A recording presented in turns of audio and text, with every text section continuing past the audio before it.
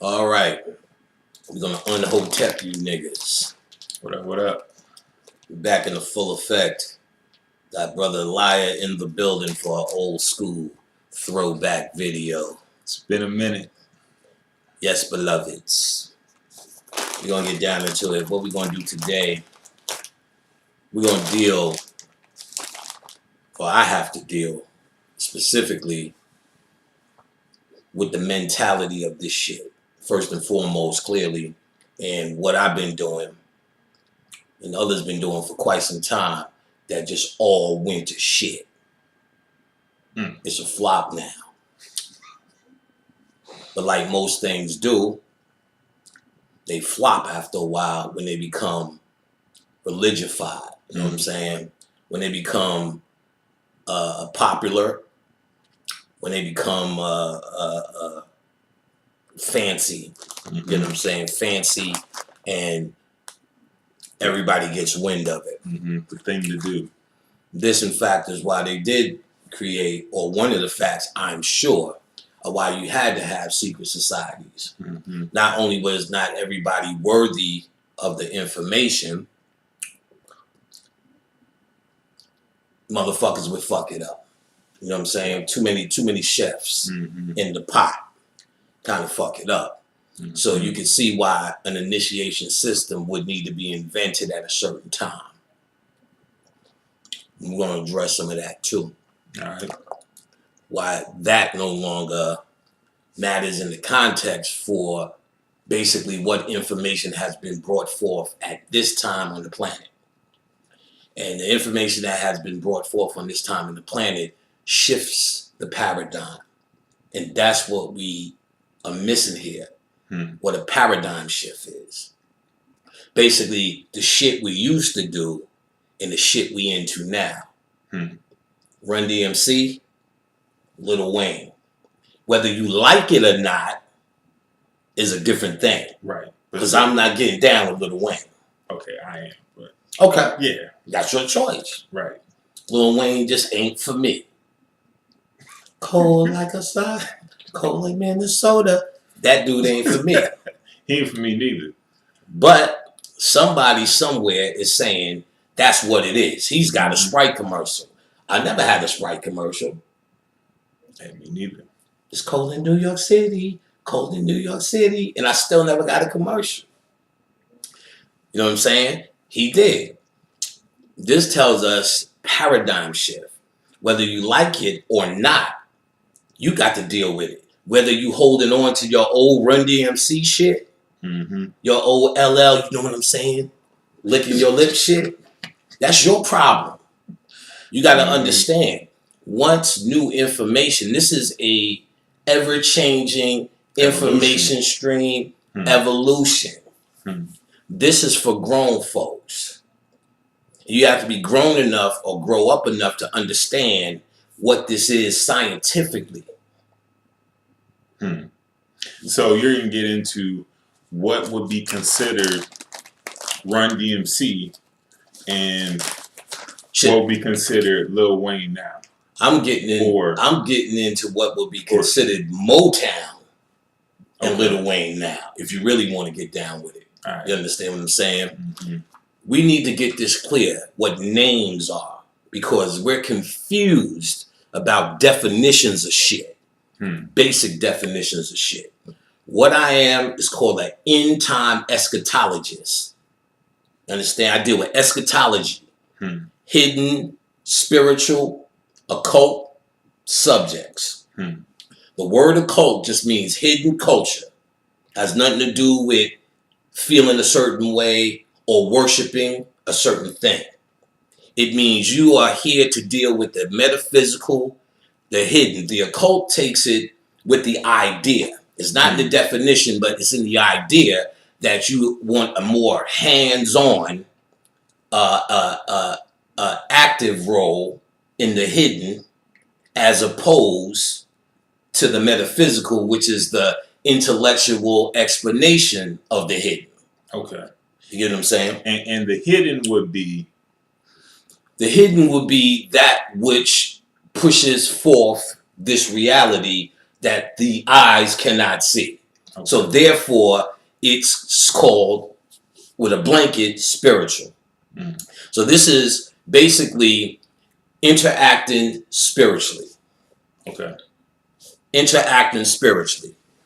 And you're interacting spiritually with energies, because that's all of these are. When you know the science, you know what your fucking mind is, you know what we've been doing, and you understand what all the symbols and all these practices mean once you wipe away all the fanfare and the ceremonial pageantry of all of this shit, all the dresses, all the beads, all the skulls, and all of that, is really to have an interface one-on-one to wield, control, and interface with energy.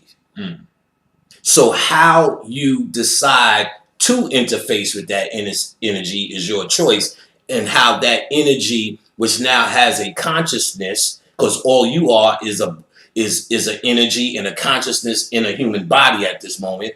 Without a human body, it still has that energy still has a consciousness. That energy still has a new consciousness.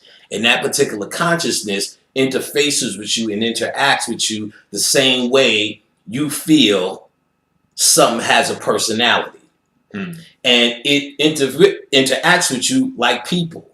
The same way you may go into a crowd of people and you may dominate and take control, while others may go into a crowd of people and get dominated and get control based upon their attitude. Not based upon what they believe in or what is what, just based upon, I believe this person is mightier than me, smarter than me, has more power than me, and so on and so forth. So I believe what they say I should do. I'm better off. I do not have the willpower, the understanding, or I just don't feel in my gut. I can go in and dominate this particular person, this particular situation, this particular job, this particular basketball game. There are others who understand past this. There are others who have been here more lifetimes that have grown up. That things that you may ask them to do by way of initiation have been done through lifetimes and have the recall.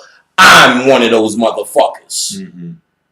I remember all initiations. I remember going through this. You don't do it twice.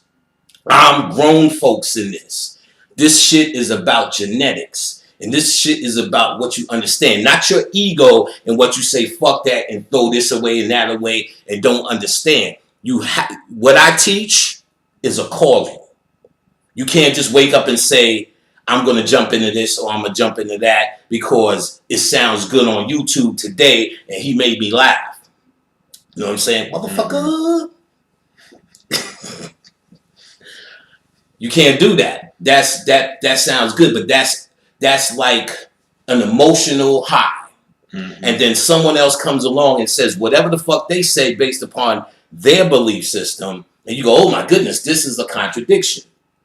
Now, first and foremost in the occult, one of the first things you learn is going to contradict. It must contradict because there's no one way to the path of light. And most ain't even trying to find light. They're trying to find a substitution for a religion that they were already in. Right. So they're trying to find something to tell them what to do. To guide them, to tell them what to do, because in their heart, they believe they are or they need to be a child of something. So what better after you stop becoming a child of Jesus, of Mary and Moses and all the rest of them, become a child of African deities. It makes you feel like you're intelligent. You're home. You learn some African words. You learn some new. You learn to dress different. You learn things and see things you haven't seen before. You've seen them maybe on TV or heard about them, and they look fantastic. Now, here's the real story. If they do look and they feel fantastic to you, then it is just your calling, and there is absolutely, positively nothing wrong with that. That's where you should be. That's what your genetics dictate. That's what your spirit dictates. It's It's what you should do. But you need to understand there are others here that are past that. It's just none of your business. Right. This is grown folks' business. It just really is. You know what I'm saying? I've taught in not just did it from the standpoint of an attack or argument that's weak to me. That's not even in this for me. I've been proving that these are two different things for quite some time. Quite some time. Since the good old days of Miss Blue, we've been talking about this. And what we're really just talking about here is initiation versus the good old gumption for having a one-on-one, first-hand relationship with these deities. There are some, and this comes up every once in a while. See, what happens, it comes up, people get stuck on this. Oh, yeah, this is wrong. You know, they was doing it with Bobby Hemming. Oh, this is wrong. This is the wrong way. You know, the Africans knew, and they knew, and we're the children. And once you do this, you're born the children of the ancestors. Let me tell you, there's no fucking such thing as the ancestors. The ancestors are a bunch of niggers. So you can't do one thing and get a whole bunch of niggas mad at you for the same one fucking thing. Right. It's senseless thought. You understand? There are a bunch of niggas who died. So just like niggas is debating on YouTube, them niggas are different there. So what you're doing is calling ancestors with you for your cause. And there may be ancestors against your cause. But the more power you have on your side, based upon the energy that you're dealing with, the more you prevail. You get what I'm saying? Yep. So we got this idea, the ancestors, like there's a whole bunch of the ancestors, because now all they're really saying is the angels. They just switch one thing for another.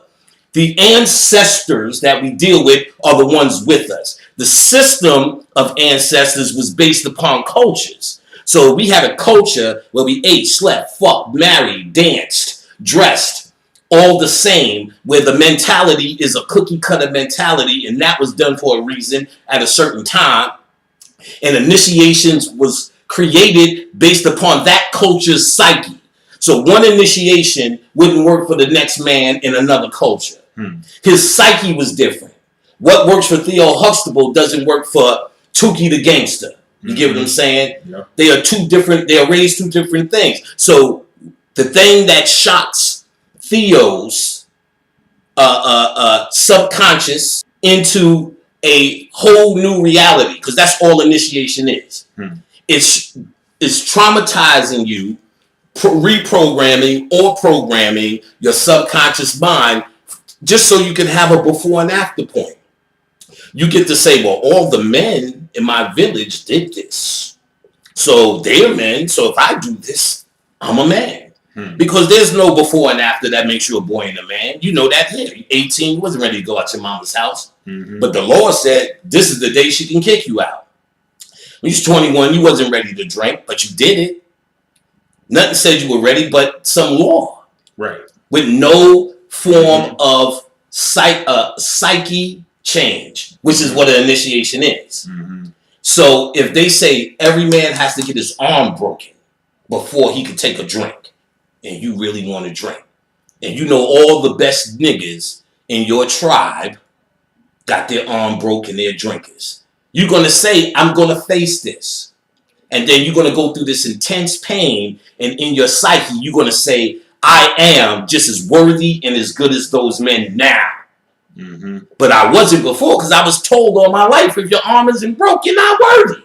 That's all that shit is. That's all it is. And then you now in America trying to say, look, if you don't get your arm broke, you're not going to be a priest of Ogun. Now, I get it. Don't think I'm stupid. Certain of this ancient knowledge is held within these groups. And certain initiations these Babalaos will make you go through to give you that information. Granted. And they should. And if you subscribed to the tradition and you want to follow the rules, by all means, you must get initiated. You must not fuck with nothing I do. I am cut from a different cloth. I'm a different thing. You get what I'm saying? And if, let's just say, you heard my information which is now being classified as another religion, which is the dumbest ass backwards motherfucker. Stupidest shit I could think of. You following what I'm saying? Mm-hmm. Classified now. There's a nigga named Arnez J. He's a comedian. He does that. He says you got a retarded brother that be making that sound. Motherfucker. So Khadijah used to massage this nigga. You gotta see him. Arnez J on Netflix. Mm-hmm. He got that standard. He's doing that shit. Okay. Motherfucker. You'll lose it. Motherfuckers is classing my shit like a religion and giving these heartfelt speeches now. Oh, all these black people, they come from panic. And now I have to take them in and show them the way. Milk their breasts. Motherfucker. This is no religion. That's why I'm going to give it and lay it down what this shit is today. With this, because back in the day, information wasn't so rampant, right? So let's say when they did have the sacred societies, or the Egyptians had the higher mysteries, right? Mm-hmm. It wasn't even made available to the masses, and I think there was like levels you had to go through to even be exposed to this information. But now the information's because we in a different paradigm. Mm-hmm. That's the whole key. That's the Run DMC versus, or the Motown versus a Lil Wayne type thing now. Back then, I'm sure initiation, the door is closed, but at the same time, they wasn't saying pay me $3,500 and you in. Mm-hmm. Because that's what's happening now. Right. So even that is from this paradigm. You get what I'm saying? But that's what that is. And let that be that. You know what I'm saying? But that's not where we at in terms of the knowledge base, in terms of how the information has moved and transformed to be fed to us now. We are in the information age. There's no one in their right mind, in my opinion, at this point, now I'm going to give my opinion, that should be holding back information in the information age. Now it's time to say all information is our information. And anyway, the white man is somebody's going ahead, they can't do a damn thing with it. And now it's so much information, the real pristine information that you got hiding, you can put it in their face and niggas won't be able to do it any fucking way. Right.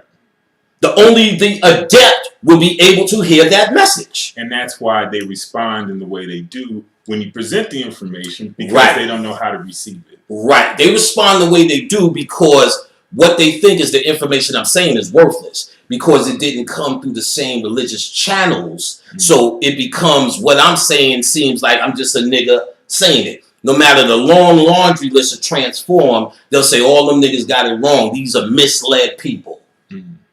Don't even give people the credit to look, receive information, and use their own mind and say, wait a minute, this speaks to something in me, period. It's the message. It's not even this nigga.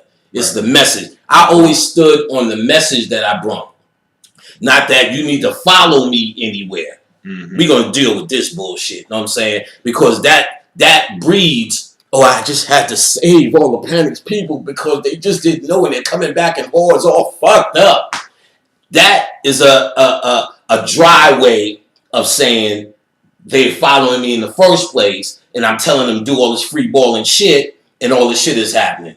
I tell you to fucking research. I got hours and hours of books online. I got book lectures. My foundation is the foundation of all this consciousness, this true consciousness, which we're going to get into this today.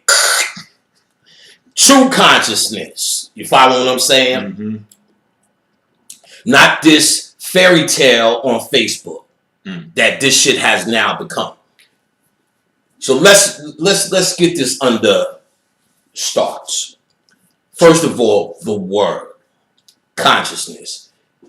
Started in, sit back for this one. Motherfucker. Let me get some life. Yeah. You're gonna need these. In I guess it was the 70s. Might have been some of them books, maybe even the 60s, but definitely 70s and early 80s. That's when all those Dr. Ben, Dr. Clark, Ivan Van Sertima, and all those history guys really was on it. And guess what? Nobody was following it. They were coming really out of the Black Panther movement and the Black Power movement and moving into the Kwanzaa Afrocentric movement. And then within the Kwanzaa Afrocentric movement in the 80s, mid-80s, they started picking up on Dr. Ben, Dr. Clark, and all these history brothers, the brothers who dropped all this, all straightened us out, basically. They became very popular. People wanted to see them speak. So then Tap Video, I can't remember the brother's name, and I'm sorry for it. He passed maybe 2-3 years ago. It just came to me and he left. Another sister named Bert, and I'm sure I'm missing many, who were the early pioneers of filming. So they were the first ones to start putting cameras in front of them, at lectures. Then there were shows like It Is, Dr. Ben and them would come on. And there's where they would debate, but white people, and tear them new ones. I've seen some of those on YouTube. Right, and some of them are on YouTube. So this was where it went. Then a brother named Steve Coakley started popping up. And he really brought with this history conspiracy to the game. And in fact, he was the first one to tell us about the boule. Right. Not the gay boule that everyone say, oh, you got to be gay. Just what the boule was. A black secret society that within the realm of the, what do you call them niggas from college, Kappas? Oh, the Greeks. Not the fraternities. Oh, in the Greek, in the realm of the Greek fraternities, you would get a knock at the door, and you were specially chosen for this upper echelon of the secret society. And basically, long story short, the agenda, in a nutshell, if we had to visualize it, would be the Bill Cosby Show. Right. A world where black people cause you absolutely no harm and no problems. They fit in and they got theirs now. They're getting theirs, but they fit in with you in such harmony. In other words, no more fight the power, join the power. You know what I'm saying? And this is the way we do it. And sure enough, Bill Cosby was the man. His password on his first black TV show, which Bill Cosby turned into pretty much now a nobody. He was on the club scene, but after he hit the Johnny Carson show, 3 years, just 3 short years later, he was a superstar. This is with Push. And he was on one of the first black, they didn't say the first, but one of the first black with a major TV show, I Spy. I Spy, when he would get in, he had a password to get into the headquarters. His password was Boule. Oh, wow. Said his mother name was Boule. So Steve Coakley brought all this information out. He dropped on all these Boule, outed them all. You know, so Martin Luther King Jr. and all the rest of them. He was good. As that moved on, Steve kind of petered off, but was always around. Steve died on our watch. You know what I'm saying? On this Miss Blues watch, we talked about it. He passed. There was a brother named Javon Bruckner who started writing a magazine called the Ghetto Times. Mind you, this is before the internet. Ghetto Times, and he picked up on the Boule. In fact, I had a boy, Tefiru, who used to write some articles for the Ghetto Time. And Tefiru's an avid reader of all of those novels, that American Gods, which we're going to talk about a little bit. I'm sure he read the book. This is his lunch. All the Star Wars books, not just what's in the movies, the side shit. You know what I'm saying? He's this nigga. Well, Mace Windu in book 13 used the dark side of the Force. He's that dude. And, all the Harry Potters and all that kind of shit. He read Sophia Stewart. Way before anyone knew who Sophia Stewart was. I see. And he came to Sophia Stewart and said, you can sue them for infringement. Oh, wow. He broke her story in the Ghetto Times. Nice. Javon Bruckner took over because he seen what it was. And everything you know about that today, whether they still rumors or news, it's from that point or from them and from my boy Tef, actually. Nice. I know that. Now, moving back, on the lecture circuit, there was another brother who came up named Brother Dawu. Mm-hmm. Now, Brother Dawu was straight black power. And boy, oh boy, his followers were there because this Afrocentric movement came up, and the Black Power movement really had a little bit of Farrakhan. Mm-hmm. And it was I don't know what Khalid Muhammad was doing at the time. I don't know if he was about to come up, but it was around the time we started seeing him perhaps, or maybe a little bit earlier. Okay. Remember, Bobby's telling me this timeline, thorough conversations with Bobby Hemmett about this history. You understand? So either way, they had a voice now, but Dawu used to say words like chakras, kundalini. And he did talk about it. He would say things like, y'all have a kundalini energy in your body that could do anything. If you balance out your chakras. So it started putting in that lexicon, in that mind, some of these words. Now, while this was happening, Dawu you would probably say at this time was the most popular. Dawu wouldn't fly. So Dawu would be around what time? Late 80s, early 90s? No. All of this is early 90s now. Okay. Because after the 80s, into the 90s, Dr. Clark and them brothers. Good question. Steve Coakley, Dr. Clark and them. Okay. Steve Coakley, 90, 91, 92-ish, right? 93. In 93, Steve Coakley's talking. Before he talks, he heard Bobby Hemmett just talking in the background at a lecture. Heard his voice and said, yo, what's that stuff you were saying back there about spirit? He said, you need to say that in front of people. And had Bobby open up for him. All right. So Steve Coakley was the first one to say, here you go, Bobby. Put him on. Bobby's first lecture was the Dogon lecture. All right. And then that was starting to take off. Dawu, there's a lecture where Dawu said, there's a young brother out of South Carolina, out of Atlanta, starting to talk about what I'm talking about, named Bobby Hemmett. So he was looking at him as the young brother. So Phil Valentine. Now there was the sister Burt from Buffalo.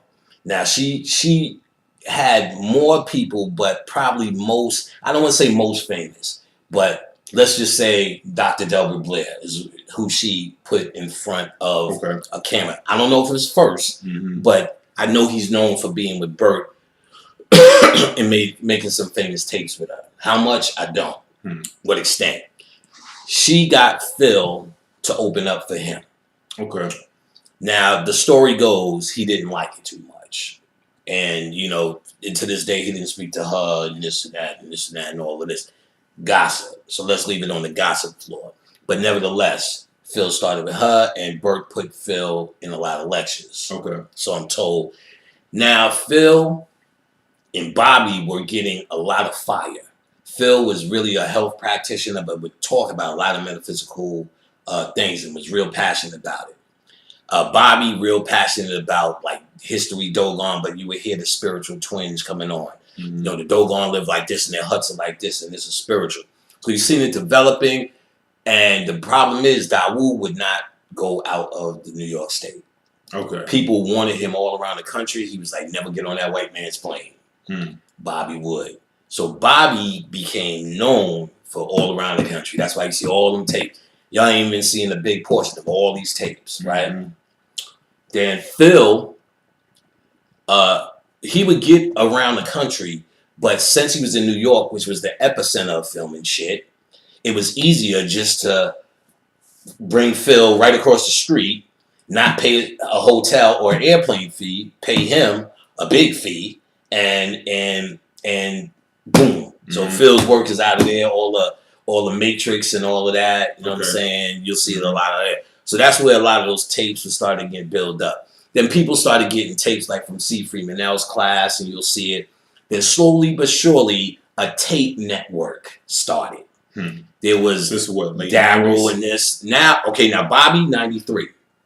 So the tapes were always there. Remember, they was taping since Dr. Clark and them. Right. So now what you have is people getting sporadic information through tapes. And oh yeah, Dr. Clark and them was harmless, so you couldn't really get it. Really didn't, you know what I'm saying?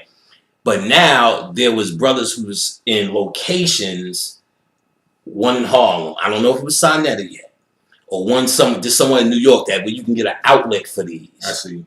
So outlets started popping up in major cities.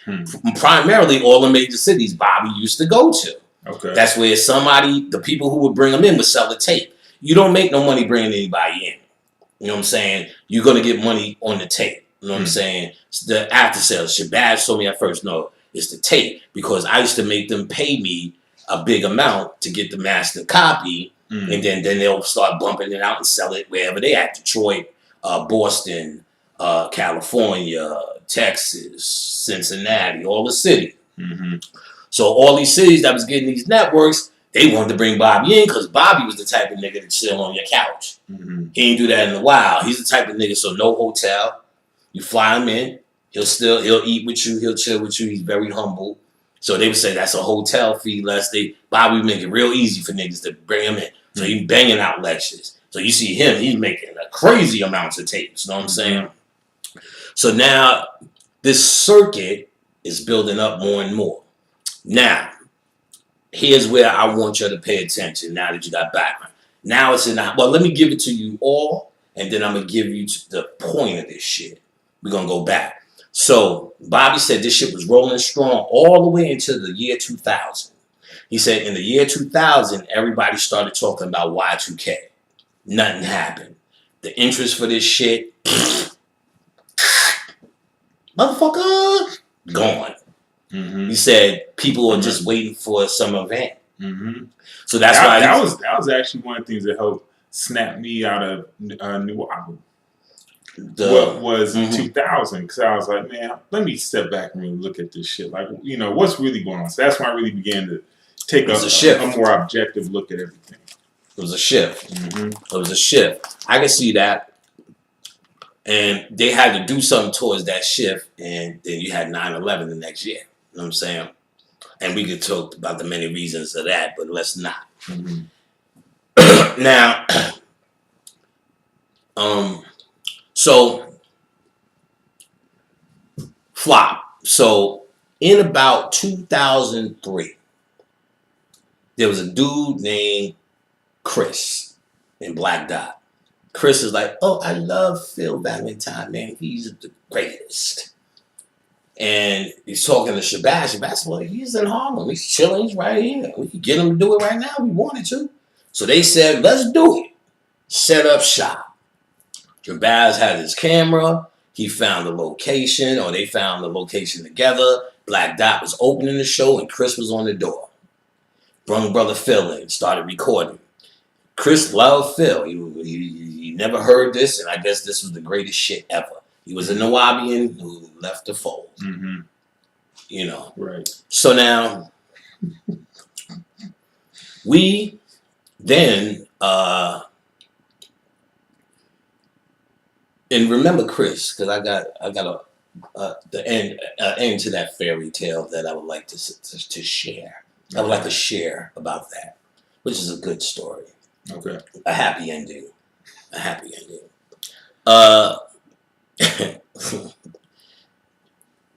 So where was I at? So Shabazz says, well, you know, there's plenty of other guys. Bobby Hemmings right in the line. We could bring him in. Bobby Hemmings will stay at the house. No, we just want to bring Phil. You know, he's right here. We got to build up our money. He said, but this is about all the information. It was always about all the information. We need to bring other people in. We just can't be one person, no matter how much we like them. So Shabazz had that mind. Black Dot kind of, if I was telling the story, he was neutral in it.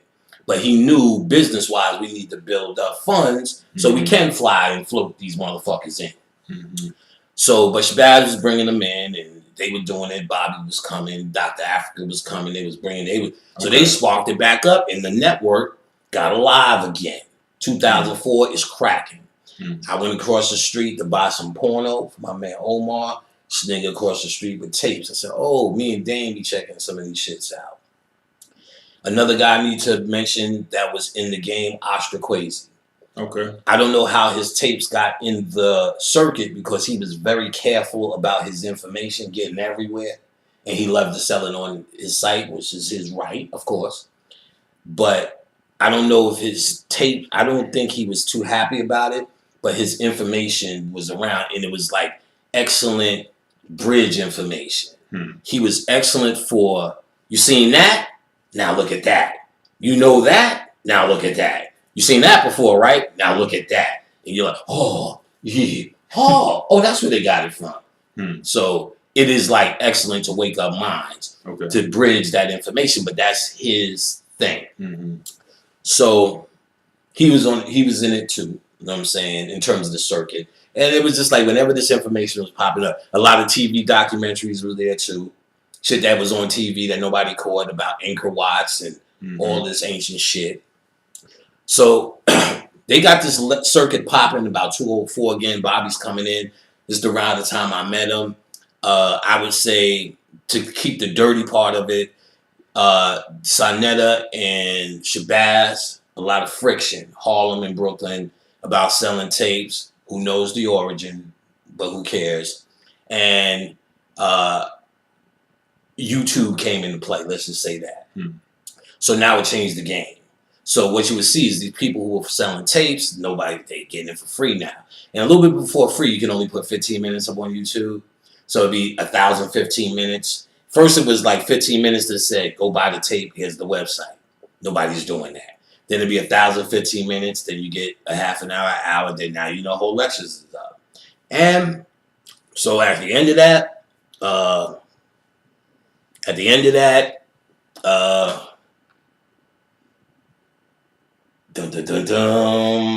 monetizing. Now, most people don't know what monetizing means. And when I seen at the lecture and I talked about it, people were like, let's get into that shit. YouTube offered me something very early on because my videos were always popular. Monetizing. I said, I don't even know what that is. You know what I'm saying? Pennies. I don't want to even participate. Keep my shit quiet as possible.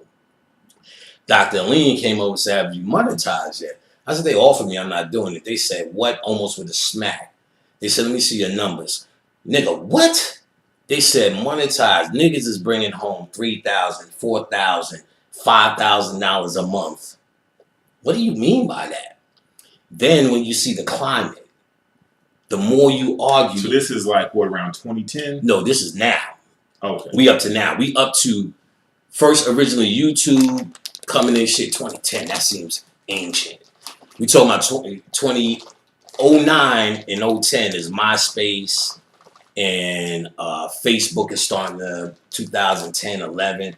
Facebook, so we there. YouTube is cracking now, 2011. So when I was talking about 15 minutes, that's early YouTube. Right. When we talking monetizing, they offered it to me maybe 2012, maybe 13, maybe. I didn't till 2014 when Aleem and them came over, maybe. Okay. And that was maybe, actually, so they probably offered it to me 2011 because I knew about it and they offered it to me a long time before I even got into it. So now we updated. So now we in 2014, Aleem comes over, smack me, says, do it, tell me the numbers they getting. Then it made sense.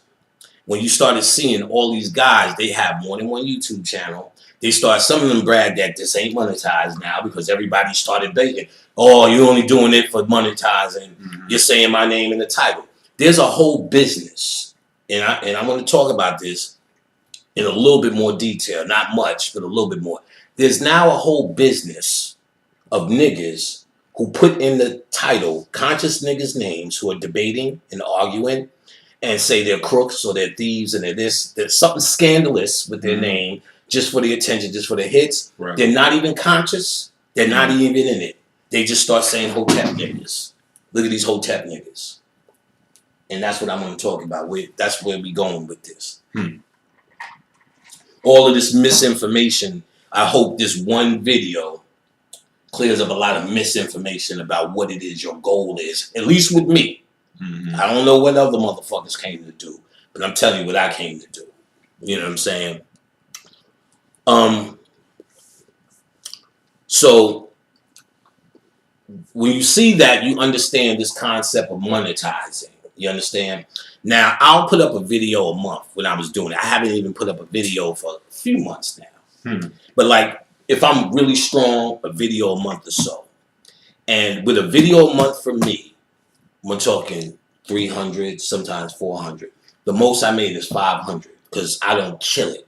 where I'm just doing video after video after video for money. I do videos when they come. Fuck that bullshit. Right. So I'll see the lowest 250 when I'm doing nothing, and I did nothing for a while, so it'll be like that or less. And the most 500, and that was like when there was like 3, 4, 5 videos up that was real popular. Lucy videos. Some videos do better than others, and you gotta remember I have 10 years damn near worth of videos up. Right. So even doing nothing, somebody's clicking on a Brother Panic video. Somebody's watching somewhere. Yeah. So that's something. So imagine if I'm doing video after video, having wars with niggas, saying this nigga ain't shit, this nigga mama ain't shit. Let me explain why this nigga ain't shit. Then that nigga do that shit back to me. It's almost like let's do it. You know what I'm saying? What we waiting for? Curse out, be friends. Curse out. You friends now with him. Then you cursing him out. Then y'all friends again. Then y'all team up against him. Shit is insane. You know what I'm saying? Okay.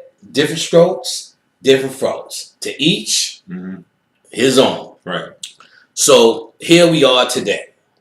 And every person on Facebook can hear this. And now when this shit is on the Jerry Springer level, it's attracting more minds that pretend harder that they're there for information, but truly are there for the Jerry Springer antics. The Maury Povich, you ain't the father moment. But they now pretend they're there for knowledge, and they go under the banner that people have been calling consciousness. Now let's go back now that we understand a little bit of the lineage. When all of this thing was forming, this network was forming, this was the word. First of all, everyone was welcome. No matter what you were into, what you did, everyone was welcome. You were welcome because what everyone professed to, what everyone said over and over repeatedly, all I offer is information. Do with it as you will. Now, I want you to hear that shit and let it reverberate. That's what I'm doing, have been doing. That's what I can tell you Bobby's doing and have been doing since we got here. And many others I can go down the list of what true consciousness was. Check. Right, beloved. True consciousness, in fact, because there was no name, no one was willing to call a grouping of like minds looking for information, sitting in the same network. Look, we used to say, yo, when we do this, we're going to do that. Niggas would check you right there and say, wait a minute. Who are we? That was the known thing you would do when somebody slipped and said, well, we're going to do this and we should be doing that. Who are we? What do you mean we? There's no we here. I'm here to get this. There's no me and you sitting here going to do anything tomorrow. Right. We're not an organization. Not an organization, not a group, and that's not a preacher. And this is not a religion. You get what I'm saying? There's no such thing as a Hotep nigga in this world. Facebook, you got that. Right. Hotep niggas all day. But in this particular situation, for lack of a better word, we will call conscious people. Well, what are you? I guess we're conscious because we're awake. It doesn't mean you have knowledge. It doesn't mean you know a certain set of shit. It doesn't mean you have a belief system. And what I'm being classified now wrongly as if this here thing is a belief system. This is knowledge of self. Know thyself. I speak on self. I speak on your mind and your divine birthright. I don't speak on tradition. I don't speak on how we should do it or how we used to do it or what the fuck we are. Because we ain't shit. You ain't shit until you enlighten. I deal with light minds. If I'm going to be a we, it's enlightened motherfuckers. It's enlightened motherfuckers. I'm not dealing with an old bunch of niggas talking about there's a we and a us. And we say Hotep. And we are the ones who are conscious. Fuck you dead niggas. Wake the fuck up and read a fucking book. That's always been my motto. Let's clarify this shit. Go back in the archives. I'm the first nigga in 2009 to say, fuck you Hotep niggas. That's documented. Ain't no Hotep niggas here. I've been telling niggas, cut that bullshit out. I'm the first nigga to say that. I made that shit unpopular. I made the word check unpopular. I used to say if there's no we, why we all saying check? That's another way of saying hallelujah. Mm-hmm. That's my word is born. We used to yell that shit. Y'all niggas are saying hallelujah. Say it. I never say check, hotep, beloved, none of that crap. I thought all of those words made you a we. Mm. And that was the fucking no-no here. You ain't never heard me go, we gonna do this and we need to do that. And if you heard that, it's in a context. My overall has-been message is you need to do this for yourself. Whatever this is, whatever I'm saying by way of information and what it means to you, it's what it means to you. I don't give a fuck what you do. I don't give a fuck if you believe me. Don't fucking listen. This shit is free. It's on YouTube. Yeah. Pay me no fucking mind. It's free. Motherfucker. So, I mean, it sounds like the folks that are doing that, or number one, as you addressed earlier, they're not at the level of consciousness or the ability to. It's just simple as that. And now, there you go. They're not at this level of freedom in their own mind. You understand? We just talk about simply the confusion in their own mind, not matching wits with philosophies. That's beneath me. Because whatever your philosophy is, I believe it's right. I just told you one of the first understandings in occult science is conflict. Because there are many paths to light. If you are finding light through your path, peace be unto you. Right, do your thing. Do your thing. But you need to understand, stay out of grown folks' business and stop what you don't understand. This is not your level of understanding. This is the level of you came to terms, looked at yourself and say, what am I? And then you said, I'm God.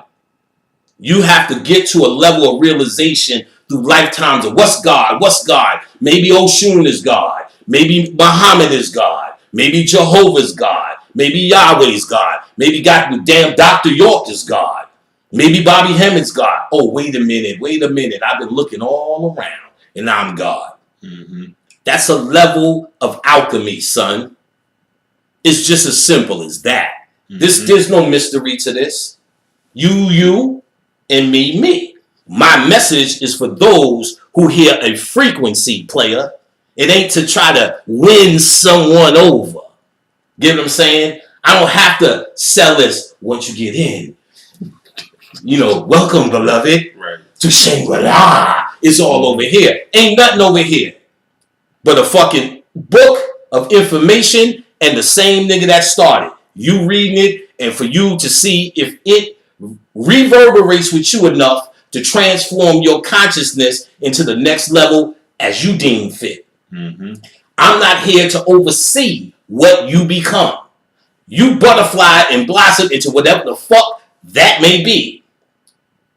When we all at that place, see ya at the top, player. But until then, nigga, you doing work down here.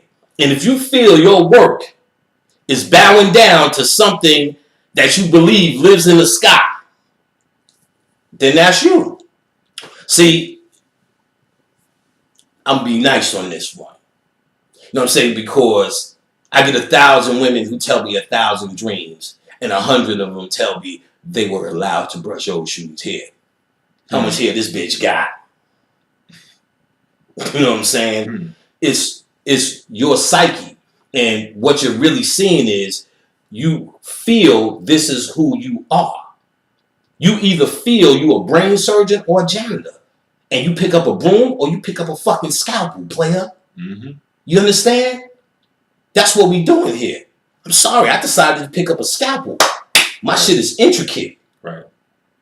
And I hate to, if you picking up another scalpel, then be a heart surgeon. If pushing a broom ain't your style. If that's too low for you, pick up another scalpel and you just be a heart surgeon. Mm-hmm. Call it as thou wilt. But you need to understand, this is different shit here. This is not a comparison. You can't compare me to your mind. Your mind is a religious system. Before you even have an argument with me, I can step out, because I don't, damn sure it's too petty to argue with, and evaluate your psyche, player. That's what we do here. Mm-hmm. And your psyche is of a religious motif. A motif means pattern. Means everything you get new must fit into your pattern. See, everything I get new reforms me if it's new. You understand? That's the alchemical or the alchemy mind. Everything the religious motif mind gets, it has to be bent and shaped into what it is he knows or she knows. You understand? Your psyche is twisted. So you even got me twisted. So what you hear is still, I can say this clear as day, and still someone will get the wrong message because they will hear it and bend it and shape it into what they know. They're not here to learn. They're here to argue. So they're here to look at every flaw and every hole to be able to have something to say. That's what crabs, it's not deep, it's crabs in the barrel syndrome. Right. Ego mechanism. Right. It's not even deep. It's not even like you have to get deep on this. It's just regular nigga, fuck that. I need attention now. What I mentioned needs attention. Mm-hmm. It's not getting enough. Mm-hmm. And it really ain't. It's not getting enough. Crazy. Where we from, people freed themselves from this shit. You understand what I'm saying? Where we're from, we get hordes and hordes. Before I even came, a motherfucker sitting next to me, you said, yeah, I was in that shit. I had to get out. It was draining me dry. All I did was serve, while they keep telling and holding this carrot in front of me, talking about I'm going to the next level, but you got to do that. Right. So it was always this next level, you understand what I'm saying, that's hidden from you. And when you get there, that's it? Exactly. That's it? That's it? But there's always somebody doing this shit. Mm-hmm. Not yet, son. Not yet. Wait till you get to wait till you get to so and so. Then you'll know. Right. Then you'll know. How does Chris fit in with this? Right. So years later, Chris got initiated into Apollo. Okay. Now when I seen that, because of how Chris was, he spent a lot of time in the Nubian within the group. And then when there was no group in consciousness, there was always this we thing happening. Or the strong need to express there was no we, which means there was a we. Or the feeling of the need for a we. Perhaps. Like I said, Chris is a cool guy. I'm not trying to judge him. And later he gets initiated into the Apollos. And when I heard and seen that, I said, that's perfect for him. That's the next level for his spirit. You understand what I'm saying?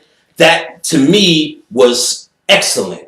I said, he's a dude that needs to go through the system. You know what I'm saying? He needs a tradition base, a people base for him to flourish while learning perhaps something that is the next level for him. And I believe it was, and I believe he's still in it. Then so much so, he tried to bring his boss, and his boss came with this argument of the importance of initiation. This was coming up again. It always comes up, and people kind of go to it, then see what it is, and oh, you know what I'm saying? I just left it. They don't know. It's enticing. It seems like you're safe. See, when they hear me, they hear something that's dangerous. You get what I'm saying? And even though Bobby did all his work really demystifying all of this hidden shit, and then we're laughing and giggling and motherfuckers get unscared, but there's still that motif of the devil. The devil is you're doing something bad or something wrong. They don't have no faith in them. All our work is trying to build up in their mind. You need to have faith in yourself. You need to figure this out for yourself. There's no training wheels. You got to man up. You got to woman up. Tighten up your pussy and face yourself and challenge yourself. Face your own demons. So it's easy when you say, your life's going to be fucked up. You ain't even got to say nothing. If you say, all you got to do is say, I've been looking at Brother Parent's work. It's interesting, something about it. And I used to think that way, which is what most people say. All you have to do is go, brother, panic, and you can have a nigga right back where he started. Without words. You understand? Without words. Brother, panic. Fear. Because the fear factor, which is the white man's programming tool, is dominant. That's everything. That's the real work. Right. Bobby's been trying to get past the fear. You know what I'm saying? When the ghetto shaman came on the show, the spirit jumped off me and jumped on my mother. I'm like, this is just something you don't understand. And if you don't understand energy, you will get fucked up. I urge you to understand anything. Like anything. Before you open a bag of potato chips, understand what kind of potato chips you eating. There's nothing you should open, put in your mouth, eat, or dive into without knowing what the fuck it is, including this. So this idea of you walking in, doing stuff in all ignorance is not here. I urge and speak and point to all information all day. You need to study information before you do anything. Anything. My methodologies are meditations. Hard meditations, and go study and then figure your own shit out for you. Figure your own shit out for you. So first, the happy ending for Chris is he needs this, and there's certain people who do need that. So if I've not been clear enough that there are people who need that, should do that, and that's fine for them. Right. But we need to understand, we don't cross paths in this. This is not this thing versus that thing. You know what I'm saying? Because if we were to test them both and stick them against the wall, your thing is that same old thing, just with new names. You understand? Just with new names and calling it African. And that's just real. That's just real talk. You know what I'm saying? That's what we won't even talk about. You niggas ain't African here, and it doesn't even match your psyche. You know what I'm saying? So I would be more impressed if you had new initiations, and maybe they do. Who knows? New initiations for new niggas. You know what I'm saying? You said maybe they do. Maybe they do. I don't know. I highly doubt it. I do, but I'm trying to pretend that this shit is that serious. And so, with the consciousness that you're talking about, which is basically not the evolved consciousness, right? Versus the old. Does the old miss the fact that there should be an inner exploration of their own mind, understanding the subconscious mind? Well, if you look at the old, and let's just for now call it old and new, I don't think it's really that black and white, because there's just times where we're here. This you can say Run DMC versus Lil Wayne is old and new, but you could also say it's evolution. You know what I'm saying as well. And then you can go to the mall and still see a nigga dressing like Run DMC though. Absolutely. So we say look at that old nigga. Sometimes we say look at that fly ass nigga. You just never know. It depends on the mood and how he's holding it. You know what I'm saying? 80s is back. But no, see, they're back as a throwback, but not as a day-to-day, which is what I'm talking about. Okay. So I want to get the definitions back. Because now I know 80s is 70s comes back. It all comes back in some sort of way. Like this shit is coming back to talk about it now. And it all, you know what I mean? It all comes back. Because there's always going to be someone to fly a flag for something. You get what I'm saying? But now, if you clear your mind, which is what this was about, and you say, I'm here to get this information and let it take me wherever it takes me. Even if it takes me back to the church and I'm sitting in the pew, I'm willing to go there. You have to really first undress yourself. Undress yourself. Look, I'm really, I just want to know. You know what I'm saying? And the only reason I want to know is to know. You know what I'm saying? That's a whole different mindset. Yeah. I don't want to know to tell anybody off. I don't want to know to show Panic is wrong and that bullshit Bobby Hemmitt's been talking about all these shares is wrong.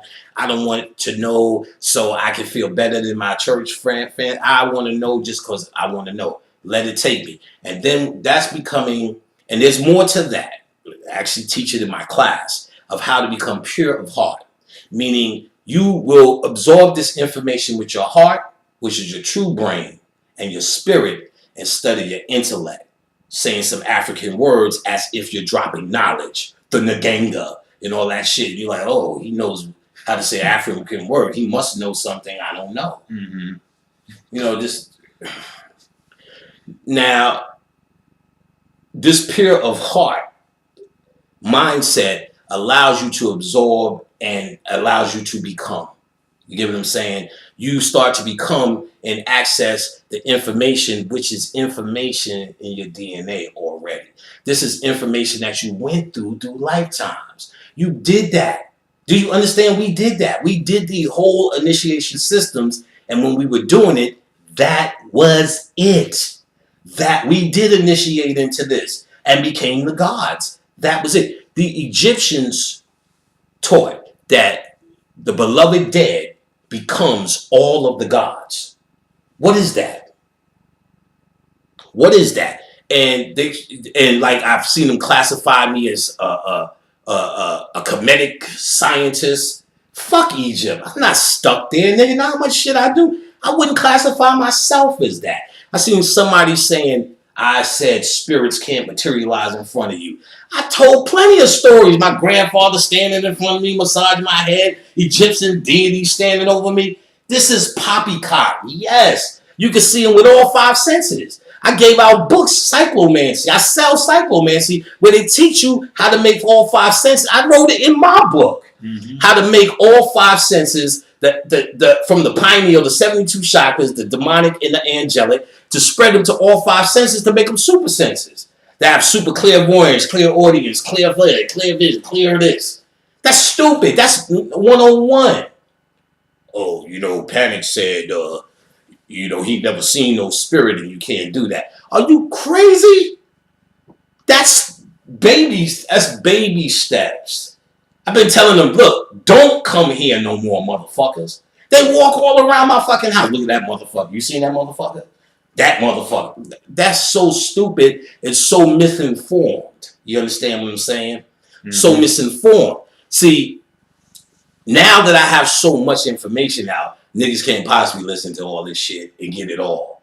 I can tell by just not only the questions I'm getting, the fact that anyone's sending any questions in the fucking first place. I don't answer no questions.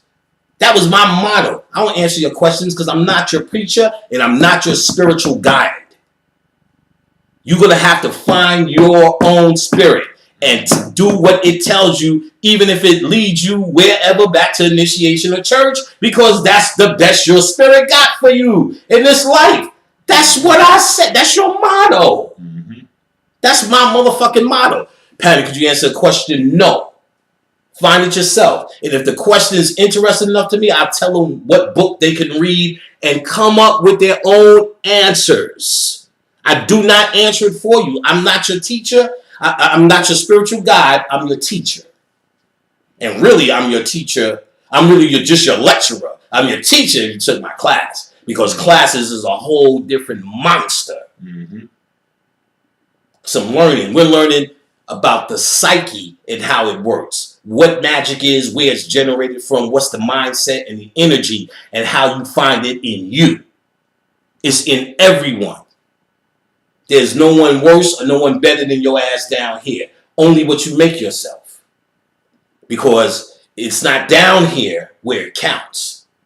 And if all you've practiced to be is a servant to something that's invisible, when you have no body, what do you think you're qualified for then? Hotep, beloved. Check. What do you think you're qualified for? If you practice nothing here but being a servant, if you practice nothing here but being a God, when you leave and have no body, what do you think you're qualified for? Because you still retain your divine mind. Or are you really going to still tell me there's somebody up there said, no, you wasn't initiated. Right. Damn you to hell. What does that sound like? It sounds like everything niggas are even listening to this for, or used to listen to this for. Before, this was an alternative and an escape. Now all of this information is a fucking anchor.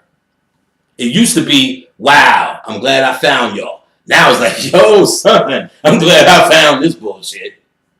To laugh at Professor deep niggas who's deep to themselves. Mm-hmm. Not teaching nobody, but very profound and deep to themselves. Genius motherfuckers, but deep to themselves. Right, pretty much set up to I call it Soft. to develop their own little cult or Let me get their my own drink. following. Yeah, go ahead. Say that again, brother. I said a lot of when it comes from that perspective, like y'all need to listen to me, y'all need to follow me, y'all need to do this type of things. It's set up for that person's own ego trip. Well, it's no one's, because of how this thing was originally set up, you don't really hear nobody saying that straight out. But everything else speaks to that. You understand? If you're saying you can't do it, but this way, or else everything else is wrong, what are you really saying, son? Right. So you're saying it from the flip side. You can't be nothing unless you do what I got. And then you have someone outwardly speaking. No, you can just do it. You don't need nothing but your mind and your study and your spirit, blah, blah, blah, blah, blah. Just do it. Mm-hmm. And that's going to hurt anybody who's, even if they don't have an agenda, you understand, they still went through all of that bullshit, and how dare somebody else just get a freebie? I did all the bullshit. You know what I'm saying? It hurts on many levels. And then it hurts their religious morality. Because that's really what you're talking about. Because let's follow this thing through. Are there spirits living in the sky?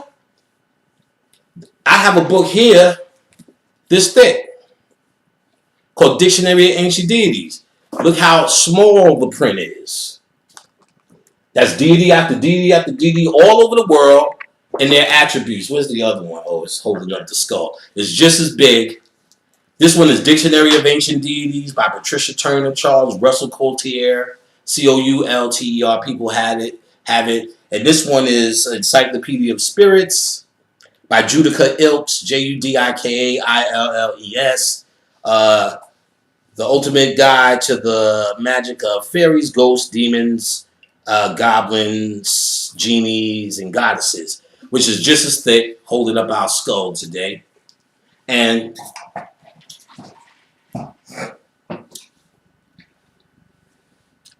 it's an unending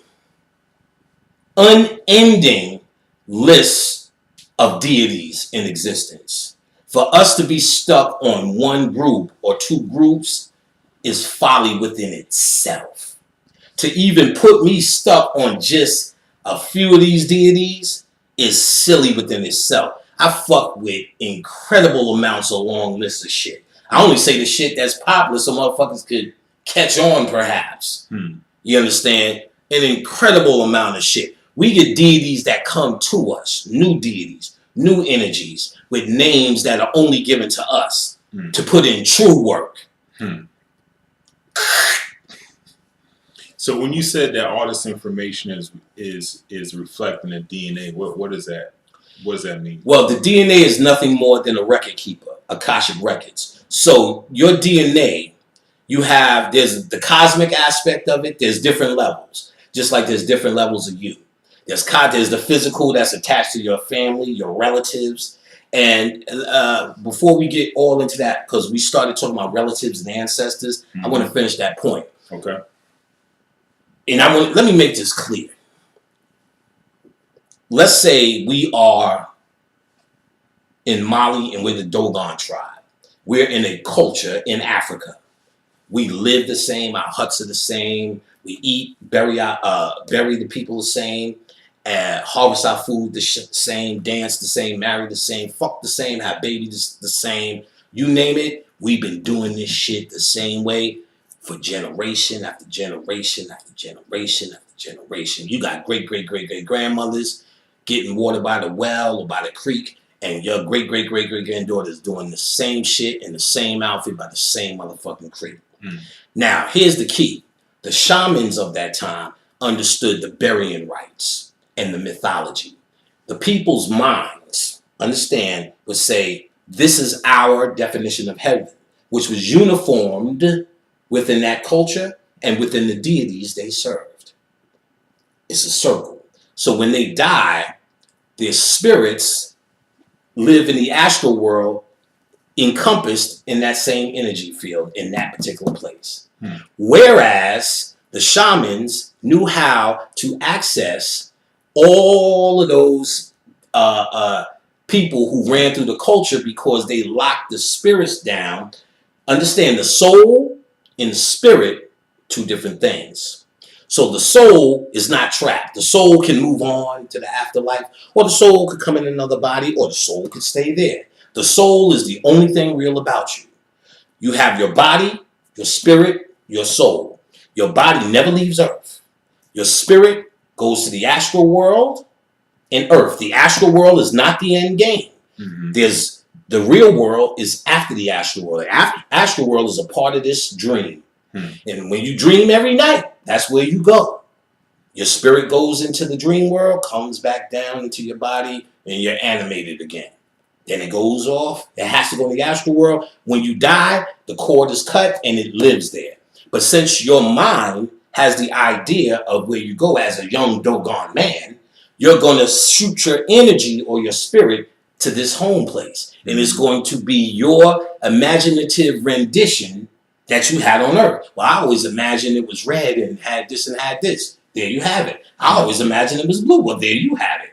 So their energy now is building up under one same mindset, whereas the shamans can now say, let's ask the ancestors. Because now you have generation after generation of like minds in the astral world, in the afterlife astral world, not the end game, together as an information database. Look at it as a computer.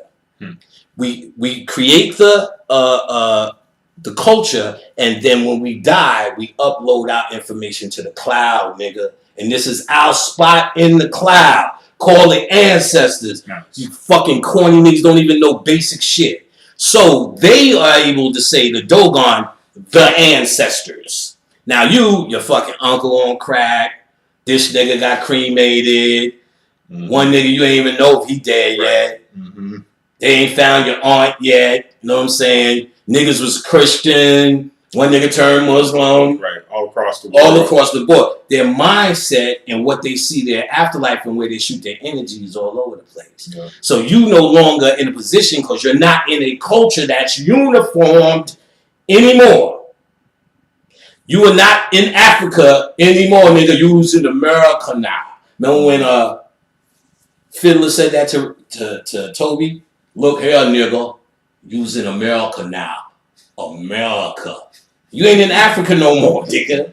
This is America. The mindset is different. So you're really dealing with your dead relatives. See, for instance, Khadijah's father came to me, healed me instantly when we was dealing with something. Not that, oh, I'm getting better. I was like this, and that nigga said like this. And told me all about his daughter. He said, watch your money go up because I'm going to take care of my daughter. She doesn't have to pay half the shit. Since then, she hasn't. And he's been coming through like a food stamp champ. You know what I'm saying? So his altar's here. So he's an ancestor that's on our side, and we fuck with it. When my pops died, he said, I'm going to come right here.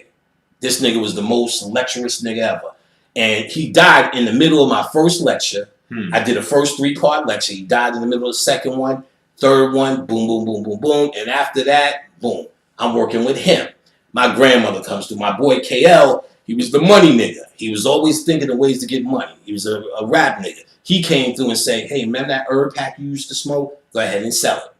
My niggas ain't going to, niggas going, that's going to fail. Did it. 10 years later, dun, dun, dun, dun, dun. Now, he's somebody I work with. Lou's somebody I work with. My stepbrother, Pumpkin, is somebody I work with.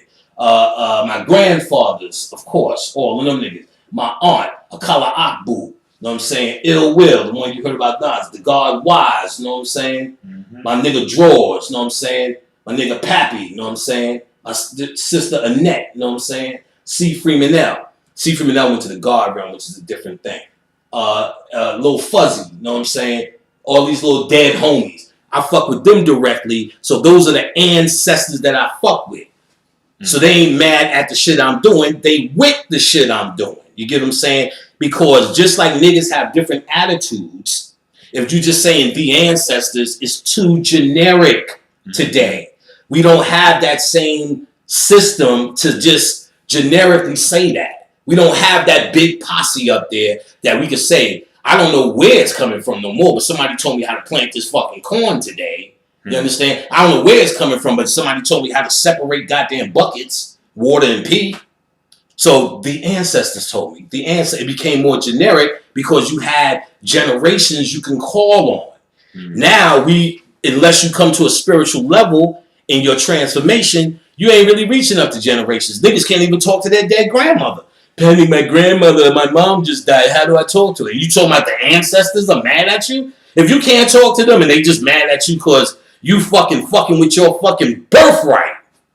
Everybody in the world trying to fuck with this, but you. We can't do that shit. It's gonna fuck you up. You know what I'm saying? This shit looking ridiculous. You know what I'm saying? Motherfucker. So we need to understand quite simply, this shit is about information, and you are still in control of anything I say. Just don't do it. Nothing I say is for you to believe. It's for you to either try, read, and study, investigate for yourself. See how you feel. Not what Panic said, then you go to somebody else and say, well, what do you say? He's going to say something different on the matter. He's from a different place in his consciousness. And this is, even though I joke and play on all of this shit, there's really nothing wrong with it. If that's where you at, like I said with Chris, I thought it was like a blessing. You know what I'm saying? When he got into, I said that for him is the next level. You know what I'm saying? I could see he was calm, he was content, he was confident. You know what I'm saying? He was not just to talk about my man, because he is my man. He was connected, but not really connected. He was like, you could tell he wasn't fulfilled. You know what I'm saying? And Dr. Jewel Pookrum told us that people operate some from different levels of the mind, different circuits of the mind. And she talked about the bee brain, people who operate better in a group, like bees. And there's nothing wrong with a bee. They just work in harmony with others. And that's where they shine. You understand? Something's thirsty in here. We keep knocking over drinks. So, I'm going to show y'all something. This book here, let's get this history of this thing, because all this weirdo shit. This is the book no one could get that they're all talking about. This is the Palo Miname book by Carlos Montenegro. They try to make it belittle us, and you can belittle it all you want. We don't hold this. This is not like they even talked about the book, like that book, and I'm sitting there like, it's not like a Bible, nigga. I got 1,000 books. Right. You know what I'm saying? This shit ain't nothing to me, dog. This is nothing. You know what I'm saying? We ain't scared of none of this shit. You need to see that. We equal to this. We are this. Get what I'm saying? I just rub my dick on my dick. I know you don't want to touch this book now. I already got mine. I'm good. There you go. There you go. See, this doesn't bother us because it's not something in the sky that's going, oh, God, shit, nigga just rubbed it on my dick. It's a fucking book. Right. And those are fucking definitions of energies that's from your fucking own mind. In this book, I'm going to show you how folly this is. I'm going to show you what they first came to me. Paulo, and when they made this book, they I don't know if it was immediately, but they took it off the shelves. And this ain't the first time that there was hate on this. You go on Amazon right now, read the comments. A long list. That motherfucker, son of a bitch. How dare he? This old dirty, funky ass Carlos Montenegro. Oh wow. Now I need this shit. Right. When I seen that means you must get it immediately. Whatever offends niggas and motherfuckers, you go and get it. Yep. That is the humanity in them. That's a cue. When they scared, they tell you, whatever niggas tell you can't do, you go and do it. That's if you up to the task. If you're not, do not tread. Mm-hmm. So when you first get it, you know, and first niggas started emailing me on MySpace, and the MySpace did, oh, don't fuck with Carlos Montenegro, don't get initiated into him because he's gonna fuck you up. He had to fuck some, and it's the same thing. I had to fix all the people that he fucked up. You know where I used to hear that back in the late '90s when the Matrix series was being released by Val Valerian. Right. Okay. And niggas used to be like, "Yo, don't read that book. I seen niggas go crazy. It'll mess your head up." And I was like, now I really gotta read it. You know what I'm saying? It's like, a system. What could it be? It's the same system of fucking fear. It's the same system of religious stuckitude. You know what I'm saying? Don't. Niggas say you don't, you do it. That's what niggas in this. That's another thing niggas would say. Like they would say, "There's no we." Stop saying we. Like I said, consciousness in that name came from, there was just no. This was really more of a description, not what you even called yourself. It was a description of how you would say, is he conscious or is he dead? Because who you dealing with? Just a human nigga, or is he conscious? Another way of saying he's awoke. Doesn't mean he knows this, or he's into this, or he knows what I know, or he's dealing with this, or none of that. It just means he knows something's wrong, and he's here to try to find out. So he listens to Phil and Bobby and this one and that one and this one to try to find out what it is for him that satisfies him. Right. You understand? That's all that shit meant. So it was a description of a nigga sitting in the audience with you with a like mind. And the only like in your mind was you wanted to know. The end. I just want to know. Why you sitting there? Because I want to know. Why you sitting there? Because I want to know. Mm-hmm. And then, you know, of course, well, I learned this, I learned that. Well, I learned, you know, white chickens ain't real chickens. Really? You ever see a brown chicken? Yeah, those are real. Oh, shit. You know the black and white cow? What? Those ain't real cows. Oh, shit. You ever see a brown cow? Yeah. Those are all clones. I'm like, you know, shit like that. It was just, everybody would share this information. That didn't make you religious or anything or anything. Right. It was just what you knew, you knew. Mm-hmm. And it was a network of sharing. That network got bigger and diluted on Facebook to Hotep niggas. And a bunch of motherfuckers, a couple motherfuckers take my class and don't know shit. Still fucking around trying to send me links. Look what I found talking about this and that. Get the fuck away from me. Go away. You know what I'm saying? Yeah, it was cute. We play on Facebook, but it's not enough. What was he just about to talk about? Before that, you ventured off into the ancestors when I asked about information. No, we went past that. Well, you do. Oh, DNA. Okay. Oh, so yeah, no, you're right. Man, about DNA. DNA is just a record keeper. And there's physical DNA and there's cosmic DNA. You're adding all this information to cosmic DNA, or if you're doing human shit, you're adapting your physical. You're making, you know, your life better for your son, but you can't even do that in lifetime. So you have a child and you give him the offspring and you passing the ball. You're pretty much saying, I didn't do it. You know what I'm saying? When I die, my son's going to avenge me if you teach him the right path. Or it's just going to be you're passing on. Physical DNA, physical information, physical gene information coming together, you the mother, blah, blah, blah. That's not what we're talking about. When you do the heart thing and you read from here and you're transforming, you're soaking this information up in the DNA. A lot of it, because we went through so much of it, is actually activating shit in the DNA. The new information, it's like unlocking. Is unlocking. Check it out now. I want you to hear. It's unlocking what's already there. But the secret science is it was always already there. The same way they go, Dorothy, you could always go home. Like the same way we know Prince Akeem can always go back to Zamunda. What we're doing is we're closing it off, locking it up, and opening it up down here. And the new adventure on planet Earth with us opening it up is the new story. This right here, right now, is the new story. Us getting this information is just us walking back home. You get what I'm saying? The story is how we walked and the path we walked under these circumstances called planet Earth. In this time, would that also be a part of it? So no, our whole time on planet Earth. In this time, here's where we at on our pathway back home. Back in Africa, we was at a certain level of stepping back to that path. Mm-hmm. And so, like, so my experience going through this day and time where it's the information age, right? Is going to be a different experience than my great grandfather, who was, you know what I'm saying, in the late 1800s or whatever, and you know what I'm saying, early 1900s, where he didn't have access, he couldn't do all the same things. His experiences would be different, and so he's in a different paradigm. Right. Simple as that. It's been said.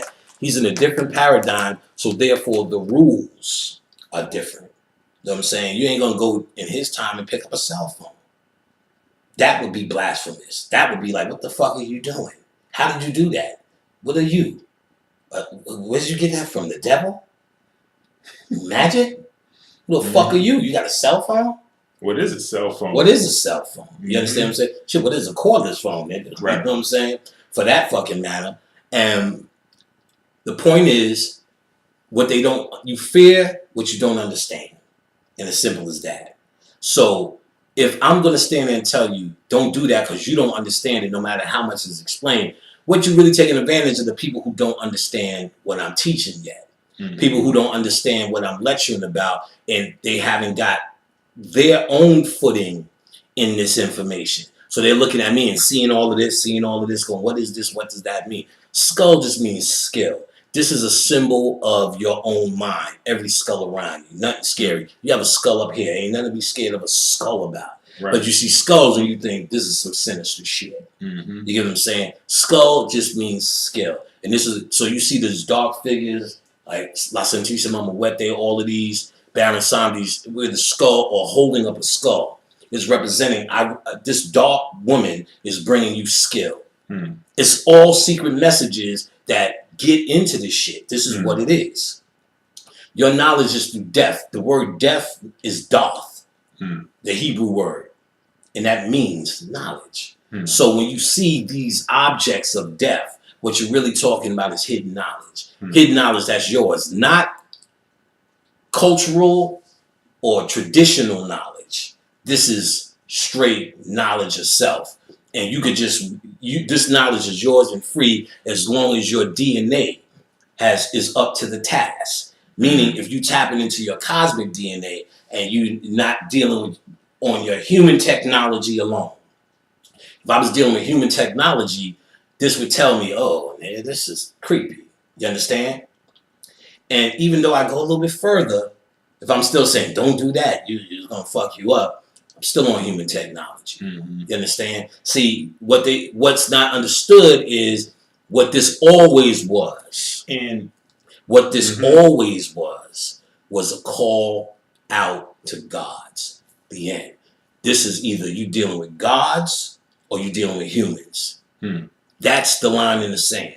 So I'm talking to gods. You understand? I'm talking to goddesses. If you feel that calling, then you're in the right place. If you feel a human need to be supervised, none of what I say is for you.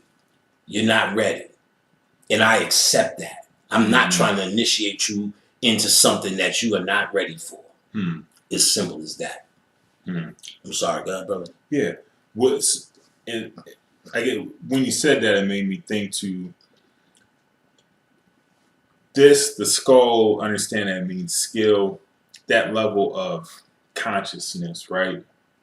When was that? What in the evolution? When was that? When did those breakthroughs take place? Where basically the understanding of the skull will be considered the dark side of the information. When did that evolution take place? Well, it never really left. It just gets more and more hidden as people become more and more human.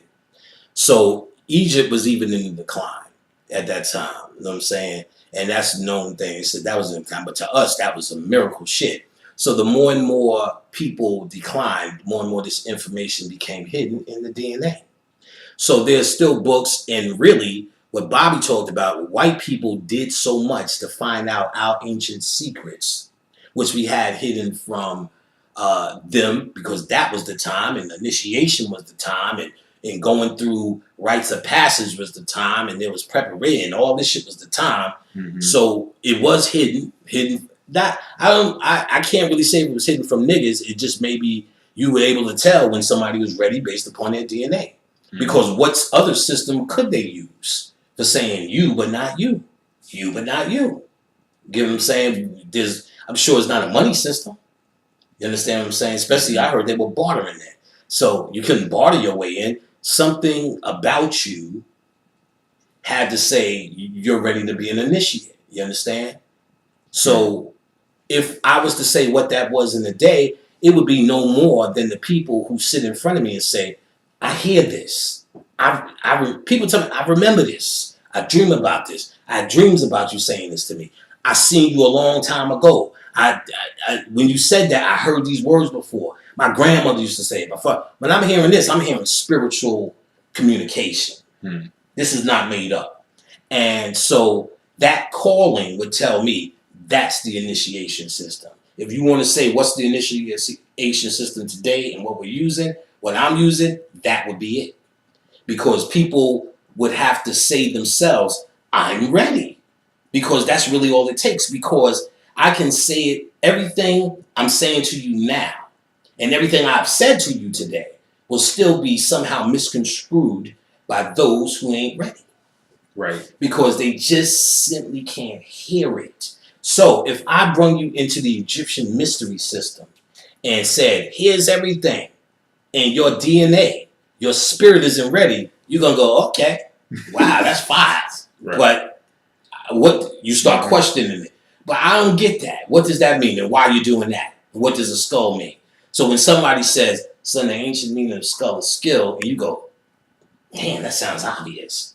That's the initiation system. You understand? Because you got to look up what see, don't get it confused with ceremonial initiation, where I cut you, make you lay down, go, hey, wait, go winga, winga, go winga, go winga.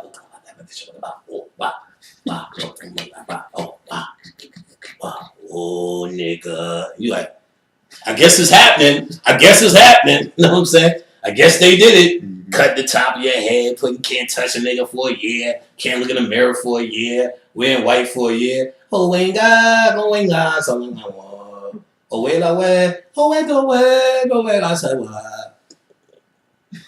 I guess I'm in. You know what I'm saying? I would have to say, what would you judge the initiate on?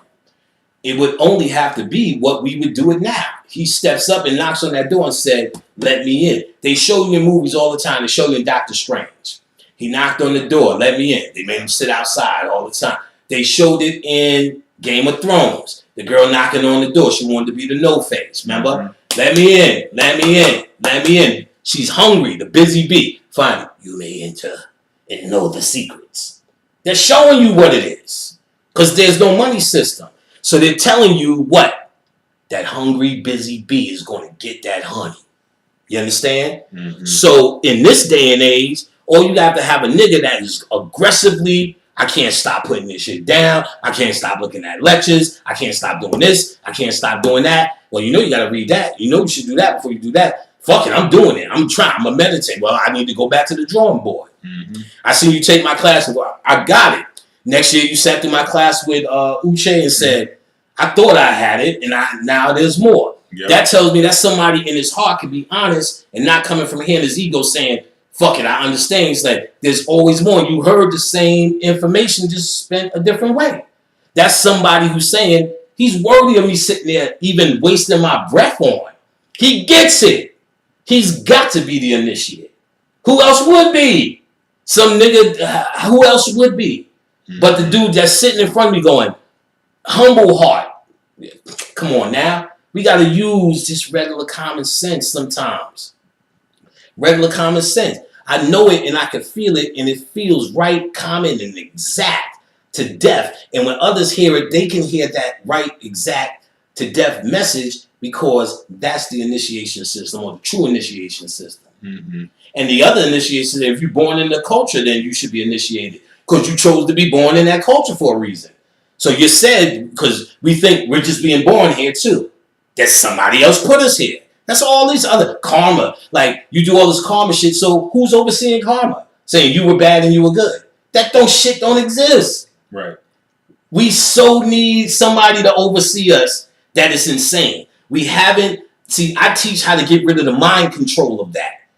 Because you can say you over Jesus, but I can show you Jesus hanging out constantly. Some shit was revealed to me too. Remember Morgan. Yeah, like it. Big revealing. But I want to tell you about this shit so we have an understanding of how this thing happened. Okay. So Bobby gets a hold of this book, and first thing you see in this book when you get it is a bunch of shit you supposed to do for the Nganga, which is, see that pot right there that she's standing in? Yeah. They call it the Nganga because, you know, it sounds better than pot. The Nganga. The Nganga. The Nganga. So, this is what they tell you to get in this book. We're going to get to it. Items necessary. 1 large iron cauldron. That's the pot. The Nganga. That's on the front then. Huh? Yeah, that's right here on the front. See, palo means sticks. Or tall sticks or some shit like that. Yeah, sticks. So it's really the religion of the sticks. You know what I'm saying? I think I got some in here, some Palo Santo. But I have a bunch of the Palo sticks in my garage to fuck up fluid. So you want to play Palo? Let's play Palo. Right. I pull them fucking sticks down, and then we'll just have a real drumming. Fuck up. So this is what you need. Holy water from a Catholic church, 8 large pure tobacco cigars, 1 large bottle of rum, 1 Palo Amargo. Now, some of this shit I'm going to definitely fuck up. Actually, I'm not going to say all that. But I'm going to say 1, 2, 3, 4, 5, 6, 7, 8, 9, 10, 11, 12, 13, 14, 15, 16, 17, 18, 19, 20, 21, 22, 23, 24, 25, 26, 27, 28, 29, 30 different Palo sticks of these. That's before the party even gets started. To put in the game. This is all you need for the Nganga. Where you get them, it took me a lot to hunt these shits down. Oh, you actually did it? Oh, no, never that. And I'm going to tell you why. Never. But I wanted to hunt them down because they also explain how to fuck up niggas and they give you rituals of what sticks. So I got them for that. I didn't build no fucking pot. The pot, see, we understand what does it represent? Subconscious mind. See, we know the science on this. So when they're giving out these ingredients, when you see these ingredients, right? Once you do all of that, you're gonna feel you got something, and you tell me with your common sense, does this sound like you need all of this, or you need to do all of this? See, because if you did all of this, ain't nobody could tell you shit. Watch. I'm gonna show you how. Same principle of the initiation. It is. That's what all this shit is. The Babalaos or the shamans of these cultural groups who knew the secret science, and they knew the people was losing it. So they had to dish out like church before church. Dances and rituals and ceremonies and traditions and possessions and all this bullshit, ceremonial magic and initiations to say, this is how we doing it. So your psyche is, once you're doing all that, you doing the right thing. This was the beginning result of what we have today as religion. Because this tradition gave way to what we call superstition. If I don't do that, the crops won't grow. If I don't do that, Oshun's going to curse me. If I don't do that. So all of these things backfired that they told you to do. Yeah, just do that. Oshun will come. Look in the mirror 3 times, comb your hair, give us some roses, she'll come. And you're thinking, I did everything right. And then the energy comes, but it's really you who's attracting the energy. You only were able to attract it because you thought you did the right thing. You're really fooling your own mind. Or they're really fooling you to fool yourself. because they can't bring it down for you, and there's no one in the sky named Oshun giving to you. You are magnetizing the energy. And the sacrifice is you got to give something to get something, like in anything. Mm-hmm. You're not just going to give me nothing for free. You know what I'm saying? I'm going to offer you this. You came over. Of course, if you're coming over to do this, of course, you're going to be able to get some Butterfingers. You know what I'm saying? I ain't going to be sitting there, no, don't eat those, dog. That ain't for you. You know what I'm saying? You're like, what, nigga? Hot ass room for fucking already 2 hours, 1 hour and 40 minutes, nigga, and I can't get a Butterfinger, nigga? A sticky bun or nothing? No, you know that. Mm-hmm. Give the gifts, and you know we're going to get something to eat, and you always know it's on me. Because I know you here when you come for the radio show. You drive all the way across town to be here when you could do it at home. Oh, we going to get something to eat. You know what I'm saying? And it's going to be on me. It's got to. That's good luck. But that's how it does. That's the same principle. You know what I'm saying? That's why you would give, because what you put in, you get out. It's just an exchange. But that delineation, though, is the light that, for lack of other words, the old level of consciousness misses. In the sense of the fact that you're fooling your own mind. Well, no. I would choose the word wisely. I wouldn't say they miss it. They lost it back then. You understand? So, but it was still retained within some shamanistic levels of the group, then turned babalaos. You understand? Or what we call babalaos. So certain niggas had the information. So they said, I have the information, but we can no longer, we're in a place now, in a paradigm, where we can't teach it direct or initiate them into what I know. You understand? We can't make more shamans, but we can make initiates and followers. And that's better than nothing. You get what I'm saying? So they started telling them rituals and things you must do for Oshun to come, and don't stray from that path. So if they take this shit serious, if you took something serious, you know you're going to handle it with care. If you've been building this goddamn thing for 3 years, and I'm sitting there going, what is this? You're going, whoa. You know what I'm saying? Or your car. You know what I'm saying? I'm walking with a cart. You're going to be like, whoa, slow down, player. You know what I'm saying? Because certain things you need to handle with care. So the more valuable you feel what you have done is, the more you're able to take seriously and magnetize the energy without flaw. If I did everything right, I should get that. So you can't, if you don't stray from that path and you did everything right, then your mind starts wandering, because remember, it's not the ritual that's working, it's your mind that's working. The ritual gets you lined up, your mind lined up. So if it doesn't happen because of whatever flaw you had in your thinking, that tradition gave in to superstition. Oh, Oshun is mad at me. That's why she didn't come this time. I got to do twice as much. I got to do this now. She's mad at me. I got to do this. I can't do this. I can't drink. I can't go. I got it. We're superstitious now. I seen a whole African show where niggas get hit in the head. The deity needs blood. Boom! Oh, shit. Then he's like, oh, do you think I will catch many fishes? Like, this is real shit now. Real shit now. You know what I'm saying? I said, these niggas gone, lost their mind. Now, don't get me wrong. Don't think they're not experiencing magic now. Real incredible shit. Because it's still our minds. They're still black people. And they still have a belief in what it is they're doing. And the shamans got them lined up, and the babalaos got them lined up right to bring down the energy. Now, don't get me wrong. They got ancient practices. So that's why some of them get there, see it, and be like, this is real. Because they still have a lot of the traditional ceremonial razzle-dazzle left. You understand what I'm saying? But not that one-on-one personal experience. What did you do with Oshun? Nigga, I got some pussy. What did you do with Oshun? She allowed me to comb her hair. That's the difference. You understand what I'm saying? It's not a personal understanding relationship. It's this a God-human relationship. You understand? So now, after superstition kicks in, that gave in to religion. We were primed and prepped for religion. Good and bad, evil and evil and good, and God and the devil. We were primed for it.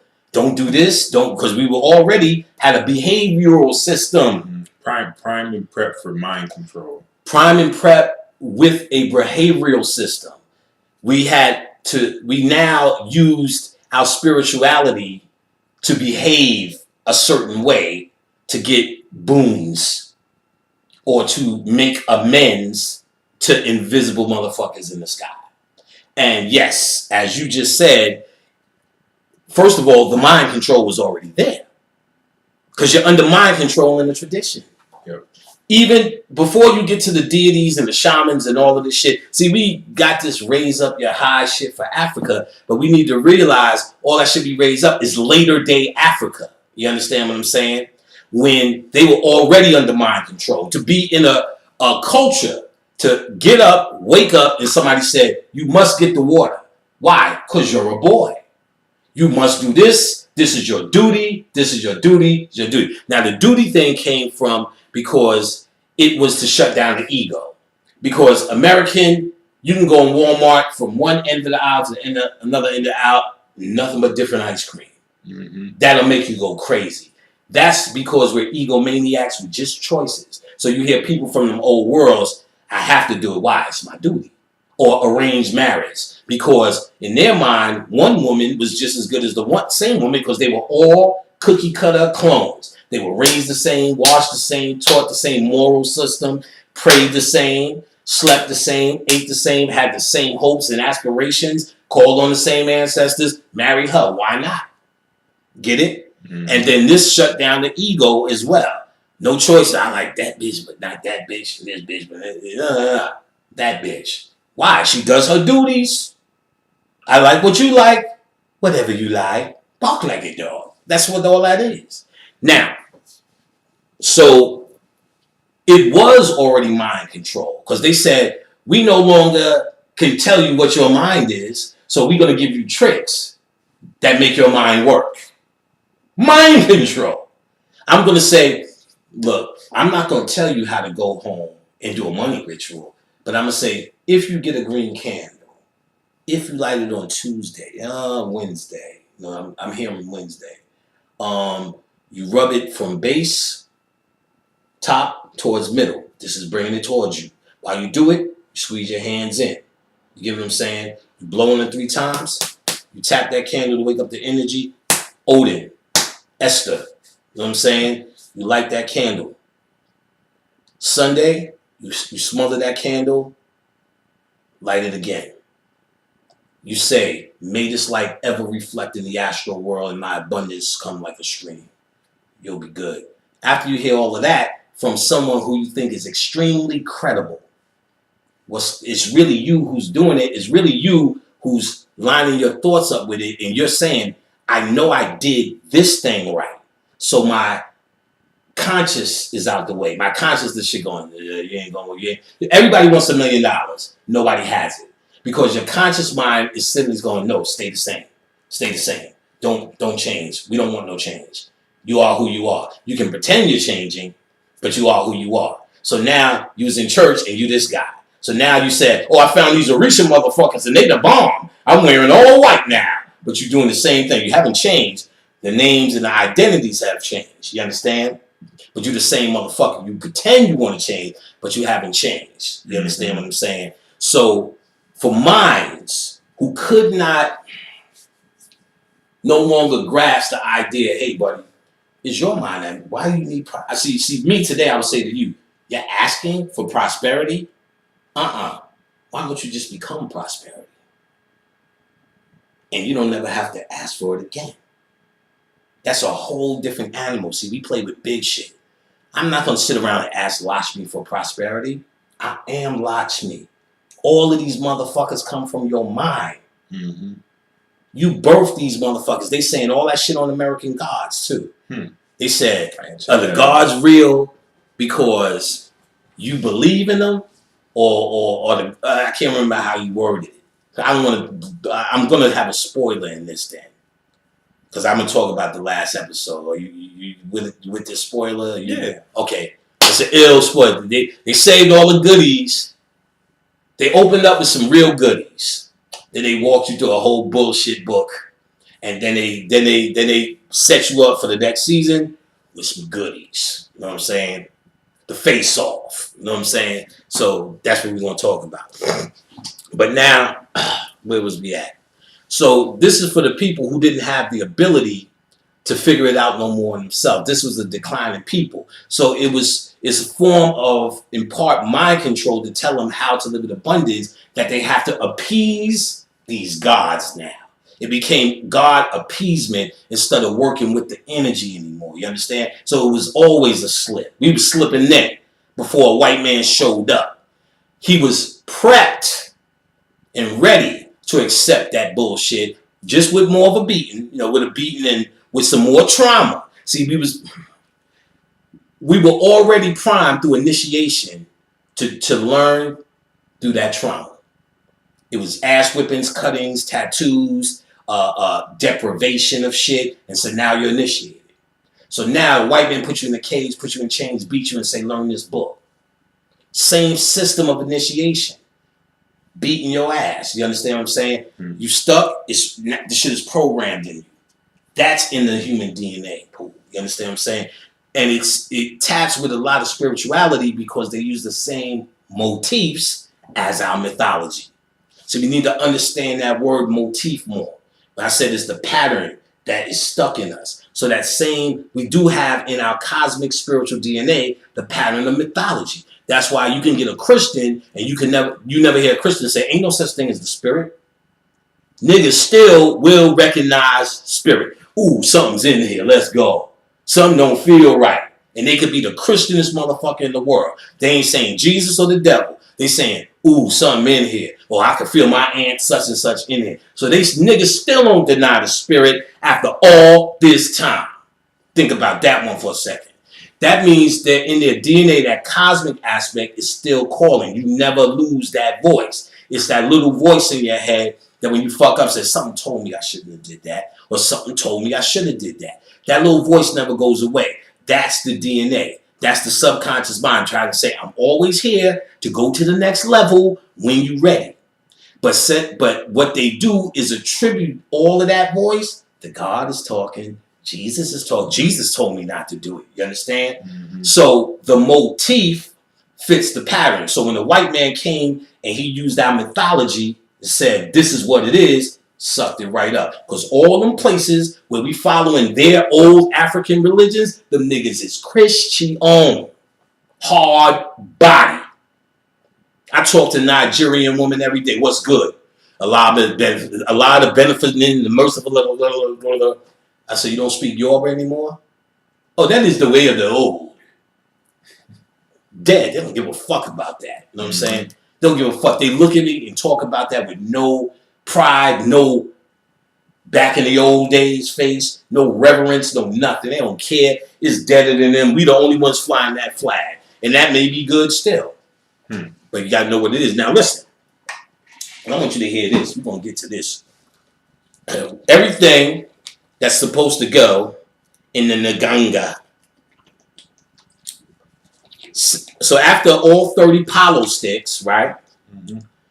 Which I don't know where the fuck you would get it, but in most Spanish countries and in South America, you probably do good for this. But let's say you're a nigga in America.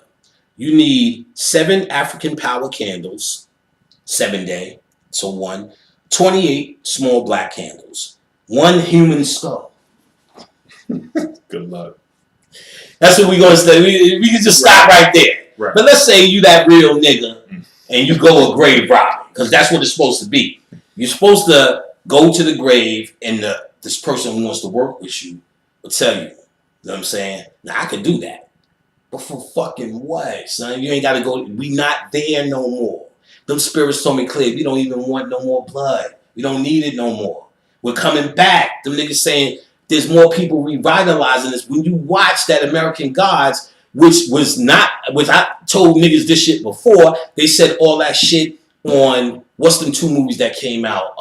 Clash of the Titans and in the other one. It was the second version of Clash of the Titans. And they basically was Zeus and them niggas was saying, we're dying because the humans are no longer praying to us. They was going to war. They said, do not pray to Ares. You pray to Ares, it's going to come here and kill all you niggas. Boom, Ares showed up. Who the fuck prayed to Ares? all through this movie, they're saying we're dying because they're not praying to us. What makes see, niggas need to understand and study this shit. What makes the energy real? Remember when I told you, you have 3 parts of you: the soul, the spirit, and the body. If no one recognizes your spirit after you die, you will twitter out there like a light. So your spirit dies too. Your soul is forever. You know what I'm saying? But your spirit will die too. Because it lives through recognition. So if you're recognizing, feeding it, dealing with it, boom, it's alive and it's working with you. That's its job. You understand what I'm saying? So these gods are saying, the old gods in American gods are saying, it's the old gods versus the new gods. The old gods saying, they don't even remember our shit no more. We losing it, boo-boo. He's trying to get the old gods to fuck up these new gods. Know who the new gods are? Television, internet, and phones. They on there going, look, they worship us now. It's us. Y'all old. This shit is ill. The whole series, I can wipe my ass with it and go to the last episode they dropped. And I want to deal with that separately.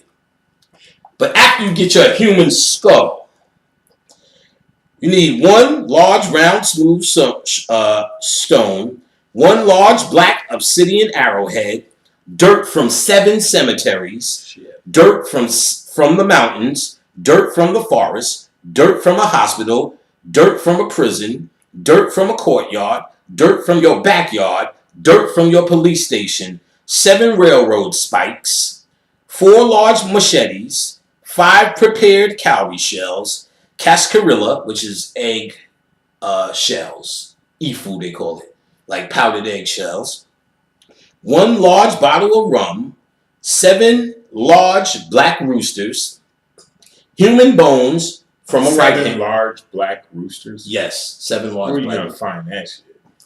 We're gonna pretend we good with this. We're gonna pretend all these niggas. First of all, we're gonna pretend all these niggas scratched, talking about I'm really got this. We're gonna pretend that first and foremost. All of these, you gotta do it the right way, niggas. And I'm dealing with Palo Mayombe, which is what this is. Got this.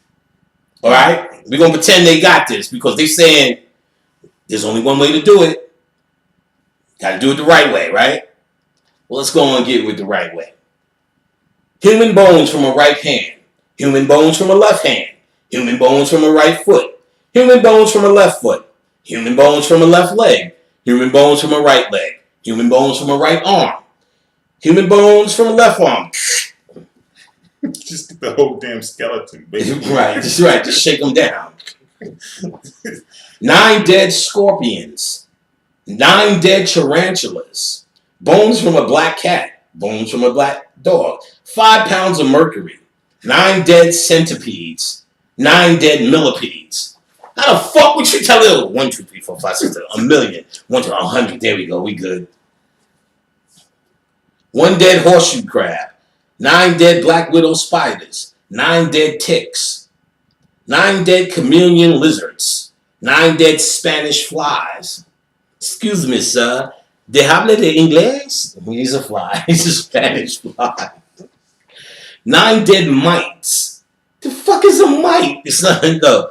9 dead mosquitoes. 9 dead fleas. 9 dead red ants. 9 dead honeybees. 9 dead wasps. 9 dead grass frogs. 1 dead rattlesnake with a rattle. 1 dead water moccasin. 9 dead bats. 9 dead termites. 1 dead raven. 1 dead guinea hen.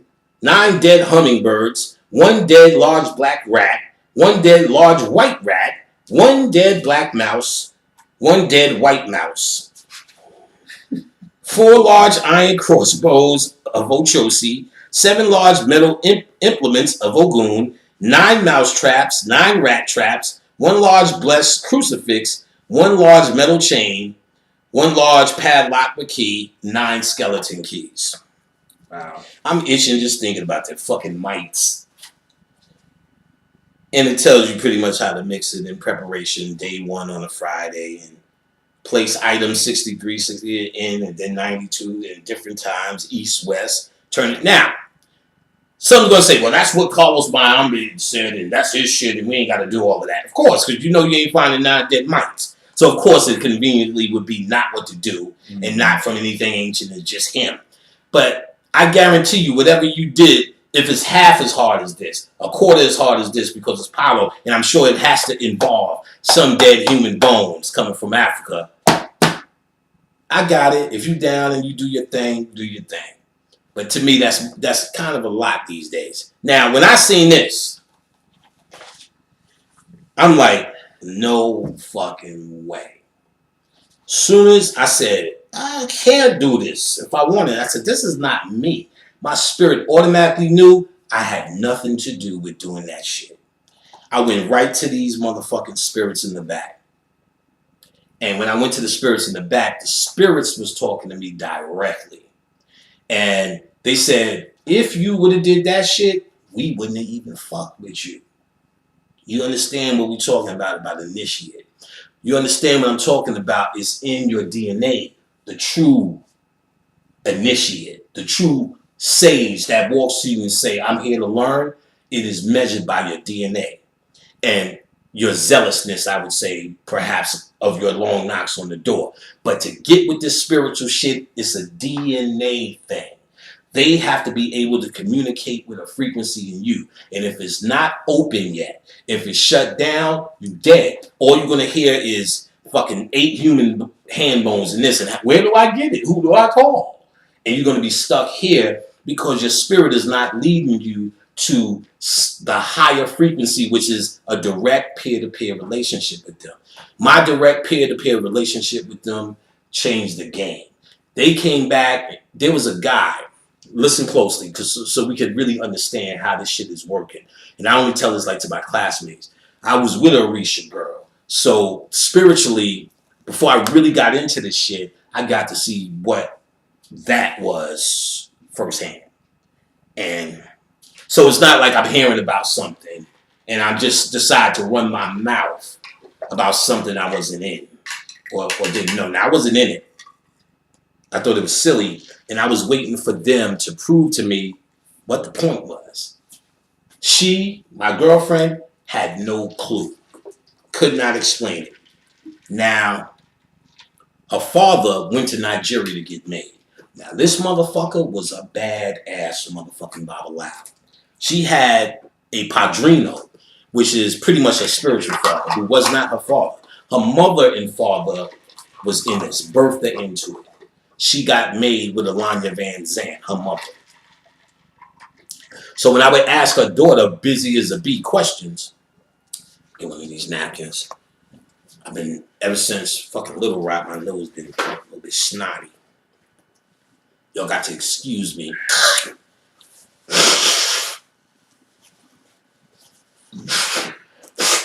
So,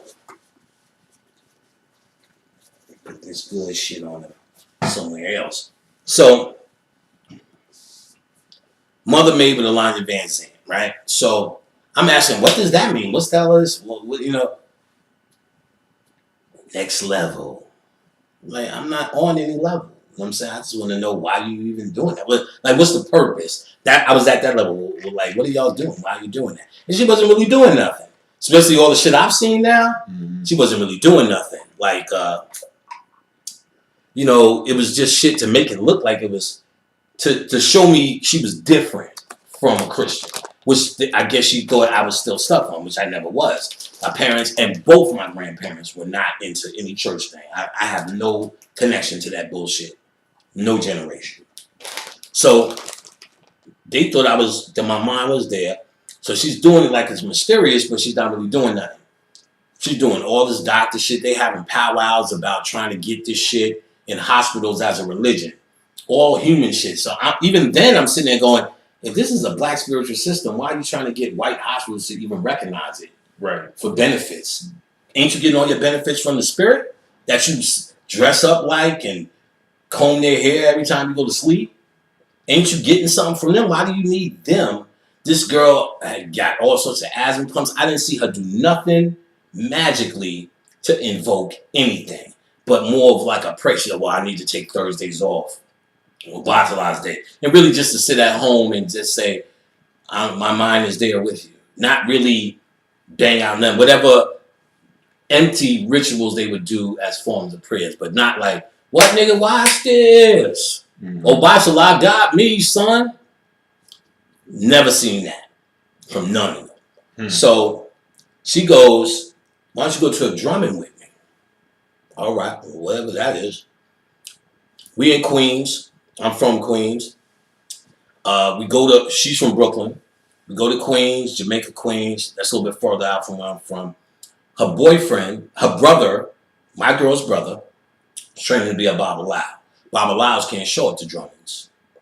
So he couldn't be there. But we're at his girlfriend's house in Queens. So motherfuckers is walking around. They in the spirit. So I'm like, this is weird. So nigga hit me with a red cloth, just blessing me. I'm like, he said, what child are you of? I'm not a child of nothing. That's what you think. Yeah. That's creepy. So now I see when they get the spirit, the eyes flutter, right? Spirit's coming on them. So I seen this chick getting down. I seen another chick say, what? Watch this. Flooded better. The first chick said, this bitch. I said, now to me, I was like, I seen the bullshit and said, I'm not really concerned spiritually. It didn't bother me. It didn't even affect me. It didn't shake me up. I'm like, what the fuck are they doing? This is the same shit I've seen the rare times I was dragged to church by some cousin or something. Mm-hmm. Why are they doing this? They all bumping into me. Then they said, only Yemen Yah's dance. You have white men in the group dancing with Yemen Yah terribly. I'm like, why are white people here? Like, I don't get it. I thought this was, why are they all here and they all just grooving and they just sitting there sucking up all that energy, you know, as high as a fuck, drums pounding. White people, you know, they sweat and they turn red, them glasses on and the African hat. I'm like, this nigga is feeding off you niggas. So we go outside. I'm like, what the fuck was that? I was like disgusted. She said, wait a minute, get some candy. Oh, wipes me down. Oh, it must be a leg bot. I'm like, all right, it's a leg bot. And it might have been because I was like, motherfucker. So I'm like, what was that? What the fuck was we doing? Like, what's the point of that? Like, explain. I mean, I get that it was terrible, but explain the best part of that. You know what I'm saying? Now, of course, I know they were supposed to be trying to call on these deities, which... Now, we get back to her house with her mother and father. Her mother and father is like OGs. They like tired of people. Now, he said some shit. I didn't know what it meant at the time. But boy, do I know what it means now.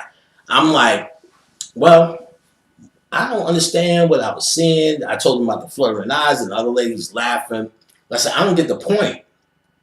So he goes... Well, you know, when I first went, you know, I thought they was attacking me. So I took out my cross. You know, I held my cross up and I was like getting back. And his mother was like giving me all these church references. Well, you know, like the preacher's wife. Well, see, he's like the preacher, the Babalawo. And I'm like the wife. So they bumping you because there's a lot of jealousy. I said, no, I didn't get a jealousy. I said, oh, wait a minute. Y'all think I believe in Jesus. Oh, no, fuck Jesus. I'm not into Jesus. I'm not asking because it offended some religious thing I believe. Because assume I believe nothing. I want to know what in the fuck they were doing. So the mother still got this church thing going on. She just had no clue. The father started picking up a little bit on what I was saying, but he didn't know my level of consciousness then. And at that time, highly metaphysical. Not really dealing hands-on with spirituality. So now, early 2000s. So now I say to him, he says to me first, well, there was a guy who used to pretend he was Shango. He said, there's a serum that we make. So they have ancient recipes and they have that shit. So that's why they stand so proud because they're holding on to some of this cultural shit. And I'm sure it's the real deal Holyfield. I'm not denying that now. And I'll tell you why I'm not denying that in a minute. This story is why I know that shit is real for them. All right. All this shit is real. It's all from our mind. It's just how you access it. You understand? Mm-hmm. So now, he says, we put the shit in his mouth. That nigga woke up and said, what the fuck is this? So I'm like, but I still don't get what are y'all doing? Like, what's the point of what are y'all doing? I still don't get it. So Then he started to pick up on it. Then he said to me, which I didn't understand. When I say it now, it's our national anthem. He said, well, you got to understand, people are just going to be people all the time. Humans are humans. What the fuck does that mean? Oh boy, is that the national anthem. Humans are humans. And this is what this is. And I get that now. What he was saying, like, no matter what it is, there's always going to be regular niggas in it. And then there's always going to be an elite within every group. Always. Always. Now, so then he started picking up on my conscience. Then he told me some real shit.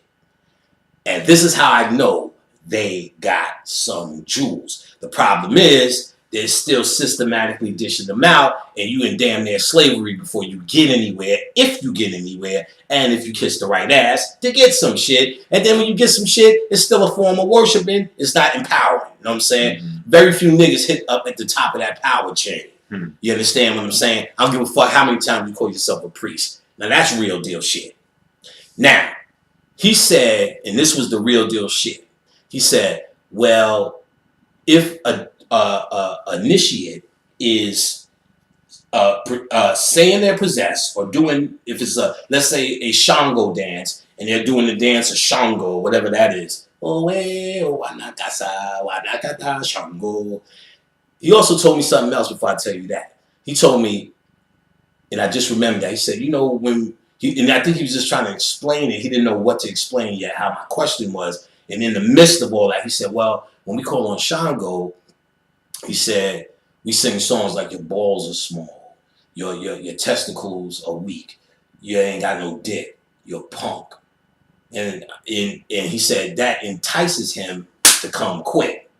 See, so it ain't, you see what I'm saying? You can still hear it's still mind tricks if you really dig into it. Because if it's just all about worshiping and adoration and it makes you mad that I rubbed this Palo book on my dick, why are you singing songs to Shango? Your dick is small. Your penis is small to entice him to come quick. Because it's not a man up there. They're trying to tell you and explain to you what the energy is. That energy or that war or that fighting energy, if you tempt it anywhere in the club, is going to come quick. If I'm in the club, I say, fuck you, bitch.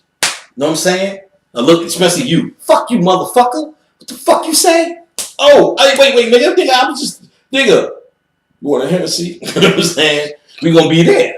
You get what I'm saying? Because that's what you do when you at war with a nigga. So you can hear that they're dealing with the energy like the energy. Mm. You want it to come, you say, look here, motherfucker, you punk son of a bitch, what's up? And they're going to show up, what's up? So you can even hear now it's a manipulation of energy. It's not a person that you adore. And he's telling me, no, he said, you got shriveled balls, you're a punk. And I think he was still feeling a way to tell me. So he ultimately says, and he used Shango all the way through the examples. He said, well, if somebody's in the spirit and Shango's coming down on their head and they're doing the Shango dance,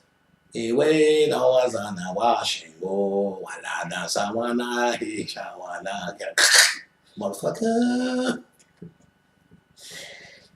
What the drummers know how to do is communicate directly through the drums with Shango. And then they start giving them commands. If the dude is not doing the commands, Shango's not there. I said, oh, so there is, see, so the drummers are initiated into that secret. So when they're saying initiation, they're talking about the secrets of old that they retain that they're now passing down and down. Because her father went to Nigeria to get those secrets. You understand? So they're saying you got to be initiated.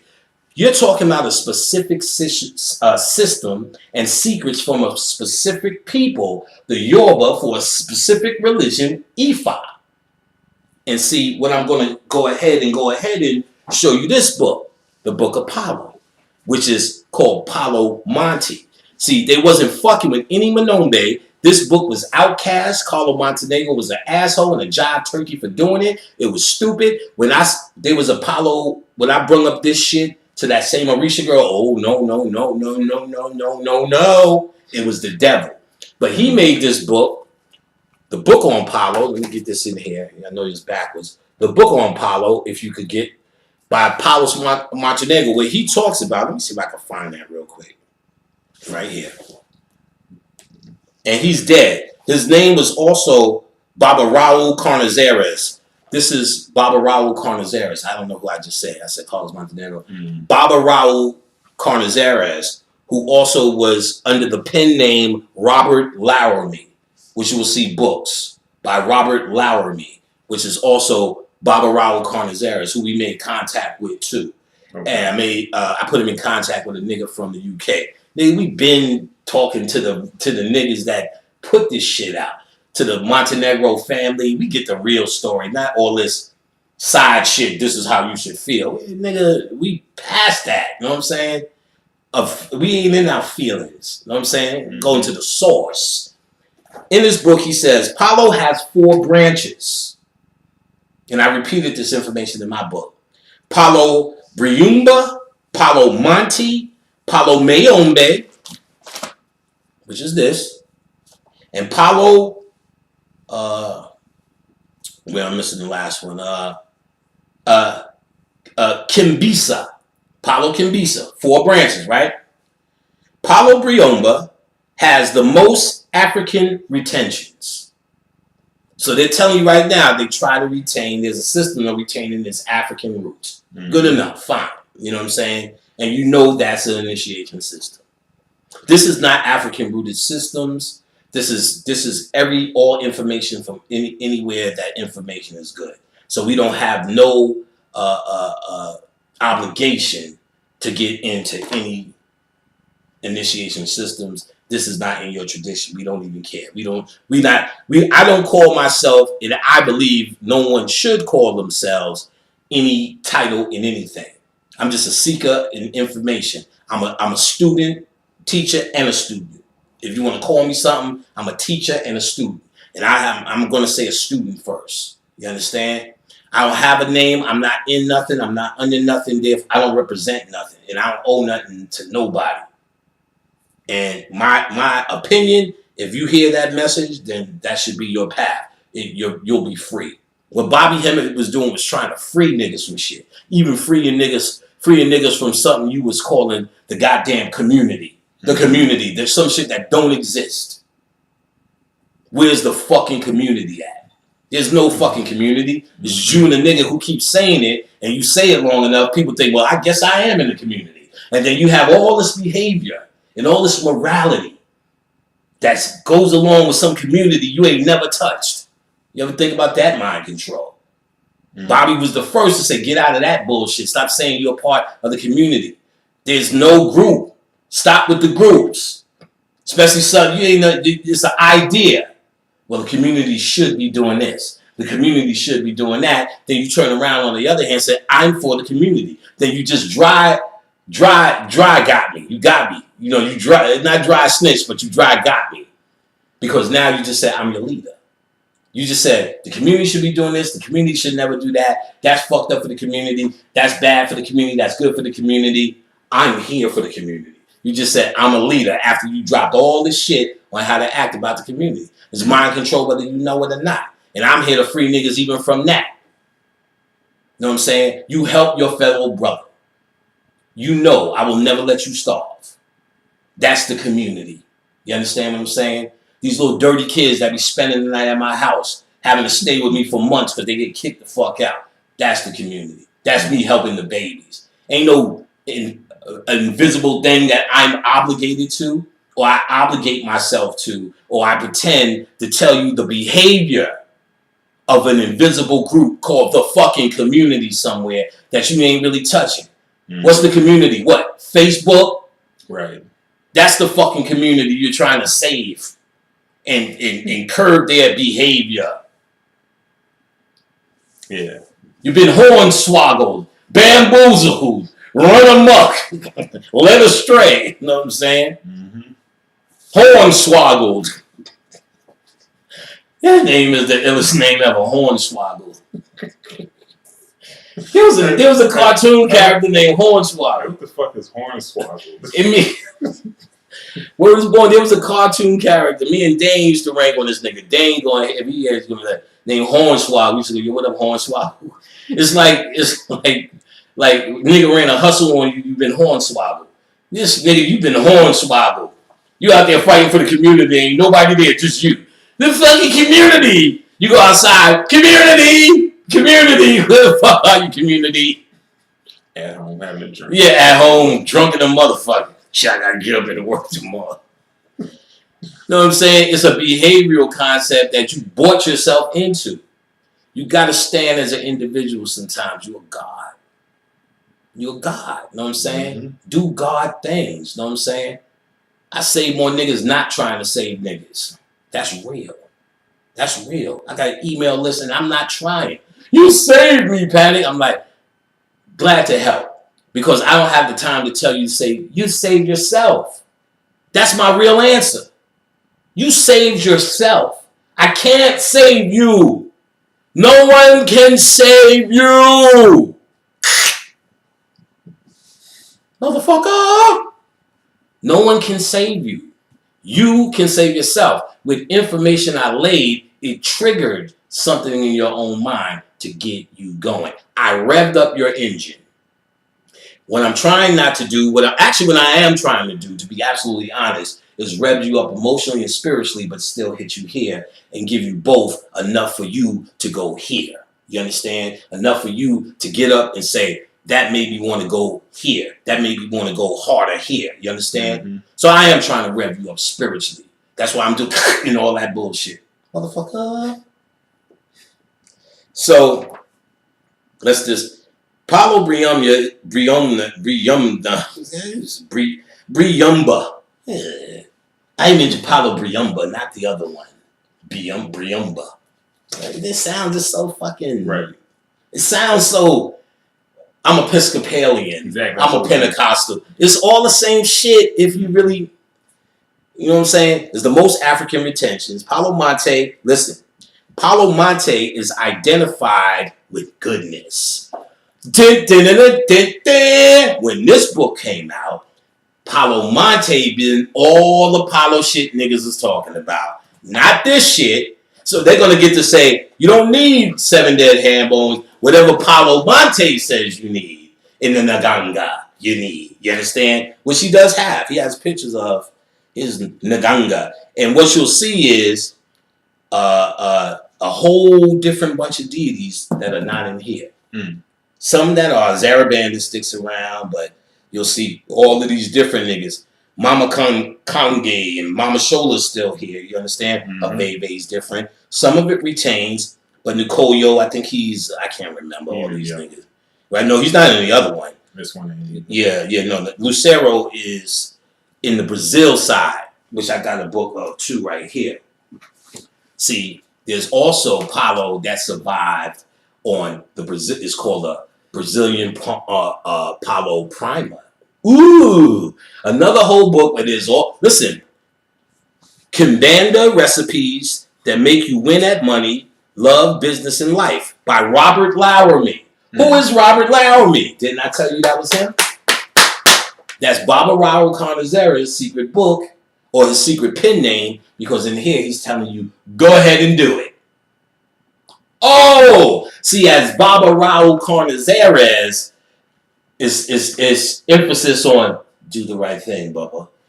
At Robert Lowermy, which I have other Robert Lowermy, here's the rituals. Here's the. So when they go crazy and shit on Robert Lowermy, Baba credentials. He's all bobbed up in this picture, all bobbed up. Baba credentials, and look at his Nganga, which there's skulls and shit around. So get to work, nigga. I don't want to lose my page. I got you. All right. Okay. Wait. There it is. I'll find it again.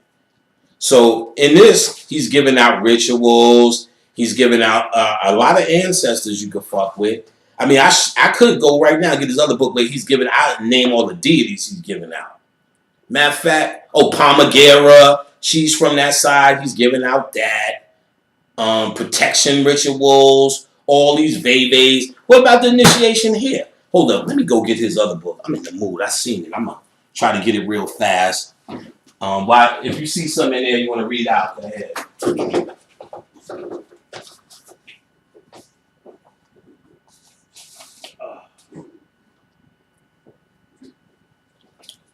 All right. And we go real quick. And I fuck with all them niggas. Palmagera is that's my bitch. Marie Leonza, who's in this book. This is another book by Robert Laramie, Spiritual Cleansing and Psychic Defenses. He gives out a gang of fucking rituals. What you do with a gang of fucking spirits to fuck with from the Congo. You know what I'm saying?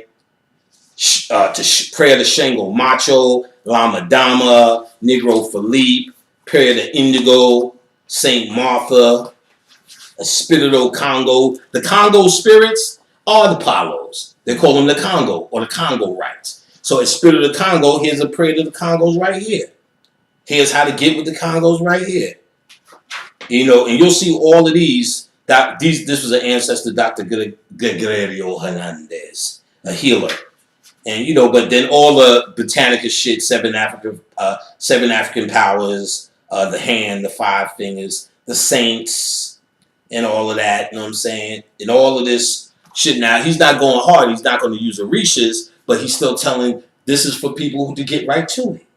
You understand? These books are everywhere, not just for initiates. It's not like these are secret books of the initiates. This is for everybody. You understand? Mm-hmm. So why can everybody do this? What's anybody doing? Why does it exist? If it's all supposed to be secret and not. This is African traditions down in the Congo.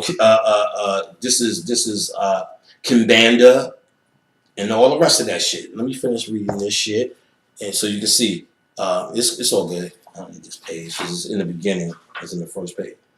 So Palo Monte is identified with goodness, and as I said, that's when this shit became popular now.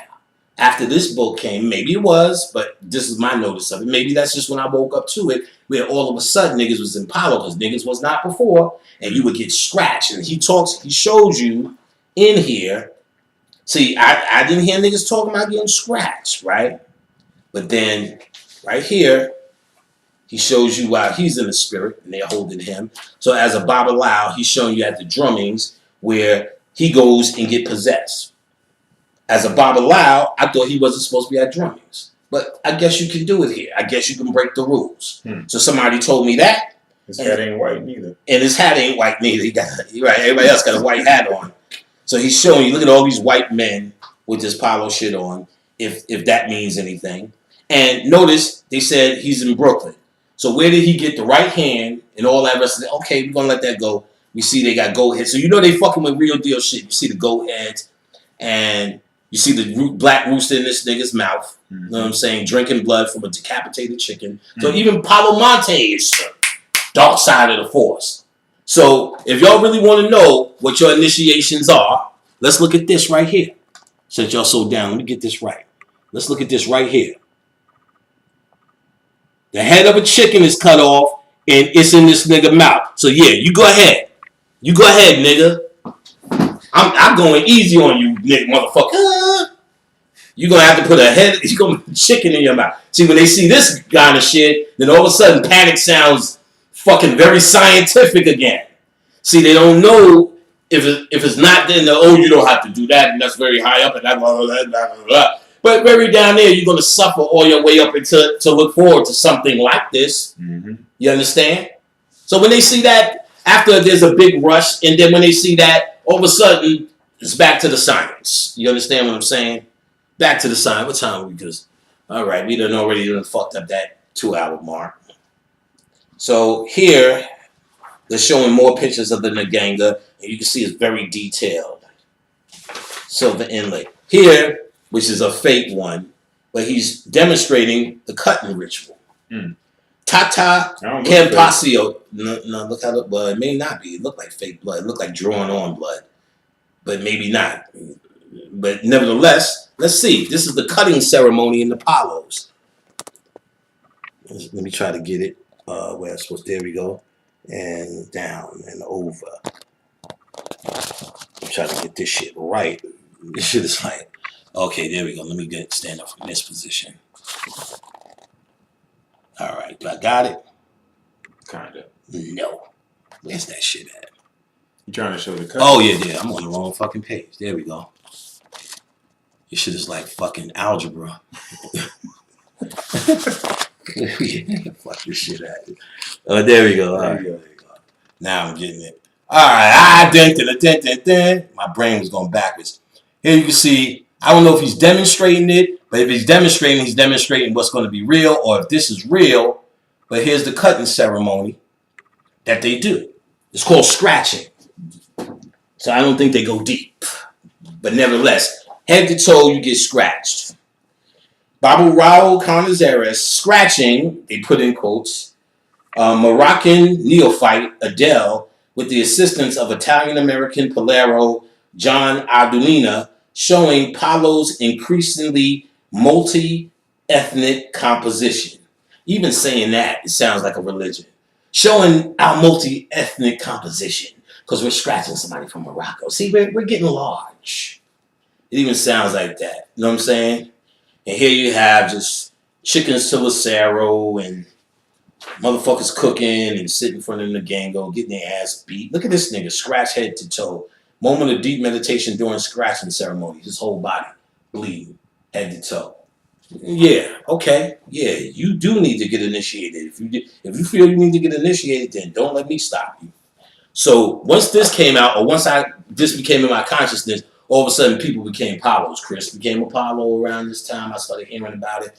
And then you would hear, remember I said Chris got his teacher to speak and tell us, wait, Bobby Hemmett, this is all wrong. And then people started going to his lectures because Chris had juice among the lecture circuit. And then people said they went and lined up to hear some Palo shit, talked all about Orishas. You say, it was just talking about Orishas and saying Palos. I said, boink, right from this book. Now that's what people say. You understand? Now, what it is, crazy. Go crazy with it. I don't care. You know what I'm saying? Like I said, this is up to that person now. Anything else I want to talk about this? Now, Bobby talked about Palo so fucking much. This nigga brung Carlos Montenegro out of fucking obscurity. Excuse me. Out of obscurity. The nigga, you didn't hear nothing from him. People were like, he's a crook. He fucked me up. I'm all fucked up. He's gone. Carlos Montenegro's crime was really, because there was a lot of Palo books in the Botanicas. They were all in Spanish. His crime was writing one in English. And people were like, why are you letting this out? We had this secret special thing. So they hated him for it. And then there's always a story somebody's going to tell us. But no, what really happened was. I don't give a fuck.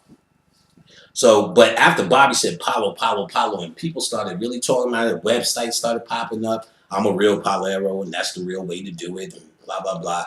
Carlos Montenegro gives out 2 more books, or some more books. But these are the books. Well, this book he gives to, because he started initiating niggas again, started bringing niggas in, and this is all his rituals in this book. This is just all the rituals. It was a rare book. A sister, I don't know if she want her name. So he's giving you ocean rituals, mountain rituals, river rituals. You can see it's his copy. Yeah. Railroad rituals. 1 black rooster, 4 white candles, honey, red wine, rum, cigar, pimba.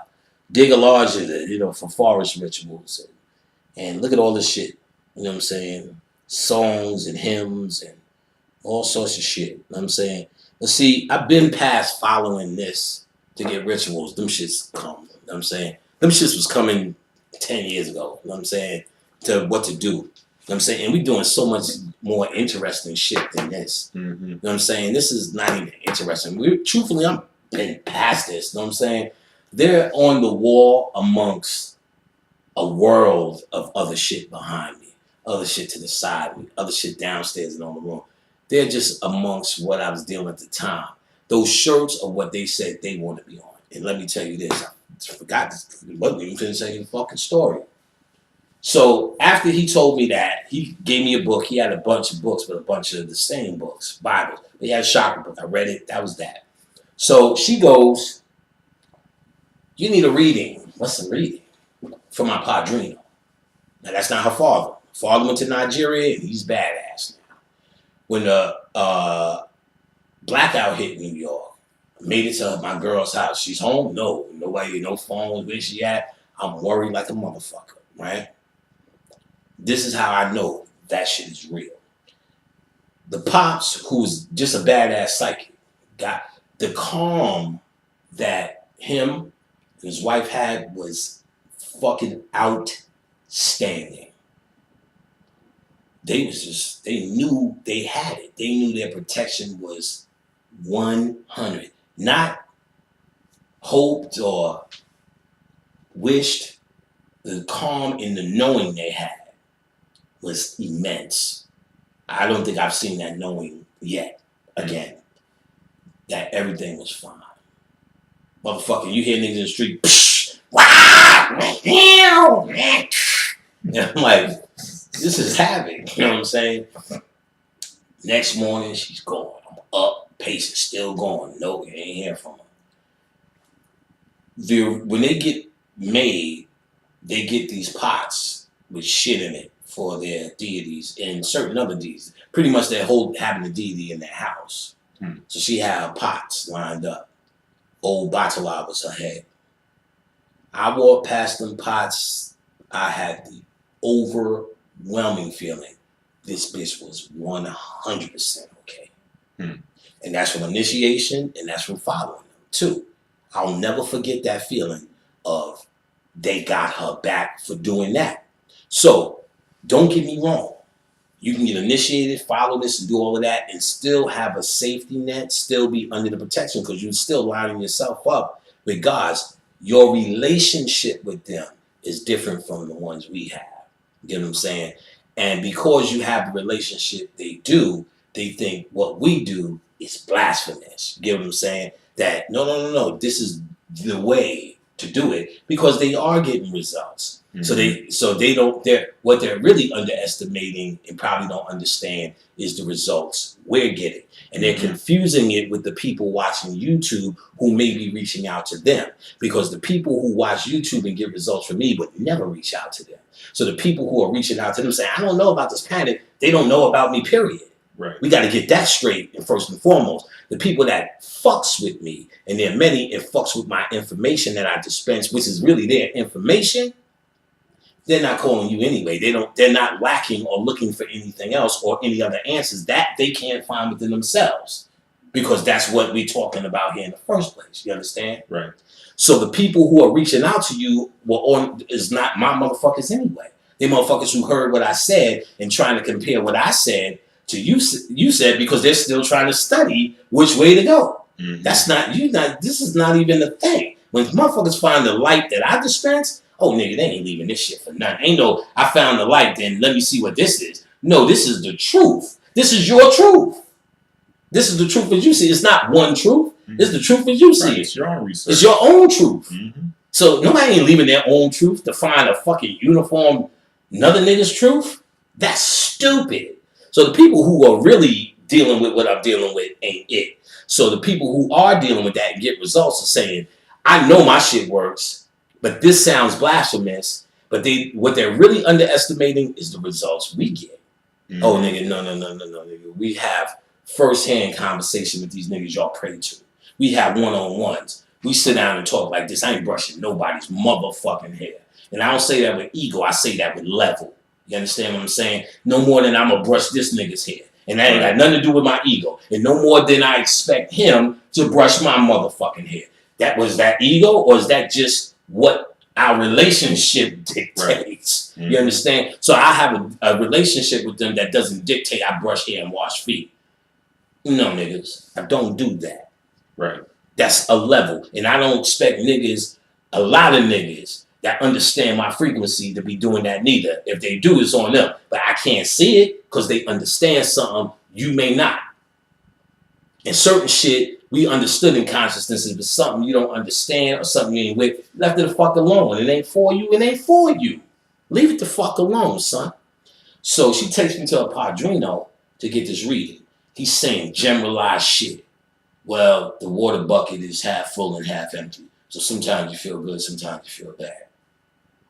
I was like, I don't know. You know what I'm saying? I'm sitting there really going, I don't know. Then he's like, well, you had many ups and downs. And, saying this shit that everybody would go through. I'm like, what the fuck? I don't know why I'm there. Like real general shit. General to the max, not even creative general shit. But see, what it was, they all wearing white and I'm saying Alafia, and I got my hip hop street shit on, so he thinks I'm nothing. Just, though, they all was looking at me like, you're not in the church. Oh, you know, who's this? Yeah, I'm not wearing white, I'm not going Alafia, Hotep, Obudagani, and all this bullshit. I'm like, hey, you know, hi. You know what I'm saying? They're like, oh, a normie. I'm a normie. You know what I'm saying? Like, I remember sitting there in circles with them like, oh, this is interesting. While they talking, they were talking about crystals. And I want to know what he thinks about this. They want to see if it's the shit they saying, no, there's cameras in your TV. And actually, later on, I found out they just were repeating what Phil Valentine said. And later, I used to see them at Phil Valentine's lectures.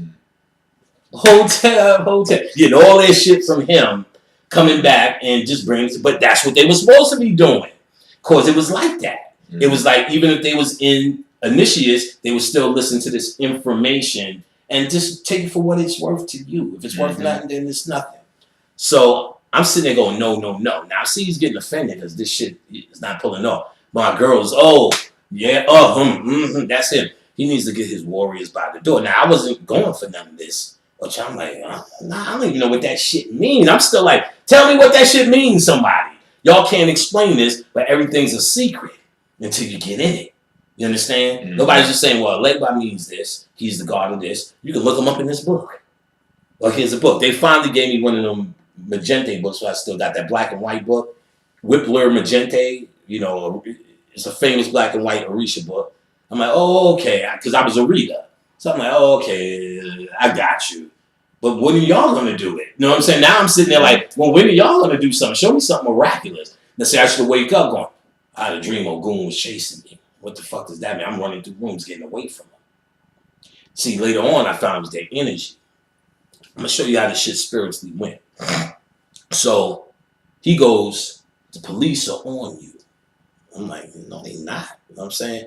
This is all what they call a psychic code reading. Something I learned later in mind control books. How to look at a person, their attire, and what they think about a person. See, I could see you walking in the crowd with an arm. Brother, just seeing your arm. Oh, the shit. No, the shirt you have on right now, which is Anubis. You're walking in the crowd, we at the Malcolm X Fest. Or we at something less than the Malcolm X Fest. Or even better yet, the Malcolm X Fest. Because we got a whole bunch of just people who want to be black. No, nothing necessarily spiritual. I see this shit, I go, oh, brother, let me stop you for a second. Damn, I just had to stop you.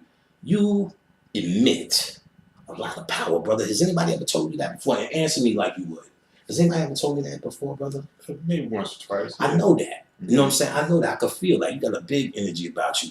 You are not like everyone around you. I could feel that. You know what I'm saying? I can feel that in your energy, kid. What do you study? A little bit of everything, you know. Your mind is free. You see, I figured that about you because there's a light with you, brother. You know, I don't share this with a lot of people. You know what I'm saying? Like a lot of people around here, you know, they come get my readings. I've been doing this for 10 years. You know what I'm saying? My name is Brother Panic, by the way. All right. Nice to meet you. What's your name, brother? Elijah. Power, kid. I feel that power in your name. You know what I'm saying? Yeah, see, guys like you ain't like regular folk. You know what I'm saying? You know what I'm saying? Minds like this, you know what I'm saying, have divine light. You know what I'm saying? There's a light in you, brother. You know what I'm saying? There's a light in you, brother. You know what I'm saying? I've been doing this for a long time. You know what I'm saying? I've been dishing out, but you know what I'm saying? I don't put a lot of people up on this. I have something called a herb pack. Okay. $25. Now, that's cheap, but what it does, it opens my mouth. For guys like them, you know, it does this trick. I survive. I don't need the money. You know what I'm saying? I survive. But for guys like you, you know what I'm saying? It's a whole different spirit. All natural herbs, all this. You know what I'm saying? Here now? There you go, brother. Always keep it with me. That's what I'm doing here. You know what I'm saying? Let's make it happen. So I see you need to give me your information. And then what I did was just pick up off of your shirt and gave you and told you everything you wanted to need. Now I can go the other way with you too. You got a mad face. Brother, can I stop you for a second?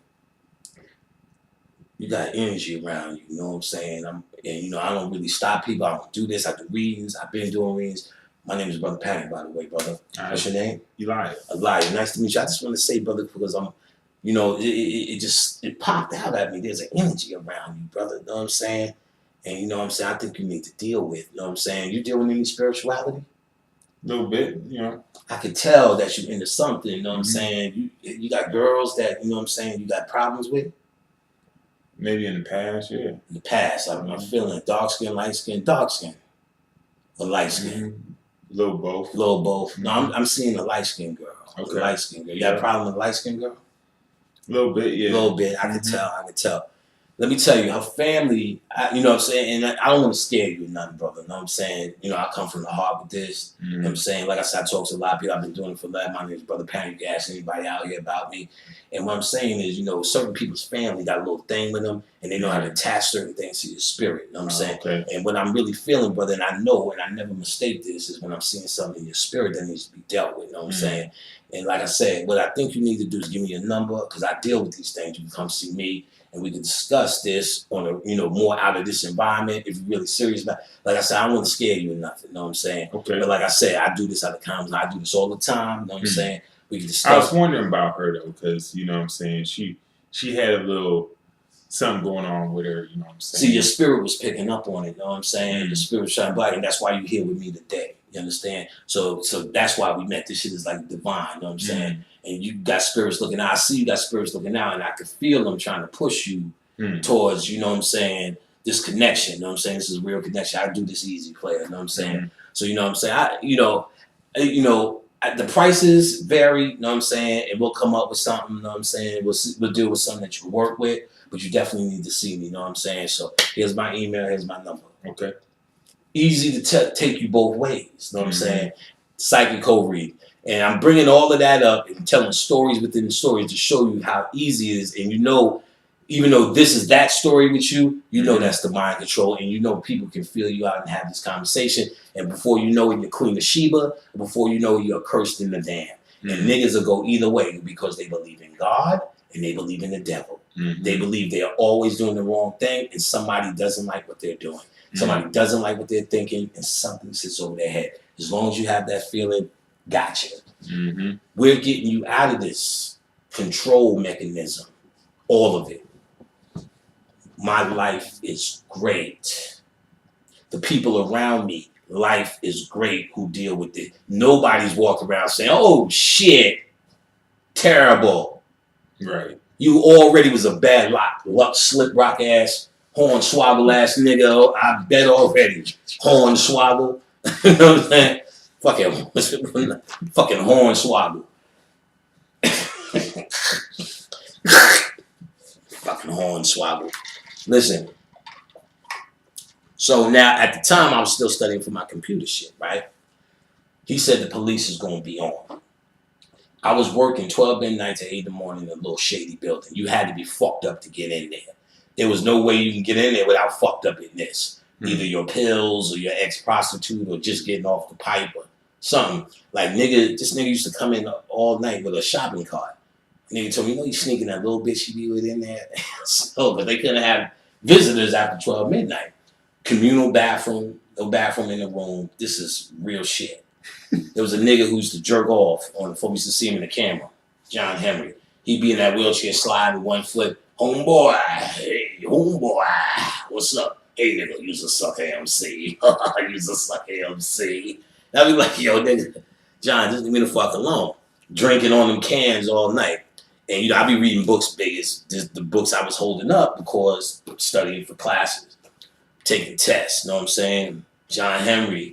Making noise. One night that nigga every night was a show with this thing. Jerking off everywhere. One night, like the way it was sit, like say we sitting at the table, I'm sitting right here, partners here. Behind me there's a big room, a rec room, that comes in a big circle. It comes out the other side, on her side to the door, which is in front of us. So it's like a big circle. So behind us is the rec room where a fish tank, a big ass TV was in there. So the monkeys would be in that motherfucker watching TV, right? So I came in and all the monkeys was in there. And because the Wizard of Oz was on. And so I'm like, oh, the Wizard of Oz is, so they back in there, you know, they back in their feelings. So I walk in John Henry in the middle of the floor. The chick that I'm relieving is looking over to watch the Wizard of Oz. Boom, he said, he's just beating it like this. In the front lobby. I said, oh shit, to the Wizard of Oz. I'm like, Oh shit, motherfucker. I said, yo, John, yo, what the fuck is you doing? I said, cut that bullshit out. He said, she shouldn't have boomed over in front of me like that. She shouldn't have boomed over like that, homeboy. Homeboy, she boomed over. Don't boom over in front of me like that. Nobody boomed over in front of John Henry. Motherfucker. I said, nigga, I'm not even gonna tell her. You know what I'm saying? This wild shit every other night. The cops came constantly for him. 4 or 5 times a night. They just walk in and everything good. All right. Didn't even make a report no more. Now, we was the bad guys. We would tell niggas, y'all gotta go. You know what I'm saying? 12 midnight, no company. So we was the rain on your parade niggas. One nigga, Ellis. Big nigga. Ellis came down, was like, yo, man, why y'all make me go all the time? I'm just up with my girl. She's sick. I'm laying down. I'm trying to help her. Chick next to me, I wouldn't even say that. I didn't give a fuck. Those are the rules, Ellis. You're going to have to go, Ellis. She was a hard Christian. I'd be like, you know, ain't no such thing as Jesus. She was going, nah. Like, so I said, so I go to get a hero, right? And this is our desk, right? That's the front door, like where the camera's at. So I go to get a hero. So Ellis is still outside in the front. So I'm coming through the front doors. Ellis said, yo, could you tell my old lady, blah, blah, blah, blah, blah, blah. I said, I ain't gonna lie, Ellis, this ain't the Heartbreak Hotel. And went in, boom, closed the words born. I'm sitting there eating a hero. Ellis is looking out the door like this. I'm going, I'm like, this is fucking getting creepy. Ellis was sitting there like this. He ain't move. I'm like, these niggas is really retarded. So another day, 2 days later, and this all is in the middle of this reading. Police reading. 2 days later, come downstairs. I mean, he comes downstairs. I'm sitting in our spot. Not even thinking about it. He said, I hate when y'all throw me out. And this motherfucker right here. I said, oh shit. Now they see me reading the book. John Henry down there. Oh shit, homeboy. So I'm like, he said, this motherfucker right here. He said, yo, why don't you step outside, dude? I said, Mr. Ellis, this is what I promise you. If your girl was sucking my dick, I'd go outside and beat the shit out of you. Just from the love in my heart. But she's not. But if you can go and get your girl to suck my dick, I'll be happy to step outside with you. That nigga said, oh! I said, no, Ellis, what you need to do is turn around and keep on skipping. I will fuck you up in here. So he kind of backed off a little bit, right? So I was like, yeah, you see, I wasn't talking about spiritual. I used to love to talk shit with niggas. I used to say the most grooviest shit for niggas. and this is gonna have a real big point. This whole story I'm telling. And then he said, so he left. I was there. She was like, oh shit. I'm like, some niggas got me twisted. You know what I'm saying? I'm reading these books. You must, I'm trying to, I'm busting these books, doing all these tests. One time, John Henry came, my homeboy, what you know about this? Had the little radio. He kept playing all night, my whole shift. This must be heaven. All night. This must be. Words I'm taking my test so I can hear it. This must be heaven. Words won't fail that test. I'm mad. 250 a pop. You know what I'm saying? Mm-hmm. So John Henry talking shit. Oh boy, I said, John Henry, yo, chill the fuck out tonight, yo. You already made me fail the test. I ain't feeling you. Got up. Said, man, shut the fuck up. Smack the shit. How does it feel to hit a man in a wheelchair, homeboy? I said, this nigga, stop. And I ain't smack his grill off. Mm-hmm. But I'm like, man, shut the fuck up. How does it feel to hit a man in a wheelchair, homeboy? Sucker MC. I'm like, this nigga don't stop. He shit pissing his wheelchair every night. And then he get up in the morning, hey, what's up? Just be dragging that one foot. Hey, what's up, nigga? So, a couple more nights now, this reading happens. I walk out the door. He said, police is on you. So now, Ellis, and not even thinking about nothing about this Ellis shit that's in the middle of it. Another third night, Ellis is walking in the building with his lady. Ellis got suitcases with his lady. He pressing the button. Lady next to me, you can't go up there, Ellis. You can't do it. I'm gonna write her up. Yeah, she was that bitch. Mm-hmm. So his lady said, don't come up. They gonna write me. I can't. Now he embarrassed. This nigga right here. I said, oh. You know what I'm saying? And I didn't even say nothing to the next. Oh. I said, look, Ellis, come on, Ellis. Ellis, don't do it. Ellis started walking toward me. Came out of this shit. Kicked the chair back, walked over. Bop! Bop! Shirt over the head. Bop! Bop! You know what I'm saying? Shit is spinning. Threw him in the back room. Boom! Smashed him. Pow! Under the fish tank. Pow! Lady. Ah! Then I caught me. And I said, oh, I'm working. You know what I'm saying? So I went back in front of the desk now. I'm standing there on the side where he can just walk straight out. I'm still standing up. He making the nigga sound. He going crazy. She trying to hold him back. She doing this shit for like 30, 45 seconds. I said, Ellis, I'm here all night and I love to do overtime. You know what I'm saying? Mm-hmm. I'll beat your ass all night. She let him go. I said, all right, Ellis. Shirt over the head again. Boing, boing, boing. Threw him on the floor. Boom. He's coming up out of his shirt doing this shit. Yeah, still doing it. I said, Ellis, really? Then he put his hand flat. I said, get your fucking hand out of here, faggot. Get out of here. She was already on the phone. Police, police. So his lady said, shit. She started cleaning up the blood. She's doing all the evidence. The Christian lady, she had no front teeth. She said, you beat the snot out of him. Like the way she said snot. You beat the snot out of him. And I'm thinking in my mind, I ain't really pounding. I'm thinking I'm stopping. I'm sitting down, we waiting for the police. His lady come around. She said, you gave him an old-fashioned ass whipping. I said, what?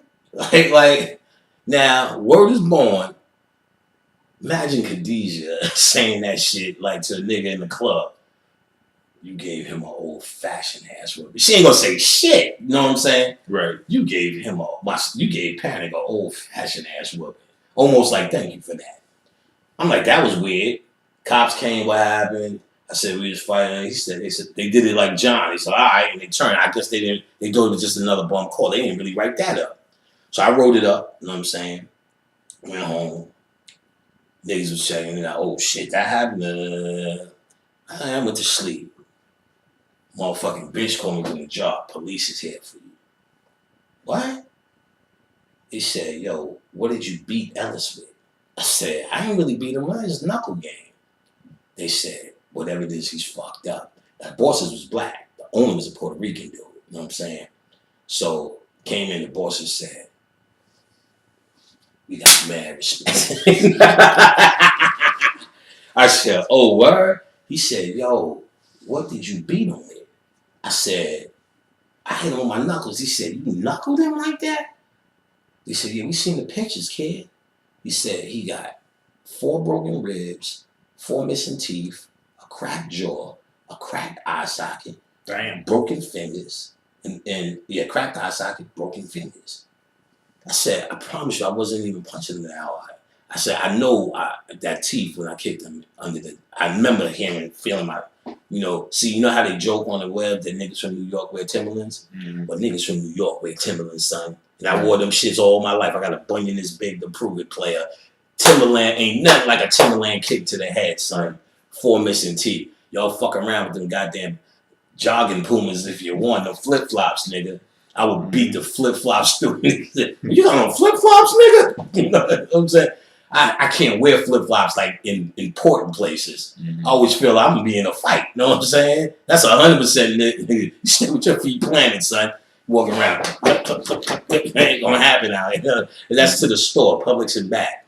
But you know what I'm saying? Timberlands, them teepers. I felt it. That's what made me stop and walk to the front the first time. I said, oh, you know what I'm saying? And she yelled.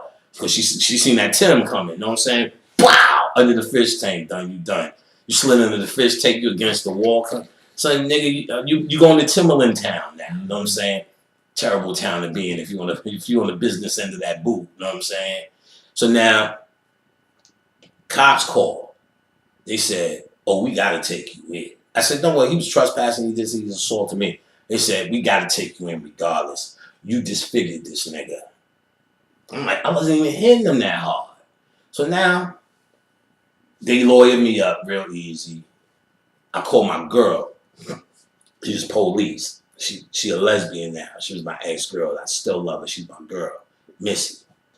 She already retired back then. You know what I'm saying? She did her time. She joined when we was little. Did her time. Said, fuck you motherfuckers. Got the pension. Bumped up the ladder. Got the pension and bounced. Now, called her. She said, what's the cops name? Oh, I know that nigga. Hold on. Call this nigga. He said, all right, I'll take care of him. Went through, processed me real quick. Went to, you know how you spend the 3 days, the 2 nights and all that? Went right down to the bookings. Went through the booking. Went through the booking straight down to the lawyer's bin. They brought me right upstairs. They didn't put me through the system, the process. They brought me right upstairs to wait for the lawyer. You look right out. My girl Missy came. I'm gonna get your case called first. All right, niggas like, give me a. She's like, I got you, boo. I got you. I got you too. Said, give me 1 second. You know what I'm saying? Ain't fuck with them niggas. Boom, called my case. ROR, let me go. Went to court a couple of times. Circumstances dropped the case. Niggas told me later Ellis got like $250,000 for that. Damn. Sued them for the insurance company. They lost the contract. You know what I'm saying? They moved me to another building with crazier people. I used to walk the floors and bitches be naked in there, like fat bitches be naked in their room with the door open. I'm like, oh, these are the pill bitches. These are the real pill niggas. You know what I'm saying? But there's a booth. You can watch TV and then close the booth. You know what I'm saying? Knock the fuck out on your shit. So I did that until I finished, and that was that. Now, but I get home. A girl says this. And I didn't know about these such things yet.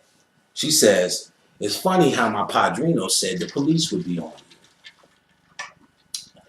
Dun, dun, dun, dun. Now, what I didn't know then, which I knew later, and I'll tell you how I knew later, is he put the police on me. Like I said, they still got their tricks and dips from the old country. Mm-hmm. How to get the law on your ass real fast, which he really did. And so I didn't know. Took a spiritual bath. It was all for me. Done. I hadn't thought about it for years. The next event, we were to go to her padrino, same dude that did the readings, birthday.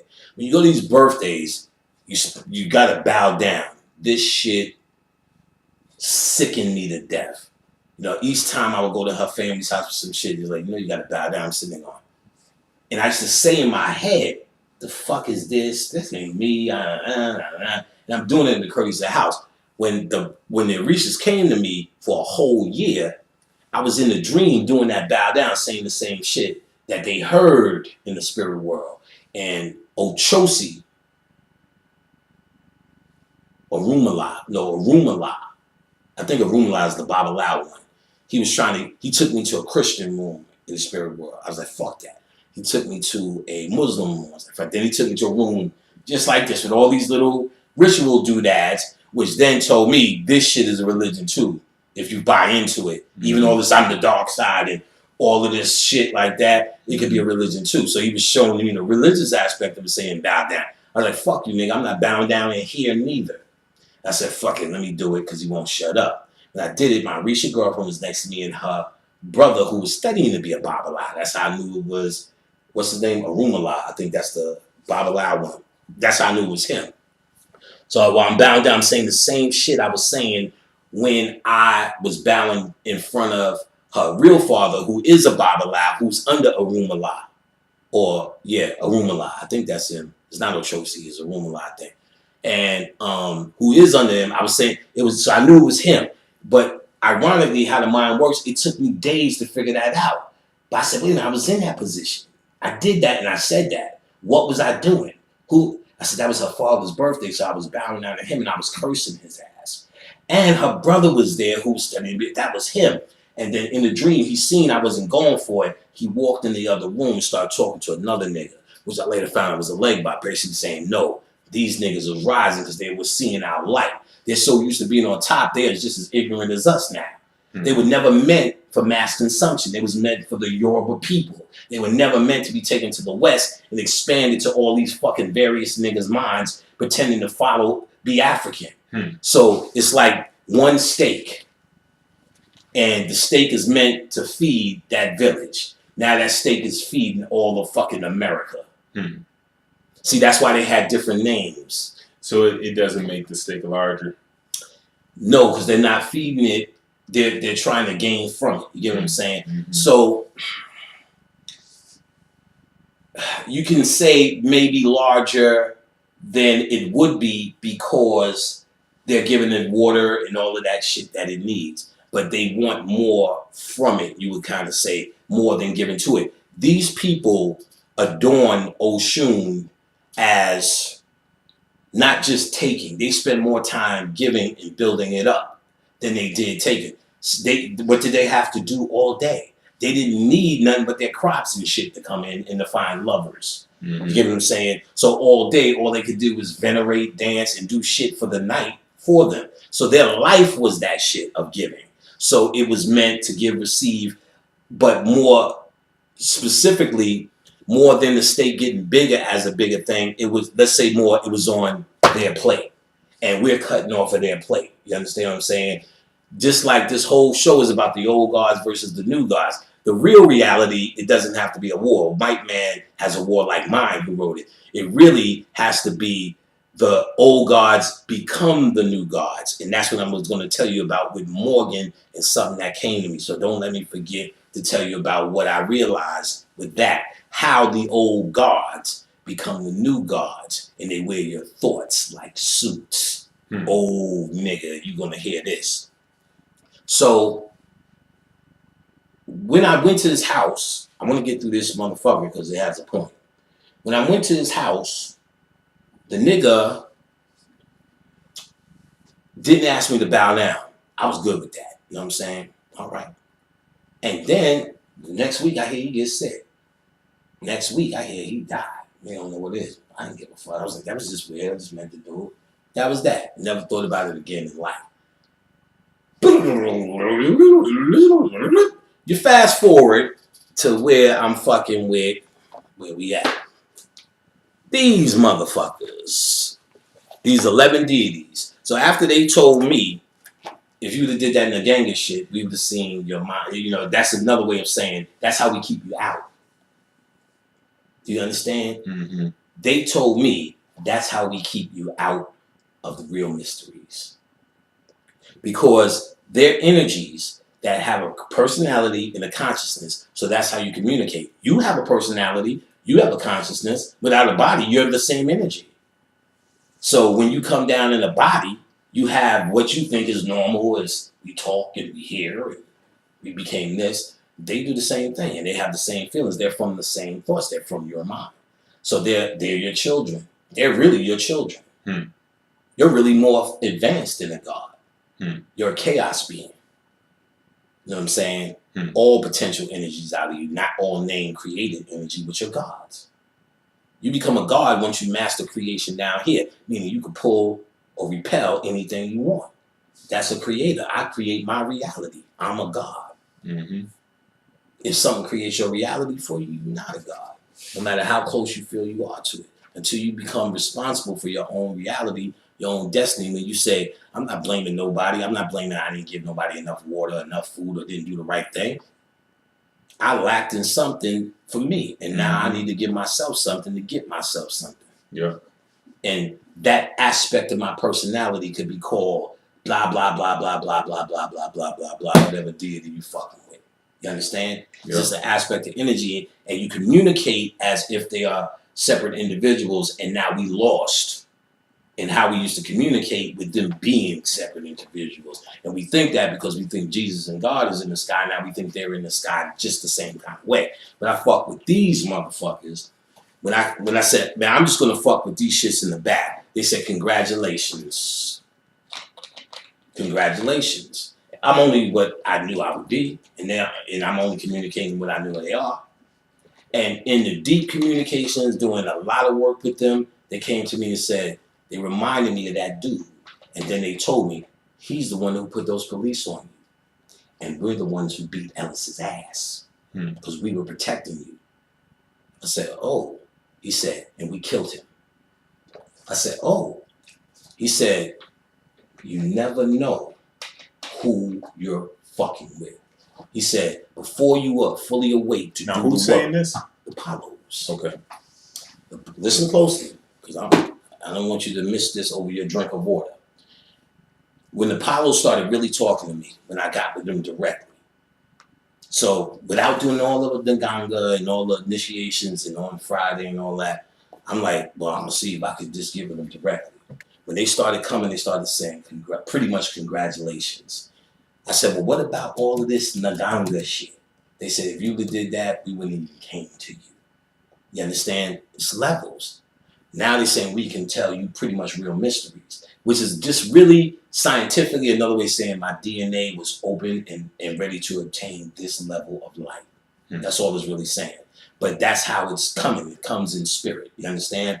So now, not at this time, but at a later time, they reminded me of that priest who gave me that reading.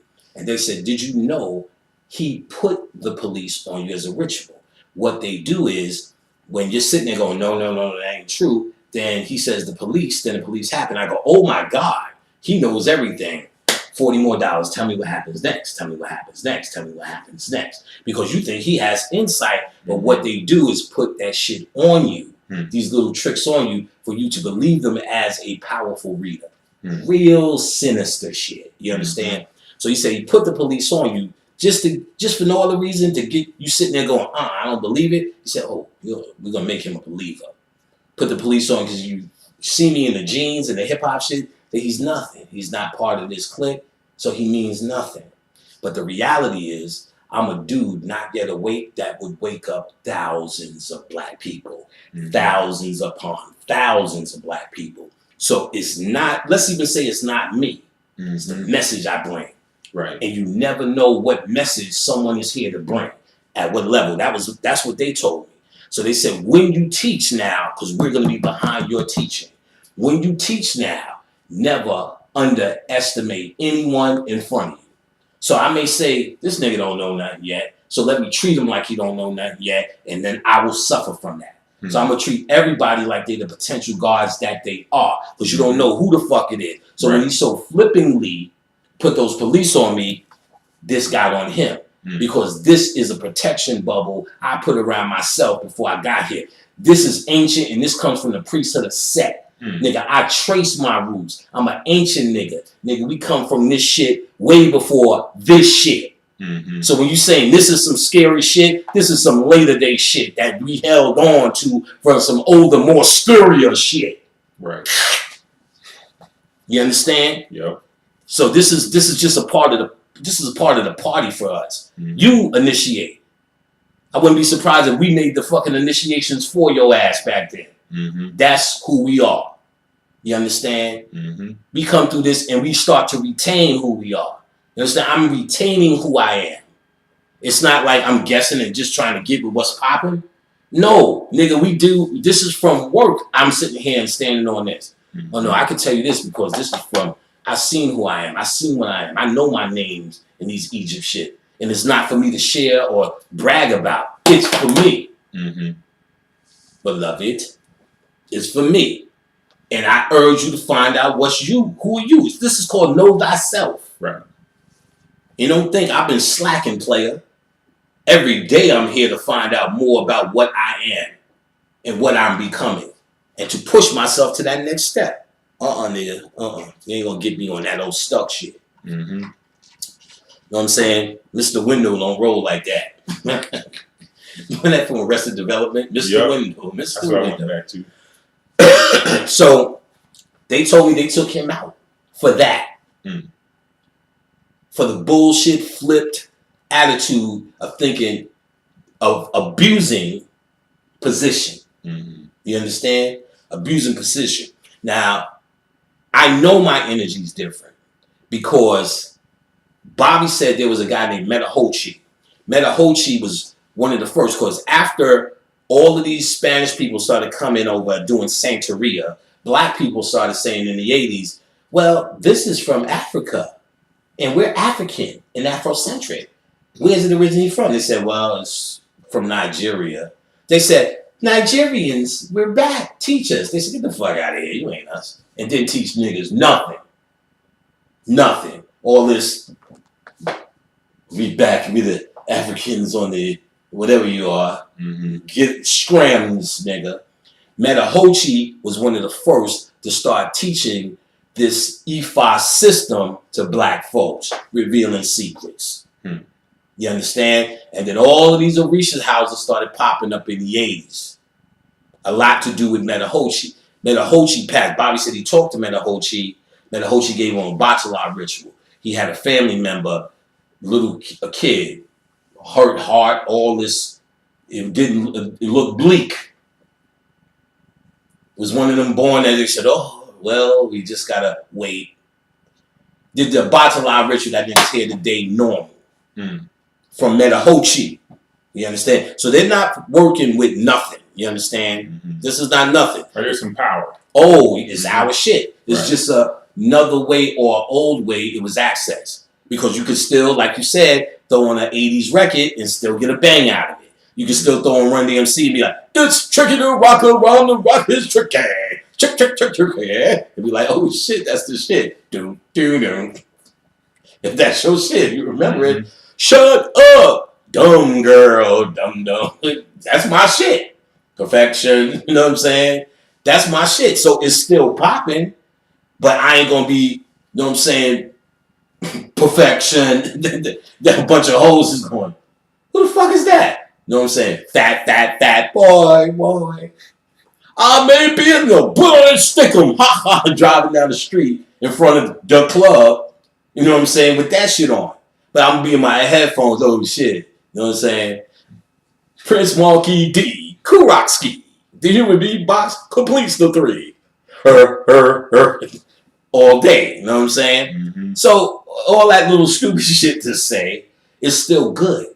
You know what I'm saying? So I'm not saying it's not good. I'm saying this is a different thing. It doesn't really cross. It really, in the end, it really doesn't cross paths. People kept crossing paths with it because here's the real deal. Here's the real story. I was telling you the real story, but here's more of the real story. When MySpace came out, you had a bunch of people who found all of these new niggas. And you were official based upon how your MySpace page looked. I have a spooky MySpace page. I got all these inboxes, nigga. You got to be the man. And know what they asked me? Please initiate me. It was a laundry list of please initiate me. And my answer was, you don't have to get initiated. And there was niggas who used to be lecturing. Nigga, get on your magic, do your magic. This shit is all about magic. Get on it, know thyself, this and that. When they started seeing them long laundry lists of people saying initiate me, they got on radio shows going, wait, don't fuck with this unless you get initiated, son. Oh, no. You can get something attached to you. And man, oh man, be fucked up. There was a girl came to my house, got something attached to her. She was trying to do her own shit. And she can't get it off. She had to come and see me to get it off. I'm like, your whole shit changed. I'm like, where did this whole shit change? Then I started seeing, that's some shit. There we go. I started saying, oh, my inbox is saying, I got $2,000, I got $3,000. All I do is change my tune. Because nobody didn't know nobody. They thought that's how you did it. So then I started seeing a whole gang of niggas, you got to get initiated. So Bobby was always saying it. Now I'm saying it. Motherfuckers was going deep, hard. Because now they was on the debate level. I said, oh, y'all want attention. Started breaking down all of this shit, what it is. I said, nigga, you could be homeless, find this fucking book, or not even this Palo book. You could find this goddamn book called Myths of the Goddess, and all of a sudden not be homeless, and that's your initiation. Initiation is not a particular thing. Initiation is you come into something new, and it impacts the psyche to change your life. The initiations they're talking about were created for that purpose, and those aren't more magical than anything you can make. I smack the shit out you, beat you, cut you, and say you're initiated. If in your mind you believe that's what you have, you know what I'm saying? You can make it real in your mind. Well, if they can make it real for you, then it's real for you. Right. You understand? And that's just really what it is. That's all it is. That's the process. That's all it is. So when you're saying you got to get initiated, they're saying that like you got to go through a particular thing to be that. And you probably do to be under this one or under that one. But damn, You know what I'm saying? At the end of the day, you seen the books I held up, the thickness. I've seen more than you can read in a lifetime of these around the world. Why would you even connect yourself to one when all of those things are talking about you? That's scary to me. Mm-hmm. Scary to me. You know what I'm saying? I don't know. What was he talking about before that? I know you didn't remember. Well, you're supposed to talk about, who was it, Marcus? Or No, we're not there yet. I was still talking about something. This guy, okay, well, this guy, so it told me that absolutely be fair with everyone. So later I'm like, I still wasn't believing that, and I still didn't, at that point, I didn't connect what he did with what was happening. I didn't know that was a thing yet. So she said, you need to get a reading from my father, an EFA reading. I'm like, what's the difference between the shit I just got? You know what I'm saying? She said, this tells you why you came to the planet.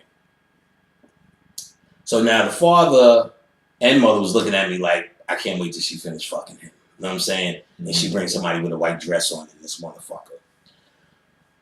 So we go, he's doing what you call the EFA reading, very different thing. And I felt it was different. First of all, he said, take a sip of this. All right, now we in the right place.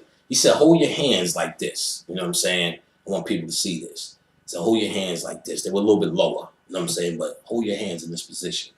Niggas fucking with his board, you know what I'm saying? Which I read about later, flipping his whatever. He said, your numbers are really high. And whatever that meant to him was really shocking. Remember that I'm the nobody. Mm-hmm. He said, oh man, he said, you already did all of this. Straight out. I had, listen closely, no clue what he was talking about. You already did all of this.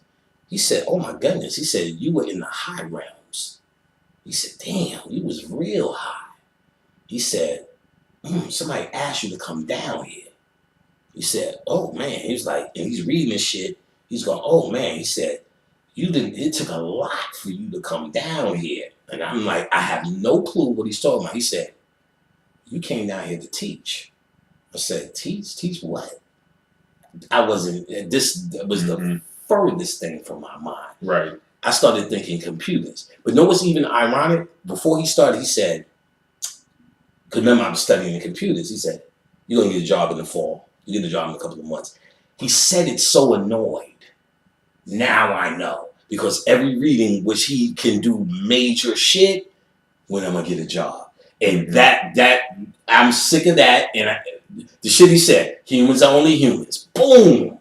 I know what that means now. I had no clue. And he said, and I could see how disgusted he was as if I was going to ask this question about a job. I didn't know what to ask him. But he heard it so much, he said, you're going to get the job in the fall. And sure enough, $50 an hour right in the fall. Actually, my stepsister right there hooked me up with some African dudes. Okay. A Nigerian who, when I brought him to their house, was looking around clueless. I'm thinking, because now I'm finding out this is from Nigeria. I said, oh, he's Nigerian. All this shit was spiritual. He's Nigerian. Come on over. You know what I'm saying? He's looking around like this. He said, my parents are Christian. He said, what I seen in his house is like the ways of my grandfather. He said, they used to do this. He poured out liquor in front of his house. They used to do that. He said, that's as good as it gets. We're in Christianity now. Boom.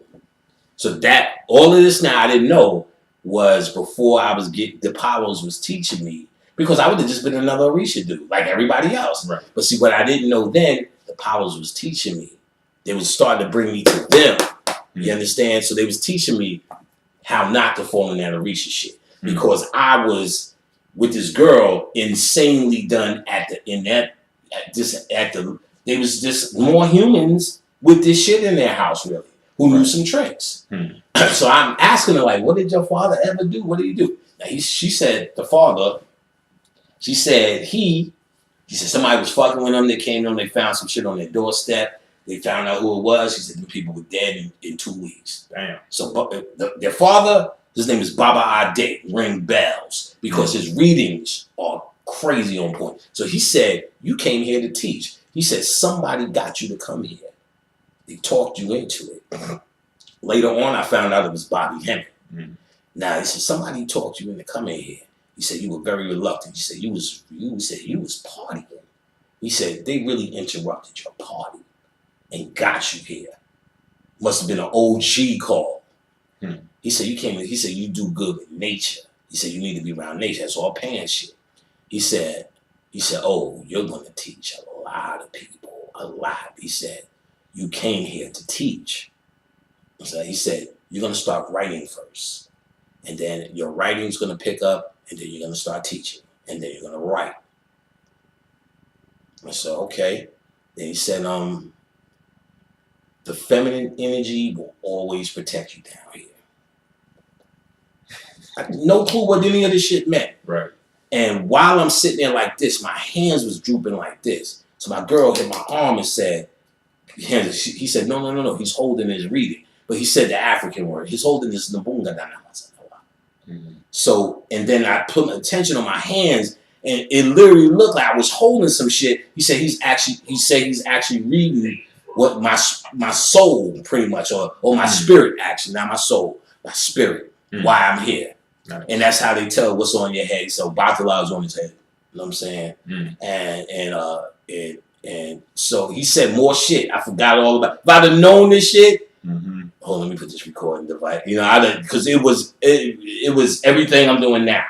So now so what it told me really was there's some fucking jokers in this shit and there's real shit. And if you're a real motherfucker, and now here's one other thing I forgot. Very important thing. The night I came back from the reading, and the father was telling me about Shango and all that shit, this is what he said, and the daughter looked baffled. He said, because the mother started saying, like, church member, we don't go to these drummings, we don't do that, we don't get people made anymore, we don't do it, we stay out of it, we stay home, we do this. Baba Day. See, he'll go travel around the country and do readings, come back with that loop, do classes and all that good shit. Now, but it's going to that, participate in the community. They was like, we dead. He said, well, and this is his words, we found out, and why didn't I say this earlier? He said, we found out that we didn't have to be initiated or made to get enlightened. I had no idea what he was talking about. The daughter looked like, and he looked like he knows it's something he can't say a lot. This I promise you. This I promise you, he said those words. He said, I'm remembering it sporadically. This I promise you, he said. And it didn't mean anything to me. It means something in this conversation. So I'm glad I remembered it, because I would have been pissed if I remembered that later and didn't say it. So I'm glad I remembered it, but this shit is coming back sporadic, but right on time. The nigga said, right in front, he said, we didn't have to get made. He said the words made. He said, we didn't have to get made. I'm going to get it right. He said, we didn't have to get made, or I don't know if he said initiate. I don't think he used the word initiated. I don't remember that word. He said, we didn't have to get made or something to get enlightened, to find this information. He basically was saying, what I get from that is he's saying the enlightenment, people think the enlightenment comes from this own path. And what he found, just reading another book. Now, he was listening to the level of book he was on. That E. Lord Tolbert guy, Oprah Winfrey, The Power of the Now book. A nigga who's on Oprah Winfrey. Oh, Eckhart Tolle. Yes. Tollhart or whatever. Tollhart. He was reading this book, The Power of the Now. He kept going through it. And I was like, that don't seem too complicated. You know what I'm saying? But he was like, we don't have to get initiated. He didn't say initiated. He said, we don't have to get made or something to, and I'm not really counting out that he said initiated, to be enlightened. Now, I know the book he was bragging about, telling all his wife's sisters about, was The Power of the Now. You know what I'm saying? This book. I'm like, I think it's totally. Oh, it might be. I don't know. You might be right. Fuck, read that. You know what I mean? That's like, you can read the back of that book and get the gist. You know, there's no future, there's no past. You know, that book was big for a lot of people. I'm sure it was. I'm sure it was. That spiritual principle is all found in all of this shit, though. It's found in all mythologies and all this shit. So if you read and study in collective of books, that's just common knowledge. But to have it in one book that says straight out, the book The Secret was big. But we know they're from the laws of Tahuti, do we not? Yeah. So when I understood the law of cause and effect, the sixth law of Tahuti, or sixth law of Tahuti, then I don't need to know laws of attraction. Law of attraction is just a made up thing, actually. It's really cause and effect. You following what I'm saying? So when you know time doesn't exist, future never comes, and there's nothing you can do out of past, you know there's now moments. Mhm. That's really it. Yeah.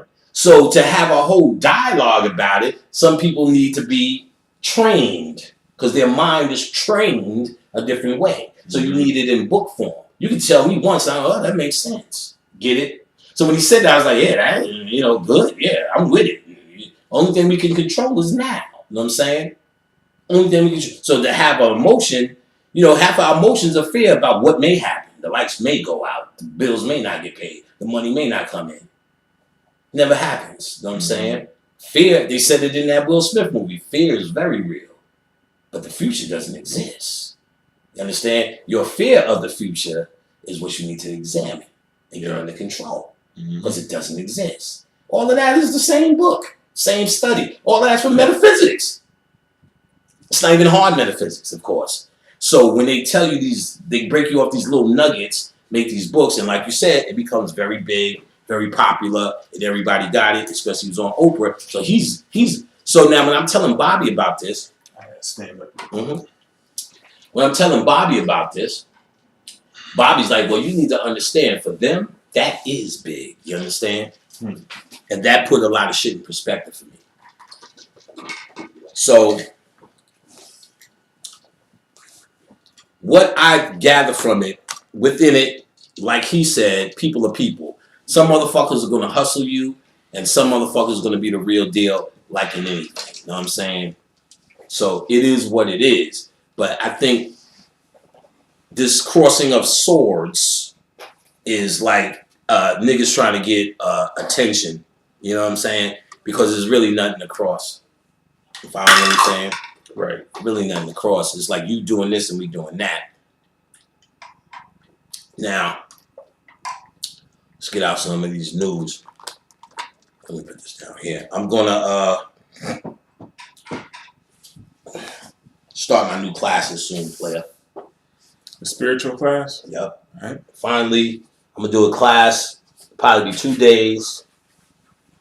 I'll be able to knock them out. There's a new program called Zoom. Courtney put me up on. So unlike Skype, where I could do 25, by the time I do 25 in the class, it's damn near 25 more, if not already 25 more waiting. Zoom, you can knock out 1,000 niggas at once. Oh, nice. It's like a program designed for meetings. Mm-hmm. Satan sent us something. So we're gonna start closing it down. So it'll be 5 hours. So it's 1,000 at a pop. So therefore, anybody I can whop them out. So new classes are begging for it. It's gonna be a direct question. I already started dealing with the curriculum. I'm starting to perfect the curriculum. It's already written out. So it's just a matter when I want to implement it and announce it. So it's done. There's nothing to write. There's nothing to do. It's just ready to do it. And I'm gonna do one of my regular classes that I've been doing, which I still will continue to do on Zoom to get used to it. And then new classes galore. When they do that little rush, I'll be ready for the asses. All right, we covered all of this good shit, but American Gods. One other thing I want to show. I went to Little Rock, Jimi Hendrix. This is the second time today I hit that sign. Jimi Hendrix. Once earlier I kicked it, and now with the books. So, all you Jimi Hendrix niggas, Jimi Hendrix fan, pour him some liquor, do whatever. Jimmy's talking. Let me show you the sign. Shit. I just had on his shirt yesterday. He just had his shirt on yesterday. It's Jimmy season. Mm-hmm. It's this picture. Can you see it? Yep, it's right there. Right there. Mm-hmm. It's Jimmy season, nigga. Yep. This is the picture. This is actually Khadijah's picture. Yep. Yeah, this just wearing the shirt yesterday. Jimmy, baby. Mm-hmm. Oh, yeah, baby. Let's get Jimmy in there, niggas. Yeah, so Jimmy season. You know what I'm saying? Like I said, I keep hitting this shirt, this thing. Fuck around, might be this Louis Armstrong next to it. I was a baby. Now, when I went to Cincinnati, Little Rock. I was too lazy to hold up. We did a Kundalini lecture. Okay. I was too lazy to hold up some books. So, or too lazy to carry these motherfuckers in my bag. This is a book you must have about Kundalini. Looks like this. And this is a famous known book. Kundalini, the arousal of inner energy. This is like for the pretty much the beginner.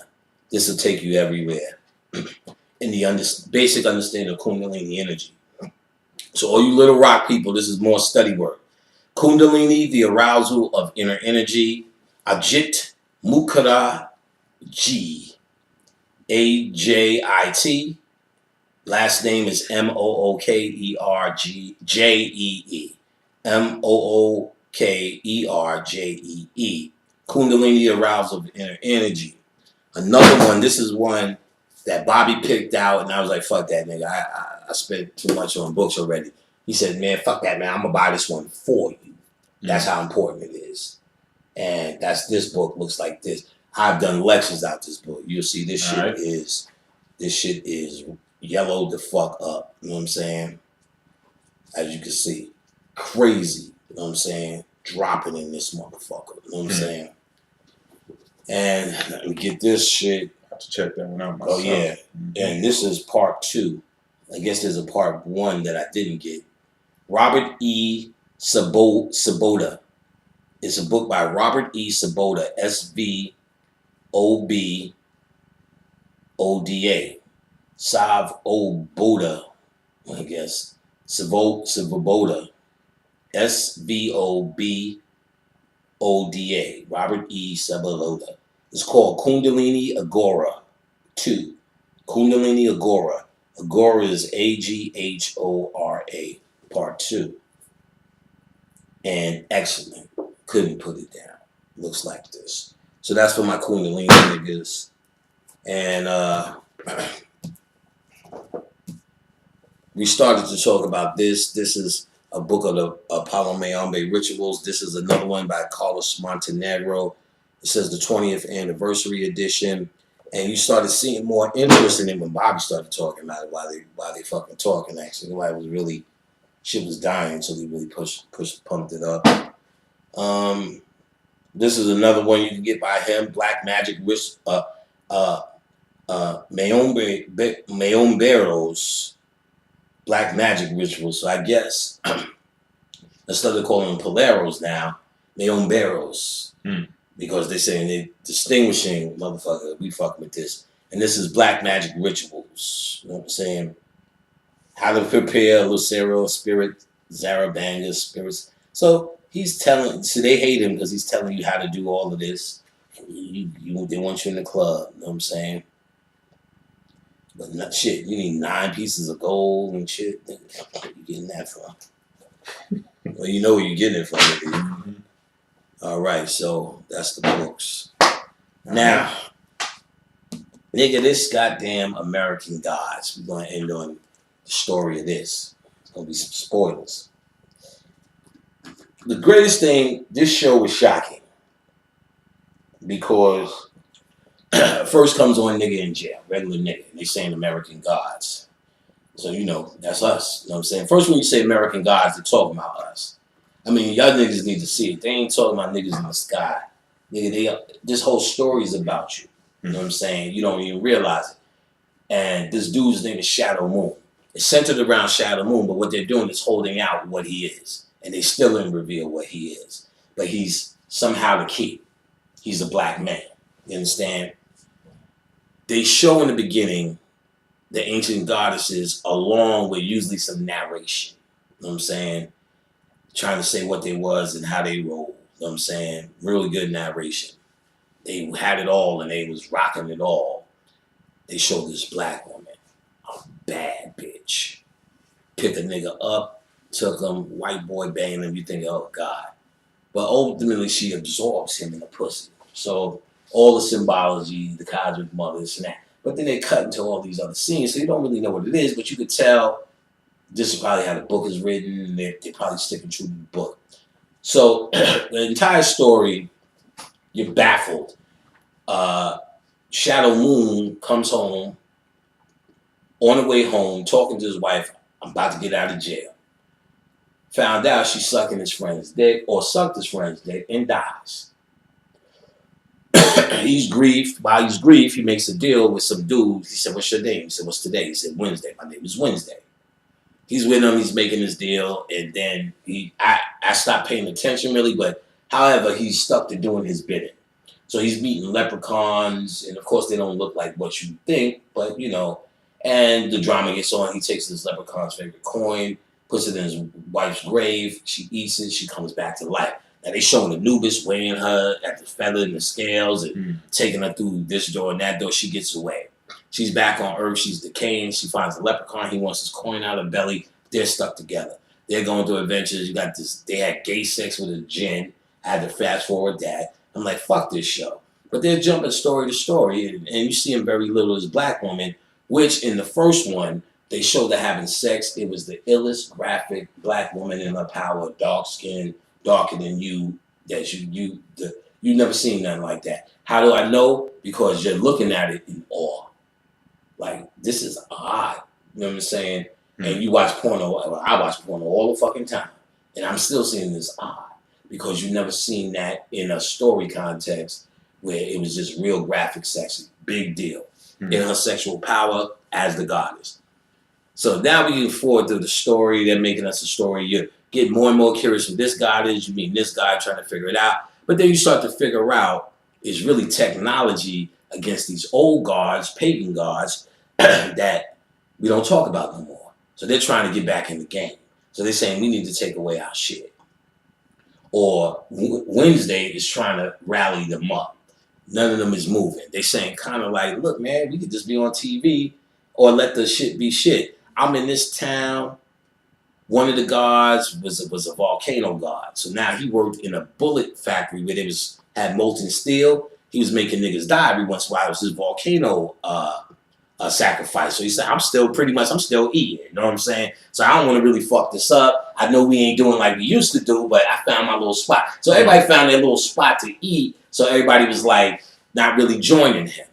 So what he did was he got the volcano god to forge him a blade, killed the volcano god, right? This is all spoilers. So now he's saying, oh, look what they did. We need to set it off. He really set it off. Shadow Moon's with him the whole time. Go, what are you? Who are you? Why are you? Why are you doing that?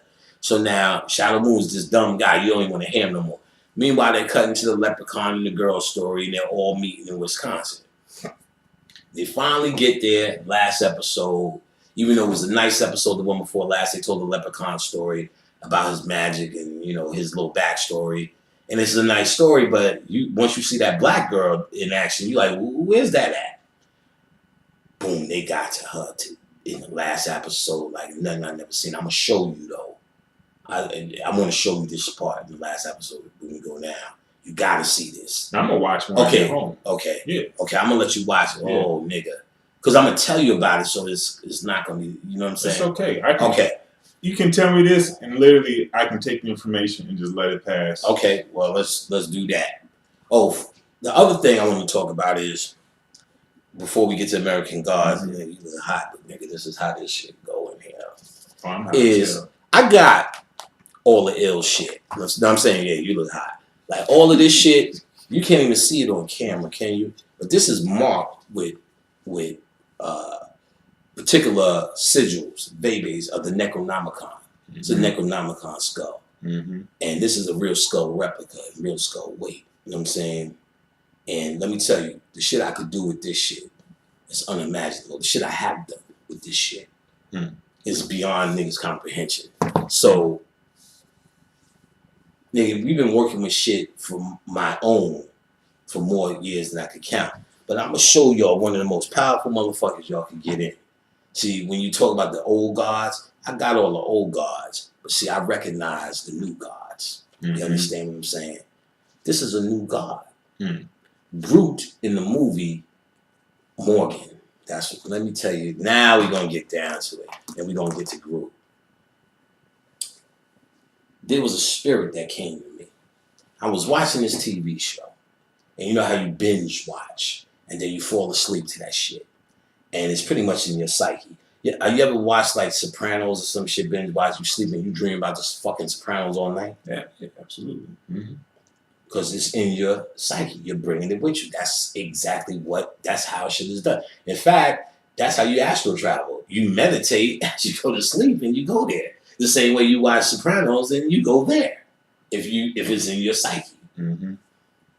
So watching this shit, falling asleep. It's a little comedy show, not even popular. But I thought it was a little funny. I got bored with it. So the spirit started coming to me, named Morgan. I couldn't see it. It was real blurry. But it was right there. You know what I'm saying? It was like it was hanging around in the background. So I'm like, oh, this motherfucker name is Morgan, right? Couldn't get him. So I said, next time I'm going to meditate, see what this Morgan nigga is about. You know what I'm saying? Boom, meditating. Same thing in the barrels. Blurry vision. Morgan.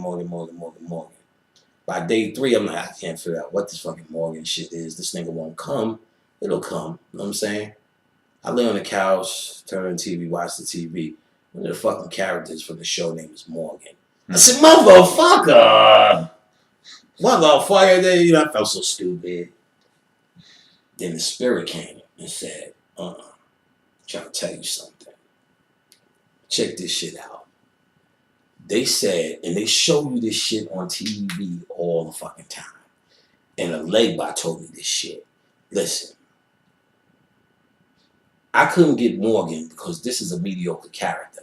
But every single character, from Mickey Mouse, Donald Duck to Olegba, Obama, and every single thing in existence, especially any character created on TV, creates a spirit.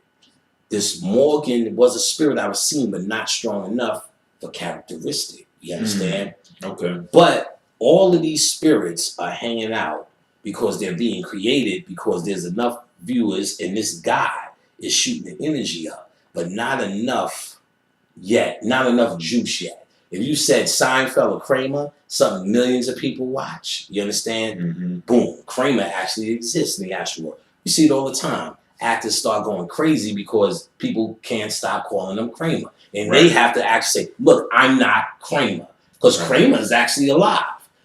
The Mr. from Color Purple used to say, yo, I used to walk up the street, black women smack the shit out of me. Pow! Oh! He said they would start crying and thinking I'm Mr. Danny Glover saying this shit. You understand? So the character is real. We see it all the time. Actors saying people can't tell the difference between me. And they'll talk about the character like another person because they did create an entity. This is how entities are created. I couldn't get Morgan because he wasn't strong enough, so he's coming up in the background. But his energy is open. If it was big enough, let's say like Kramer, who Michael Richards, the owner of Kramer, is trying to get away from. I don't want to be Kramer no more. I need to act someplace else, right? So he pretty much did what? Let the deity free. He doesn't own it. When he's on TV using it, he's Kramer, right? Michael Richards, get into character. What is he doing? Getting into a spirit. Get into character. That's what they say, right? Mm-hmm. So he's getting into a spirit. When he goes, I'm through with this character. I had enough. Kramer's up for grabs. Mm-hmm. Then you could take a leg back and say, that fits like a new suit. Mm-hmm. So for years, that a leg bar can eat off of Kramer now because Michael Richards has given it up. So all the people say, I love Kramer. A leg bar's getting the fucking acclimates. Nice. Did this earlier though. I told you, when I first contacted a leg bar, peer to peer, he said, I'm the crossroads. I said, okay. He said, I'm the cosmic cross of Hendy. Okay, talk that shit. Now what? He said, write the name Jesus. Wrote the name Jesus. Cross out the J. Cross out the A. Cross out the last S. Yeah, he said, what's left? I said, EUS. He said, nigga, I'm Ishu. The whole time. I said, you scoundrel. So basically the Jesus energy at Legba said, that's him. He could put on that new suit. See, remember, everybody thinks Jesus is 1,000 things. So there's more than one Jesus suit, which they showed on American Gods. They said, there's not one Jesus. There's 1,000 Jesus here. He's everybody's idea of what they believe in. Everybody close their eyes, see a different face. He's here. So there's different places where they see him. So that name is everything to every nigga. Jesus, Jesus, Jesus. Oh, Jesus. We Pentecostal. Jesus. Oh, Jesus, Jesus. There's a lot of Jesuses. You understand? So a leg boss said, oh, I'm going to eat this. So when we yelling up Jesus, he can wear that suit because all these type of suits are up for grabs, including Morgan, including all these niggas say, I don't want to be that dude no more. Mm. So if it's up, what's his name's boot, they could wear these suits. So that's why Oshun and them have different names. That's why all of these niggas have different names, different correspondents, because they're not wearing one suit. So even with that understanding, if you get into it and still call them by them one name and own it, they somewhere else. Their energy is everywhere. You got to recognize the characteristics. That's why you got to learn correspondence. That's why I teach in my book how to correspond energies. Yeah. You feeling me? Yeah. It's just too advanced. These niggas thinking. Oh, what the fuck that is? These niggas thinking is so far behind. They're trying to hold on to old shit. They're not realizing what has happened and what has changed. And these old guys, they'll eat off of that old shit that you're doing. Oh, but they somewhere else with you. Nigga, them niggas is talking to me different. Nigga, they changed like you. You think they still wearing Run DMC shit? Right. Why wouldn't they? They you. Mm-hmm. They changed with you. And you tell them, come on, man, I could go 1,000 ways where it just don't add up. You know what I'm saying? Yeah, it makes a lot of sense. So, I do. Yeah. You said these niggas change outfits based upon energy signatures. See, because that dude Morgan, if you watch Park and Recreation, that's where the dude who plays Star-Lord in the white boy, the main white boy, Star-Lord, and in Jurassic Park, he was actually fatter, and he was the goofy Kramer type dude in Parks and Recreation. Really funny. But he lost weight and did those roles and became a serious star. But he was the goof. Morgan's that same goof. I've seen all the shows got these same goofs, and Kramer was that goof. That's a same energy pattern. That's a suit. Jokester and trickster guards could wear that. That's a leg bar's clothes. Oh, nigga. So they may look at, she's doing the leg bar shit. No, a leg bar's doing his shit. Because that's how them gods renew themselves. Because they didn't give a fuck about you and your 12 cups of water and the same fucking tobacco. They want niggas that sit around and go having Kramer marathons, binge watching that shit, getting up in niggas' head. Yo, I'm gonna watch all my Seinfeld. I got all the Seinfelds, player. I'm gonna get down and I'm fuck with Kramer. You know what I'm saying? Those characters was so magnificent in that writing. Because people mistake that, oh, Jerry's the great. I don't give a fuck about no white men in this shit. That writing was magnificent. The show was great. I was a fan of that show in the writing. Larry David and Jerry Seinfeld's writing together was genius. Comic genius. Each character in that show was developed as a separate entity, which is also what I like. You can watch that whole series, binge watch it, and just focus on one character and be totally knocked out, and then watch it all again, not even pay that much attention to this one, pay that, and like all of them for their shit. Perfect combination. You know what I'm saying? So much so Larry David on his show, Curb Your Enthusiasm, got them all together again for a whole season of them doing a fake finale of Seinfeld. Genius. And they addressed all that nigga shit. Genius. Genius. Like, they had the black dude who's on the show knock on his door. He had the Muslims and the white with Kramer said, "Now I already apologize for that." Like they had them, they like addressed it, but they addressed it funny, which took the sting off of it, which was no really sting for me, but sting in the world was genius. When Bobby Seale said Larry Davis is a fucking genius, the way he dealt with that was masterful. They were masterful writers. That's as far as it goes. And those characters, they addressed that they all been trying to get away from those characters. They can't get no other job. Elaine started working, but she was always working. Jerry ain't did shit really, but he don't got to. But the other two guys, George and Kramer, they got to. Kramer, that's why Kramer went crazy. He was on. Did you know he was on stage? They going Kramer. He's trying to do stand up. They try to get out of it. Kramer, and he's like fucking niggas. You know what I'm saying? Which is true. Now, what was fucking even funnier, Jerry, and I talked about this, I think in my book, Jerry's a motherfucking icon in the eyes of white America. So understanding icon status, that puts dirt on it.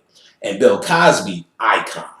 So it's not even him fucking the women. That's why they were able to throw him under the bus. When he started talking about black women in Nikes, black women and how they're the all wrong for all the ills of the world. Tell your sons to pull up your pants, and the fathers need to be home, and all that. When he went in that, he put dirt on his name of an icon, and there's nothing to really come back from that. He went on a rampage of this shit, a tour of this shit. Icon diminished. An icon has to be iconic and go away. You understand what I'm saying? And they have to choose what they do very carefully. Otherwise, it shines on everything they have done. So when he's sitting there going, nigga, Jerry Seinfeld came up on David Letterman. He wants to apologize. He wants to be a teller. Jerry's sitting there. The nigga is giving a heartfelt sorry, and niggas is dying laughing. He looked like Kramer. He couldn't even say sorry. He looked like he about to cry. Looked like Kramer. And I'm sitting there going, yo, Kramer's wild. Jerry said, yo, stop. He's serious. Like, Jerry had to stop, and niggas was like, oh, okay. He's like, yo, I'm sorry. You know, I didn't mean to offend, and I'm not like this. Blah, blah, blah. So, because they understand a concept in iconery. Bill Cosby, even before all the girl shit, he fucked that up. You know what I'm saying? He fucked that up. Now, the point I'm trying to make is these spirits, if they're not using it, is up for grabs. You get what I'm saying? And these niggas are eating off it. That's a way to feed. It's like putting on a outfit, you know what I'm saying, that fits.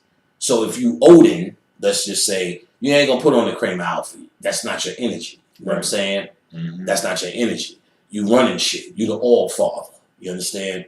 So if something like that comes up for grabs, the great American dad, Bill Cosby shit, he could put on. You understand? He's a war. They Odin, when they got white, they war deities.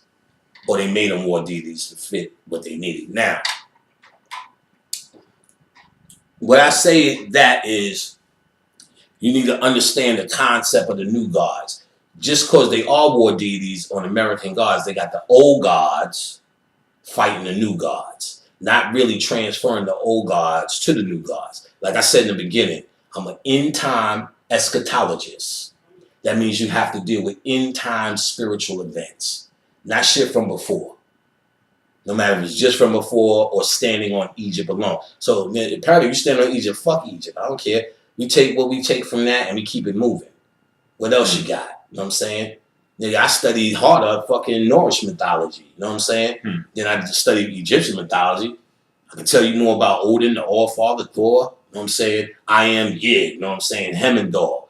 You know what I'm saying? The Bifrost. You know what I'm saying? The Nine Worlds. You know what I'm saying? The Forest Giants. You know what I'm saying? The Dark Elves. Fuck it, I can't remember that snake name that Thor fights. That's wrapped around the tree. We go all day, you know what I'm saying? That's my shit, you know what I'm saying? I went to Epcot Center. So when I got to the Norris shit, I was like, bitches, we back. You know what I'm saying? Give me one of them school buns. You know what I'm saying? That shit was good as a fuck. A bun with some shit and custard in it, and a frothy thing on top. Point I'm making is, I have all the old gods here, you know what I'm saying? I got all this wicked shit all around my house, you know what I'm saying? All this boo shit, you know what I'm saying? But I also got this nigga. This nigga is the more powerful nigga. In the movie, what was Groot? But the protector. He protected all of them. Nigga, this is a spirit now. This is it. This is not only, you don't have to say this is as powerful as what we had before. This shit is popping right now. Groot is the hottest shit. Baby Groot's too. Baby Groot is sick right now in the minds. The power's up and he's a protector if you direct the energy. See, if you know it's a deity, and if you just say, oh, this is Groot and he's cute and look, he knows how to dance, then that's what that'll be for you. But I know what Groot is as a spirit. And I can call on this energy for real. It exists. He's in here. Remember when that's I was right, like, you found him in, because he's a tree deity. What's his name? I got it written down. Oh yeah. Once you get that name. And we found that he exists. Yep. So all it is that deity is gonna wear this suit. You understand? And that's right. When we documented that in class. And when you found it, we was like, oh yeah, now we know what to call him, how to get him. This is nothing but they call him the tree man too. This is Pan. You understand what I'm saying? Yeah. This is all panic shit. I think it's a Grand Boy. Grand Boy. Grand Granbois. Bois, Boyce. Mm-hmm. Grand Boyce. Grand Boy. Grand Boyce. Yeah. Was that it? That was it. I thought that was it. Yeah. That was it. Mm-hmm. Grand Boyce. Spell it again? Well, you can find them in there. I'll pull them up. See what's up. And you can read through him. Read! Do that Hebrew shit. Read! H-I. So I get more out of this thing now in terms of, let me not say more. Yeah, this him. Okay, gotta read it. Read! So also known as Grand Bois. Mm-hmm. Grand Bois is the father of the forest, a divine healer who presides over botanical secrets and the sacred power of the forest. He is a primordial and exceptionally powerful Loa. He may be Loa. Mm. He may be this is voodoo. Mm-hmm. This is voodoo. Well, did it say where he's from? Is it African? It usually says it right underneath. Loa. Loa. Then no, that's the voodoo. He's a Loa deity. Like the Ifa, the Orishas are the Orishas. That's what the Orishas are called. And the Loa are the voodoo, which is a collaboration of a few cultures. Okay. He may be of here it said next sentence. He may be of Congolese origin, so Congo. Although some believe him to have originally been a Taino spirit incorporated into the voodoo pantheon. Grand Boyce is considered to be head of voodoo's Congo and Petro pantheons and is the patron of initiation. He forms a trinity of master magicians with Baron Samadi. Well, let me see. There's a few other barons. Yeah, make sure which one it is. Oh yes, Cimetiere. Right, Cimetiere. Mm-hmm. And Matri Carefor. Matri Carefor. Right. Grand Boyce is the tree of life connecting the celestial realms with those of the living and the dead. He rules the forest, but also Guinan, the mystical undersea island, home of ancestors, and Lawa, the voodoo realm of the dead. Essentially, Grand Boyce knows all secrets of life and death. See, that sounds like the same tree in Norse mythology. They tell you how it reaches all through the 9 worlds and knows all the secrets, and it's the center tree around all these worlds. And listen to how manifestation. He is traditionally considered mute, as he is so primordial that he is pre-speech. Let me tell you, and right, I am Groot. He's mute. He's not talking. He's just really just saying, "I am Groot," and they have to have him say something. Right. Otherwise, he's really just a mute. That's him. Keep going. I want to see. Because hold on. I'm gonna see if he's in another book too, which is right here. Okay. Keep reading to the camera. They still there. All right. Well, let me read this part too. Grand Boyce is usually envisioned as a kind of tree man with roots for feet. Right. And then that's the other guy that I pulled up was they said also Damballa and Faunus, because Faunus was another one that I kind of saw as him. Well, Faunus is just Pan, and that's pretty much. I'll show you Faunus. Hold on, and I'll show you the book I'm talking about. All right, so I'll keep reading, and this is where he's the protector. He protects all forest animals, but his own special sacred creatures include monkeys and red snakes, or tree dwellers. His colors are brown, red, and green. His tree is the mapu. Altar, if possible, hang offerings from a tree branch or lay them on the foot of the tree. Sacred sites, the forest in general, in Brooklyn, New York, home to a substantial Haitian community. Prospect Park has emerged as the sacred domain of Grand Boyce. Damn, Prospect Park. I rode my bike in there 1,000 times.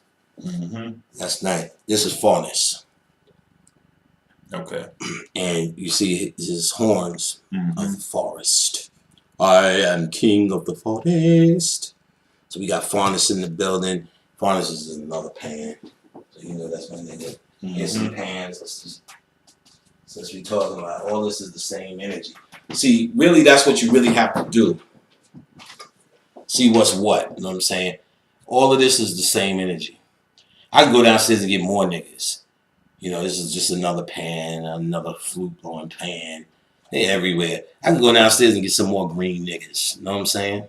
The green man and all of that shit. Man, they all in here. You know what I'm saying? I'm more tree niggas. So we recognize the connection between all of these, and the new gods are really just the old gods, and you can get more because they're more they love to transform. They love to show up new. You know what I'm saying? They love to be, oh, that was him the whole time. They love that shit. That's what this whole American gods are about. This nigga's I'm Wednesday. And you were waiting the whole time to find out who this motherfucker was, which he did reveal. Nice. But what was crazy was, in the very beginning, they showed this shit. You know what I'm saying? Let's see if you can find him in here. This book is called Voodoo Visions by Sally Ann Glassman, Voodoo Visions. This has every voodoo deity. She has all their story, and she has what she calls her own perspective on it, which she calls the vision, how she sees it. So she has all the shit, and there are Veves in there. See if you can find it in these guys. Let's see if there's more on him since he's a voodoo spirit. You will be faster than me. My eyes are done. I've read everything I can. Still got so much more to read, and I need these motherfuckers.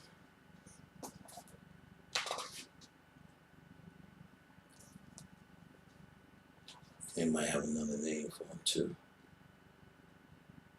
But yeah, we use these motherfuckers. Yeah, she don't have them alphabetized, so it's just kind of. Oh, well, look in the back in the index. Let me see. I'll do it if you want. I'm usually quick unless you want to go through it. She has them alphabetized back there. Okay.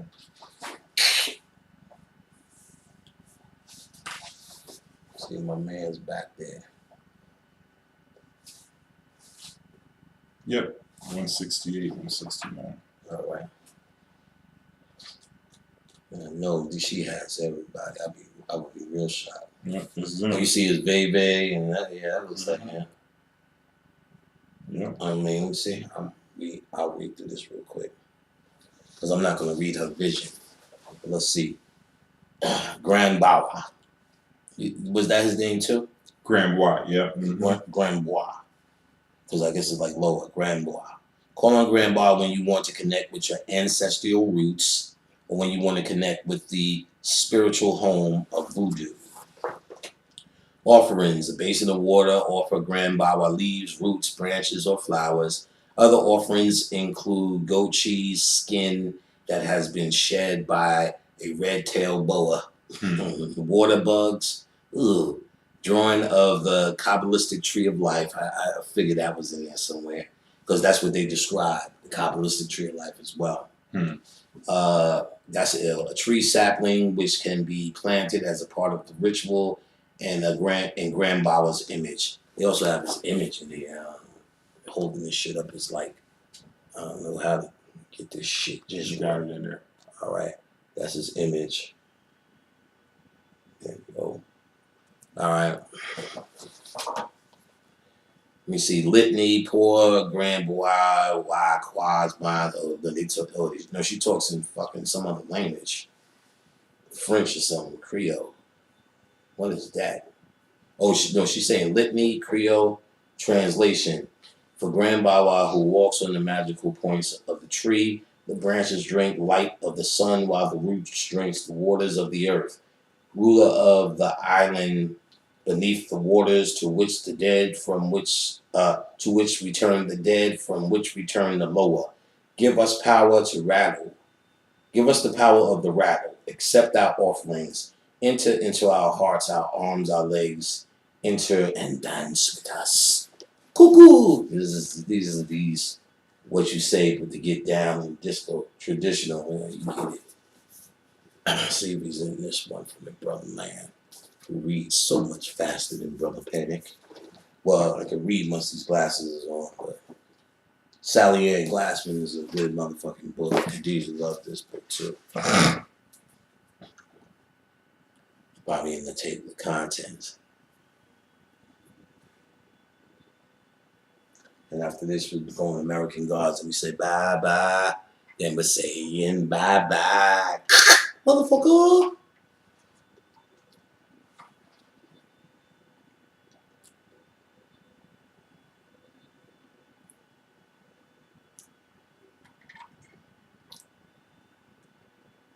She has a list, or he, Right, he may not have all the low end there. That's Milo Regard, Secrets of Voodoo.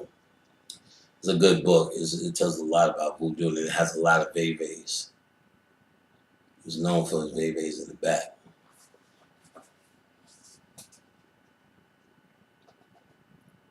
Yeah, don't worry about it. We got the idea. Know what we need to say now? It's Groot. I am Groot. Alright, so let's get this on. Ready?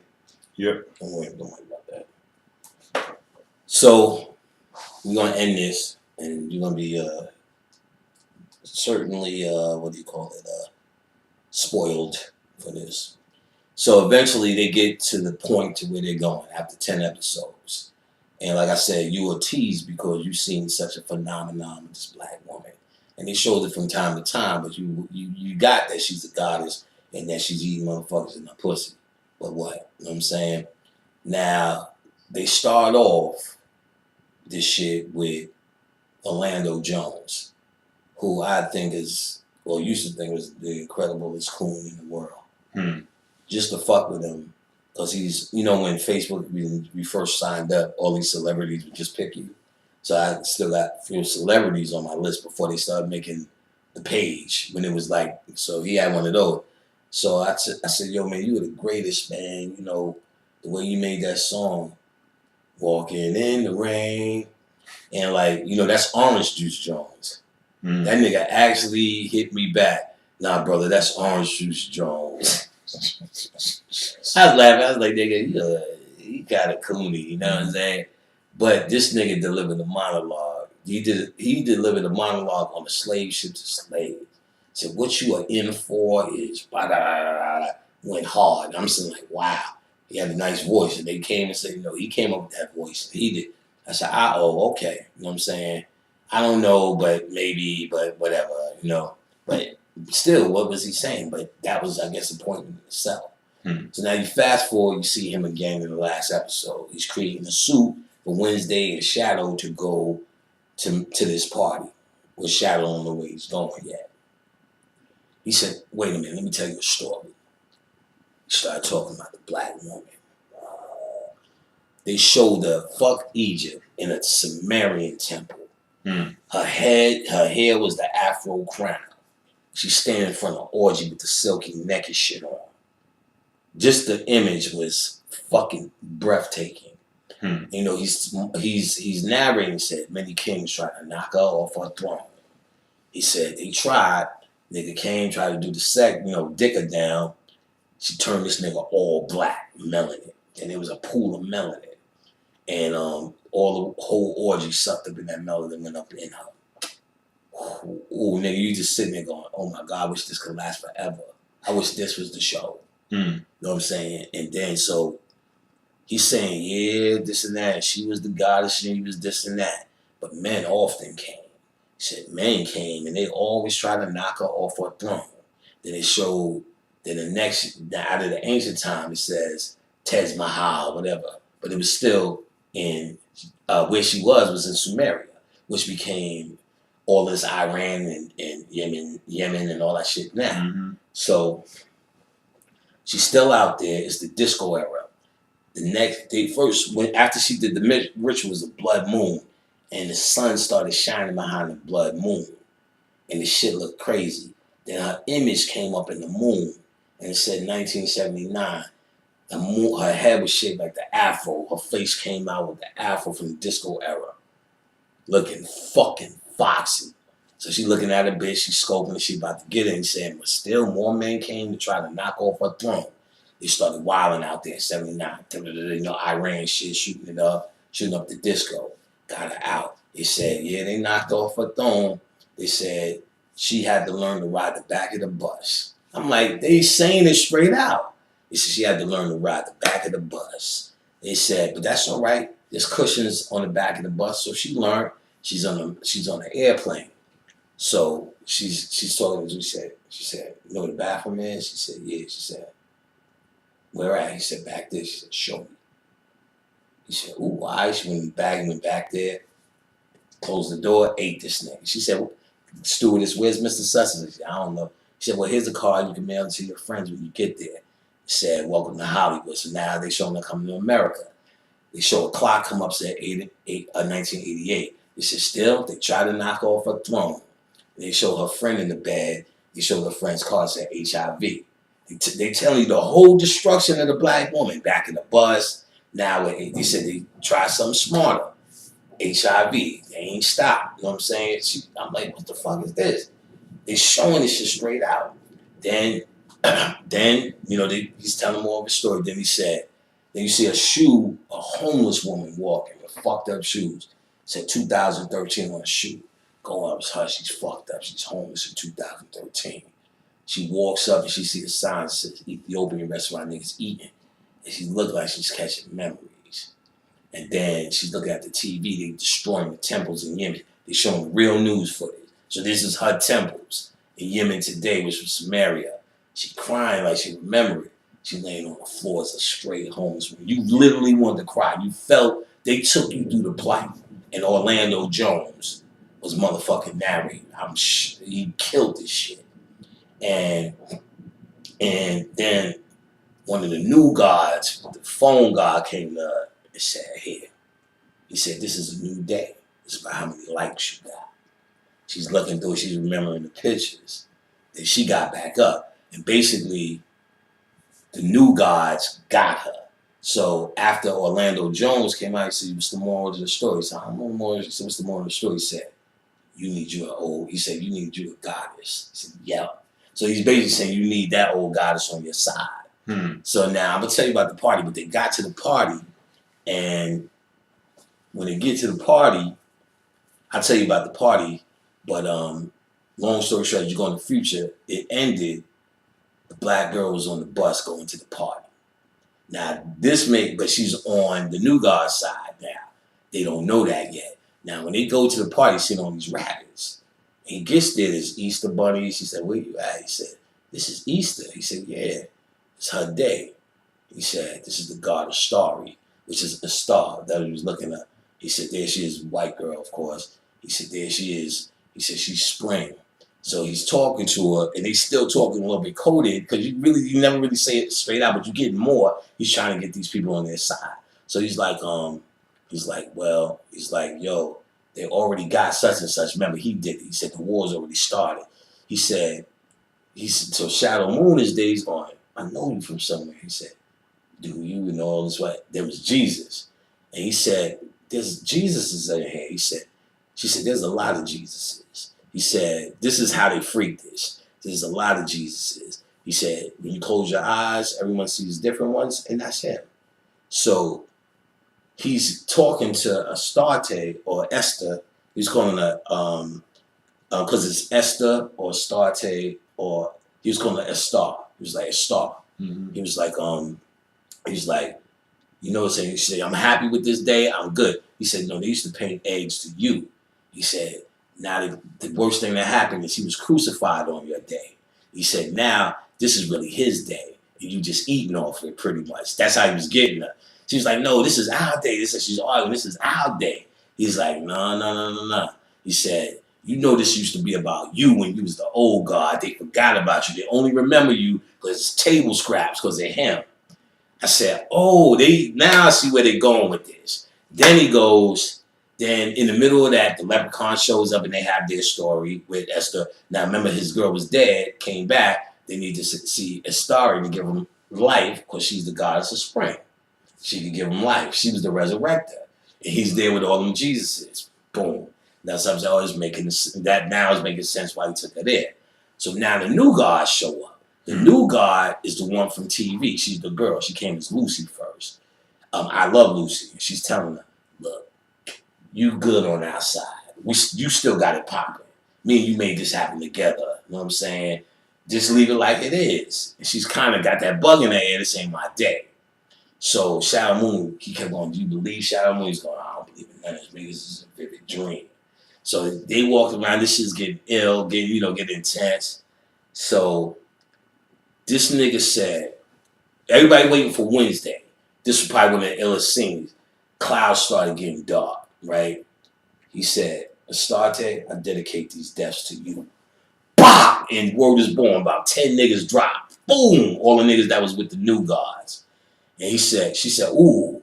He said, Shadow Moon, you wanna know who I am? This nigga named all the names for Odom. I am the such and such. I'm the da-da-da-da-da. I'm the da-da-da-da. You seen his image in the clouds, and you see motherfucking lightning. He said, I'm Odin.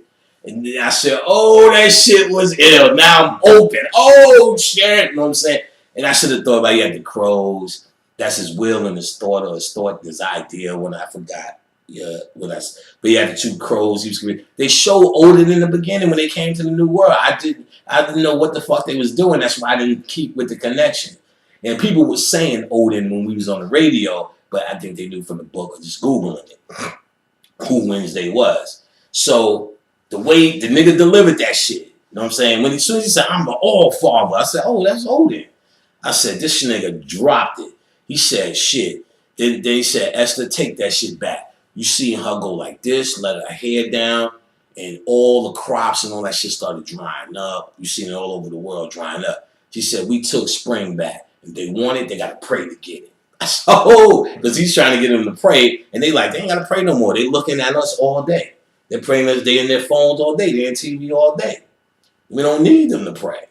So he's like, no, if they want spring back, they're going to have to pray. So he got the gods of spring on his side. Then he said, Shadow Moon, look. Then his wife came out on the ledge. He's like, oh, shit. So then stop with them. Then you see the black guards on the Greyhound bus saying, you know where the bathroom's at to a nigga? And it said next, and then you see the sign of Wisconsin. So she's going there, but she's with the new guards, and then it ended. So we got to give it up to Ray, you know what I'm saying? The All-Father, too. The All-Father's with us. You know what I'm saying? He was there the whole time. It was him the whole time sitting down there. So I think you're done, player. All right. You done gave him everything. And damn near 4 hours and a half is damn near 5 hours. I feel like sitting here for 45 more minutes for fucking 5 hours, nigga. Get something to eat. I think we good, money. Yeah, that's what's up. We went through a lot. Yeah, and we talked a lot about mentality in this. You know what I'm saying? Because that's what I'm concerned with. Let's not us get confused. Do what you do. This really doesn't cost what you do. And you can say what you say, but it doesn't change you pour syrup on shit, it's not pancakes. You know what I'm saying? You are what you are, it is what it is. You know. You're more than welcome to eat a black rooster. If that's how you want to get down. I'm only joking. Like, do what you do. I think, like I said, I know it works. It's not a belief system. It works, but it's just your, how you feel. Exactly. Apply it the way it's best for you. Do what you do. Hotep, beloveds. occultlectures.com. Go there and get your little herb pack, niggas. Oh, my new book. 7 Laws of Dark Power. Oh, buddy. Peace, niggas.